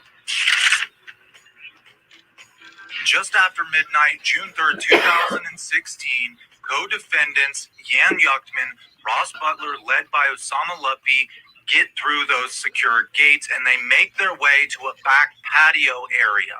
While this is happening, Isaiah Silva and his friend Philip Muncie are all the way upstairs in the master bedroom watching a movie together. Philip and Isaiah hear noises, but at first they thought it was just their cats. Possibly their cats knocked over a trash can or something. But then the noises are louder and they turn the movie off. It's followed by a loud crashing sound and the home security alarm goes off. Now, just before I told you that Sam Luffy had the key to the door. Why would he be breaking windows? Remember, this is just another step of the plan. According to Isaiah Silva and his defense team, Osama, Ross, and Yan were going to kidnap him, take him to another location, and dispose of him. Yes, they were going to murder him and make it look like a suicide. They wanted police to believe that it was not somebody who had access to the home, but it was a burglar who had jumped over a fence and then smashed a window in to gain access to the home. Sam Lutfi also has the code to the home security system and shuts it off before there's even a response. Anyone who's ever had a home security system knows that if you trip the alarm, you have so many seconds to shut it off before the company is contacted. Now, whether the company called on the phone to make sure everything was all right and they made Isaiah talk to them, it does not say in the court documents, or I'm not seeing it. But at this point in time, Isaiah has 3 intruders in his home. The police are unaware and no one knows. And they are hell-bent on making him give the guitar back and signing an agreement that allows Francis to pay him as little as possible for the divorce settlement. This is where Mark Gans comes in. Mark Gans typed up this agreement, had these guys deliver it to Isaiah after midnight. By the next morning, they're still holding Isaiah captive, and Sam Luffy makes the mistake of texting the attorney, Mark Gans. I find it so funny that Courtney Love is backing the Free Britney movement. Sam knows that it's possible that sometime in the future, this conversation, these text messages may be read or listened to. So he says, hey, Isaiah really wants to see his family. Is it okay if he leaves the home? He tries to make himself out to be the good guy, like he's on Isaiah's side. And this is a reoccurring characteristic of Sam Luffy. He will directly threaten people, tell them he's going to get them, he's going to target them, they should kill themselves, things like that. And then delusionally act like he's on their side, like he can win them back. And Mark Gans replies and says, well, I guess that'd be okay, but he should really stay there until he signs this agreement. Here's why Sam Luffy and Mark Gans screwed up and told on themselves. Now, why should any grown adult, any man, need another man to text yet another man and ask if they can leave their home and go see their family? This is called restricting one's liberty. And this, ladies and gentlemen, is the definition of kidnapping. If I am walking down the street and you come toward me and you stop right in front of me, and then I try to walk around you and you take a step over, and then I try to walk the other way and you take a step over and you refuse to allow me on my way, you have restricted my liberty and you are kidnapping me. This phone text, these conversations prove that Isaiah was kidnapped. Not only that he was kidnapped, but also that Mark Gans is at the top of the hierarchy giving the commands. This is how Mark Gans becomes a co-defendant in the Isaiah Silva conspiracy. He is acting on behalf of Courtney Love, directing these goons to keep Isaiah Silva captive until he gives the guitar back and signs over the house and signs an agreement that lets Francis off the hook of alimony. No man should ever have to ask another man whether or not he can leave his home and go see his family. After all, if Mark Gans knew nothing about what they were doing, he would have responded and said, well, why are you asking me? He can do whatever he wants. And this is how Mark Gans becomes a defendant. He is a part of this conspiracy to kidnap and possibly dispose of Isaiah Silva. He is a dirty attorney. Dirty attorneys often represent really dirty people. So they hold Isaiah Silva captive for numerous hours. Let's go back and talk about what happened when they got inside the home. Immediately following the crash, immediately following the home security system being shut off, Isaiah and Philip hear footsteps rushing up the stairs, and then bang, bang, bang, bang. LAPD, let us in. These three goons are now impersonating officers of the law. This is where we get the false imprisonment. Isaiah and Philip are scared because remember, 3 years ago, this guy had broken into the house and Isaiah had a chance to go out and buy a gun. His friend's brother, who was an LAPD police officer, offered to sell him a legal gun, and he didn't take it. So now Isaiah is in a situation where he really, really needs a gun, and there's nothing he can do but lock the bedroom door, hide, and hope for the best. As the BTK killer will tell you, that doesn't work out for people very well. Ladies and gentlemen, this is my philosophy on owning a gun and keeping it secure in your home. Are you ready for this? It's very simple, easy to remember. A gun is like a condom. I'd rather have one and not need it than need one and not have it. At this point, instead of getting on his phone and calling 911, Isaiah Silva chooses to believe them and lets them in the room. They rush in, and to Sam's surprise, there's somebody with Isaiah. He expected Isaiah to be alone. They force them both downstairs and just let Philip go. They just say, this is none of your business. You need to leave. And they let him walk out the door. These three are so arrogant and so confident that Courtney's attorneys can keep them out of jail and they're never going to get in trouble, that they just let this guy go. Or they're just that dumb and naive. They remind me of the Three Stooges. If the Three Stooges were going to commit a kidnapping, this is what would happen, ladies and gentlemen. It's like they didn't understand exactly what they were doing. They're so caught up in this Hollywood, we're above the law kind of thing that they weren't even thinking, we're committing some major felonies here. And all for Courtney, who isn't even married to the guy. Why is Courtney concerned about Francis's money? Because the less money Francis has, the less money Courtney has. Courtney at this time couldn't even pay her rent. Guess how much she was paying a month? $16,000 a month to stay down the street and spy on Isaiah. Courtney had been sued at this time. I believe it was American Express. Don't quote me on that, but I know for a fact she ran up a $250,000 credit card bill, $250,000, and just decided not to pay it back. In the court documents, there are emails where Sam Lutfi acts as mediator and manipulates Francis into giving Courtney thousands and thousands of dollars, saying that Courtney was living frugally and couldn't even pay her rent. What Courtney was actually doing was living beyond her means. That Kurt Cobain money was now Francis's money. So she has to manipulate Francis to continue living the lifestyle she wants to live. I think Ross Butler felt like he owed Courtney. He once said she got him introduced to key Hollywood players who landed him all these roles in these really popular TV shows. And I think he feels like, I owe Courtney this. And that's what Courtney does. She only does favors if you can do something for her.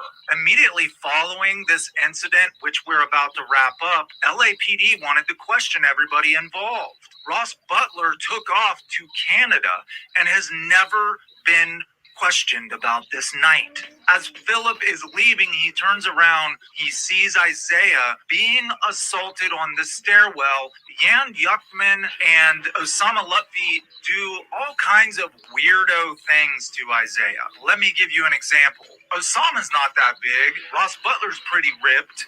But Isaiah and Philip both described this mysterious character, Jan Yuckman, as a very large individual. And ladies and gentlemen, I don't care who you are. If you are jumped by more than one person, 9 times out of 10, you're done. Unless you're a UFC fighter who can take on 2 or 3 regular people, you're done. There's really nothing Isaiah can do. Sam grabs his genitals and tells him things like, we're going to take you upstairs to the bedroom and fuck you in the ass. This is is confirmed by Philip Muncie himself. Ross Butler is pushing Philip Muncie out the front door, and as Philip is being pushed out the door, he turns around, he sees Jan Yuckman and Osama assaulting Isaiah on the stairwell, and Osama has a handful of Isaiah's balls. This is a perverted predator. All sorts of weirdo psychological threats, punching him, kicking him, squeezing his genitals.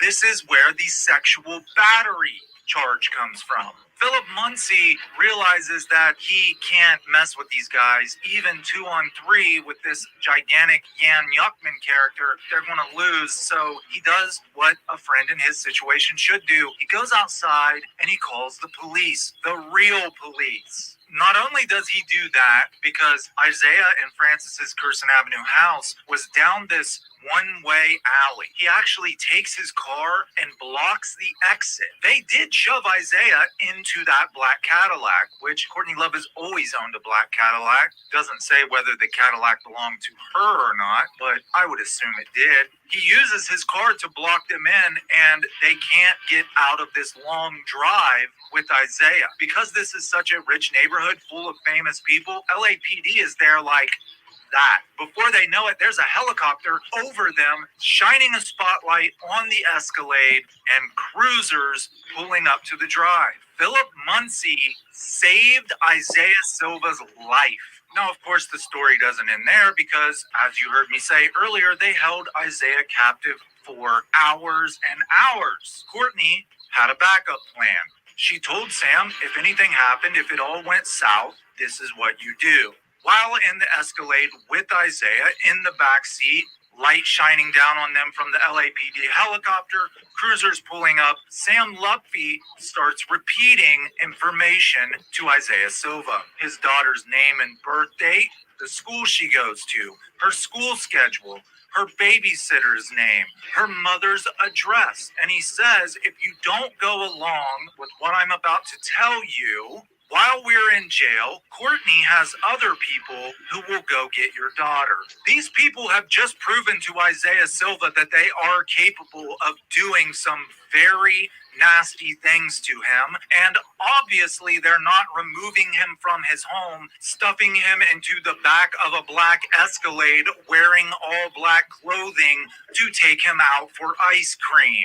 Because he worries for his daughter's life and who else might be involved, who might go get his daughter, he goes along with Luppi's plan. And that is to say that they all went to college together and they're old friends, and it was all a prank. I don't think that this story would have worked in any city in the world except for Hollywood, where everything is fake and everything is for show, and people are always trying to do crazy things to make themselves more noticeable, to gain attention, to get famous. These cops would have been used to seeing stupid stuff like this. Anyone remember Ashton Kutcher's TV show Punk'd? Only these Hollywood cops would buy this story. Philip Muncie was not an old college buddy. Philip Muncie was not in on the prank, so he called the cops thinking that what they were doing was real. To my astonishment, the police bought it and just let them all go. And you know, back to what we talked about in another video, there being two different courts, one for the rich, one for the poor. This is West No Hollywood, bro. These cops were not going to push these rich people around. They were not going to probe. They treat the rich with respect. They don't want to get sued. Probably is just some stupid prank. Let's go get some coffee and donuts. They all go back into the house, minus Philip Muncie, who texts Isaiah's mother and says, hey, like these people barged in. They tried to kidnap Isaiah. I called the police. Now I'm not allowed back in the home. I don't know what's going on. Sam, Butler, Yuckman, Silva, they just all go back in the home, and then they continue to physically abuse him and psychologically torture him for hours until that following morning when Sam Lupfi makes the mistake of having a conversation with attorney Mark Gans, which proves that they were kidnapping Isaiah. So the original plan was, let's take him somewhere else to an undisclosed location. Let's force him to sign everything we want him to agree to, and then we will dispose of him and make it look like a suicide. This is the defense Isaiah Silva's attorney is putting forth during the trial, the lawsuit. And there's a heck of a lot more evidence that I didn't even have time to show. I wanted to tell the story, not read the court documents verbatim. Even with all the evidence that is out there that you can read for yourself, I myself will email you the PDF files that contain all the court documents if you request it via email. It is humorous to me that there are a lot of people out there not paying attention to this case because they think it sounds cartoonish. They think it's outlandish. Really, you blamed Courtney for this, now you're going to blame her for that? There's more evidence in this case than the Kurt Cobain murder conspiracy case. And people have killed for much less. At the time Isaiah was kidnapped, that guitar was estimated to be worth $2 million. Do you not think people would kill for $2 million? What drove up the price of the guitar was the controversy that surrounded it. Because Isaiah was not alone and Philip Muncie actually acted as a friend and helped him out of this situation, they reverted to plan B, which was let's physically abuse him and psychologically torture him, keep him awake all night, make him sleep deprived, and hope that he will get to the point where he gives in, gives us what we want, signs the agreements, hands over the guitar, hands over the keys to the home, gets the F out, and the attorney, Mark Gans, will have everything filed with the clerk of courts before Isaiah can even wake up from a long nap after his kidnapping. There are many more details. There are many things that occurred both during and after, but the feeling I was getting from the general audience is let's move on. I want to get back to the Nirvana series. I want to get back to Alice in Chains, and I owe all those Epstein subscribers more life history videos on Epstein. Did you guys know in the 80s that dude had a home address in the Middle East? In the 80s? Hanging around oil barons? An address in Baghdad? I know I didn't strike while the iron was hot when it was trending.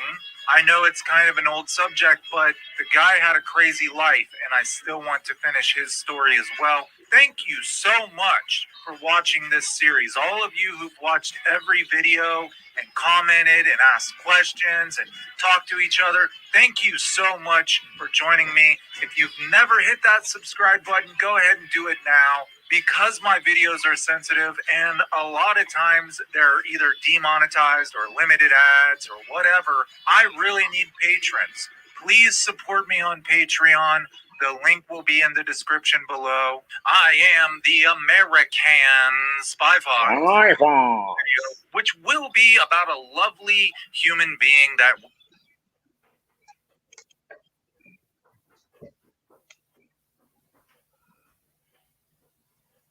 Too much information. That dude was flowing. You want to talk about rants? That was a rant. Okay, sorry, I had to step I away. heard you in the background coughing. You get coughing up some lungs there. Yeah, I had my face buried into a pillow trying not to be loud, but apparently no DOS there.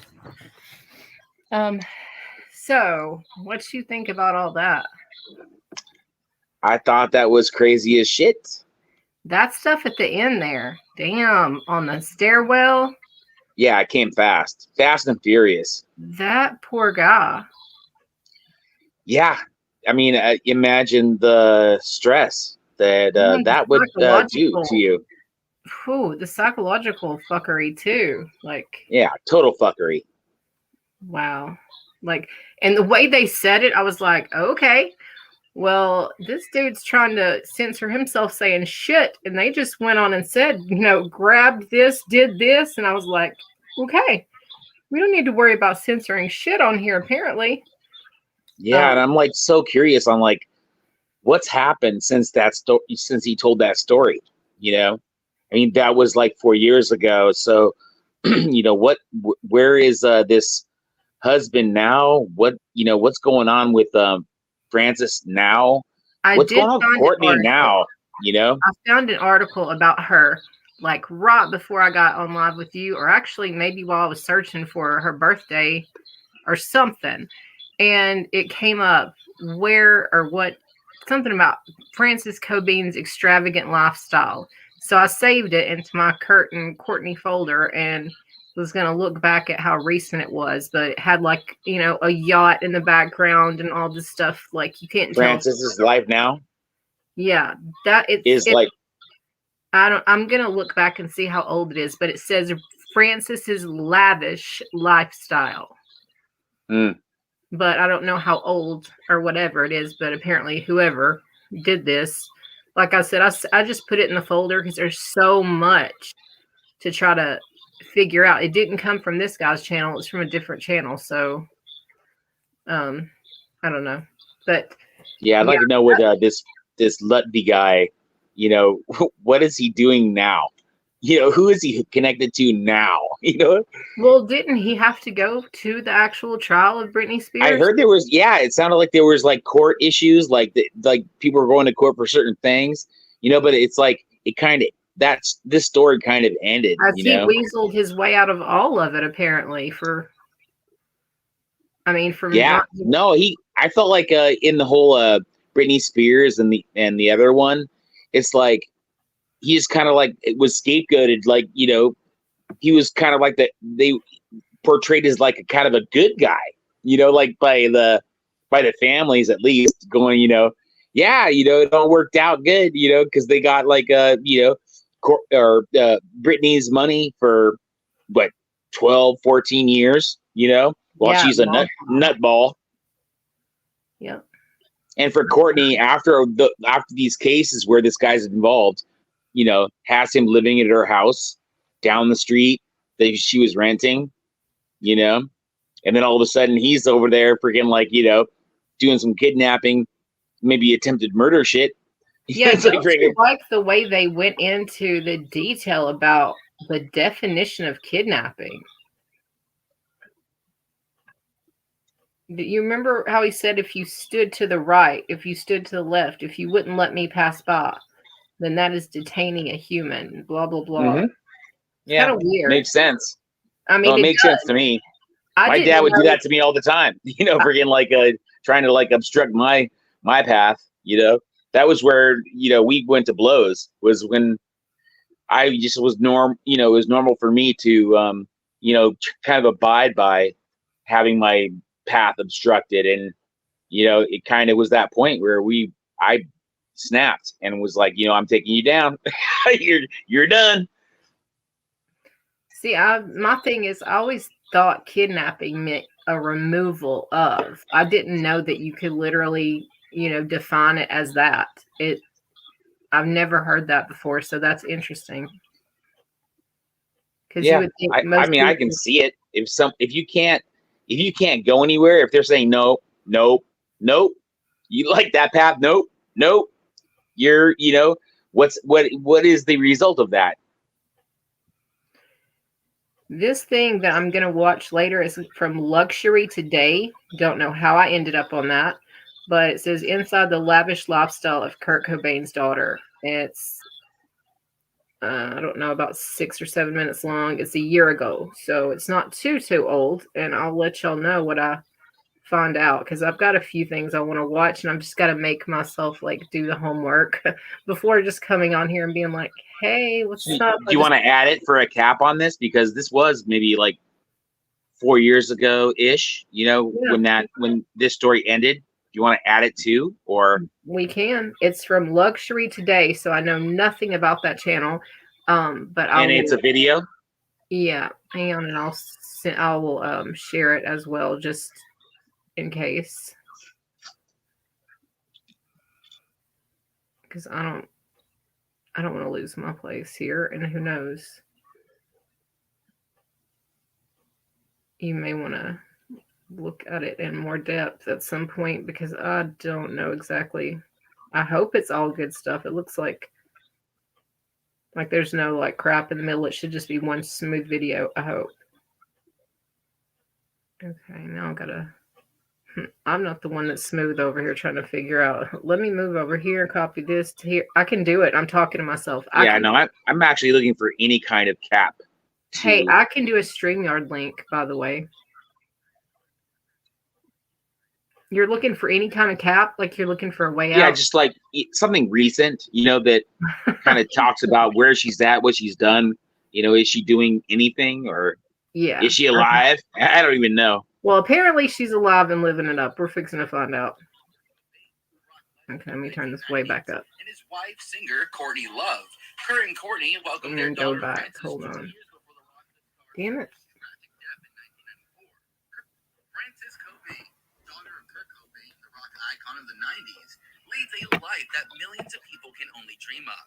The Emmy-nominated visual artist has had a very tumultuous lifestyle with many ups and downs. But with her popularity and net worth of $200 million, you can turn it down a bit. Is bound to be different from the rest. Let's take a peek inside Kurt Cobain's daughter's lavish lifestyle. Frances Bean Cobain is the only child of Kurt Cobain, the rock legend of the 1990s, and his wife, singer Courtney Love. Kurt and Courtney welcomed their daughter Frances 2 years before the rock star singer's tragic death in 1994. Kurt Donald Cobain was an American musician, most famous for his rock band Nirvana. Cobain was the lead vocalist, guitarist, and the primary songwriter of the band. Through his music, he widened the universe of mainstream rock. Frances' mother, Courtney Love, is the lead singer of all rock band, Hole, and star of films like Sid and Nancy, Man on the Moon, and The People vs. Larry Flint. But Love has long battled with mental health issues and drug addiction, and of course, controversies. Frances, age 30, is an American visual artist and model. She had a pretty rocky start in life thanks to her parents' wild lifestyle. Frances has been involved in controversies since she was very early in life. When she was just 2 weeks old, Child Welfare Services had to remove her from her parents' home because her mother, Courtney, admitted to Vanity Fair that she had been using heroin while she was pregnant with Frances. Frances was later returned to her parents, but very early in life, she lost her father when the talented yet troubled musician reportedly took his own life in 1994. As Kurt Cobain's only child, Frances automatically inherited the rights to her father's name and wealth. Courtney was in possession of Kurt's name, image, and likeness as his widow in the early years after his death.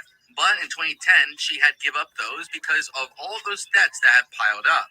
Nirvana remains one of the best-selling rock bands of all time and is loved by millions of rock fans all over the world, even today. When she turned just 18 years old, Frances became entitled to 37% of her Cobain's estate. Since then, she gets around $100,000 per month from those rights, royalties, and investment dividends. US $100,000 is quite a big figure, and it should be enough for anyone's for monthly allowance. But Frances has had an extremely lavish lifestyle. Added to her struggles with substance abuse, all thanks to this routine overspending, she often ended up spending twice her monthly allowance. It took her quite a while and a lot of effort, but she eventually gave up her substance abuse addiction. She even publicly celebrated her 2-year sobriety anniversary on Instagram and shared her journey with her fans. In a podcast interview in 2019, Frances admitted that after she became sober, she realized how, because of her lifestyle and addiction, she tended to lose everything. Reportedly, now that Frances has turned 30, she owns a trust fund worth $200 million. This means very literally, the American artist became a centimillionaire overnight. Apart from that, she now has her own financial affairs under control now that she is sober. The uber-wealthy rock princess recently bought a spectacular beach house worth $2.3 million in Point Loma in San Diego. The neighborhood of Point Loma is known for its wealthy residents and the fabulous mansions. The stunning beach home has a lap pool, an outdoor fire pit, and even a whimsical playhouse. Previously, Frances owned a luxury house in the Hollywood Hills. The Spanish-style 4-bedroom villa boasted its own recording studio, and according to Architectural Digest, she sold the villa for $2.7 million. Compared to that, her new beach house is relatively a modest one. Just like her childhood, the Harris's love life is a rocky one too. She was married to musician Isaiah Silva. The marriage lasted for 3 years from 2014 to 2017 and ended in a pretty bitter divorce rife with allegations and accusations. She's now dating professional skateboarder Riley Hawk. Hawk is the son of skateboarding legend and millionaire entrepreneur Tony Hawk. Oh, yeah.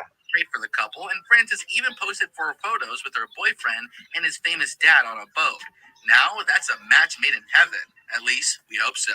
Let us tell you a very interesting detail about Frances Cobain.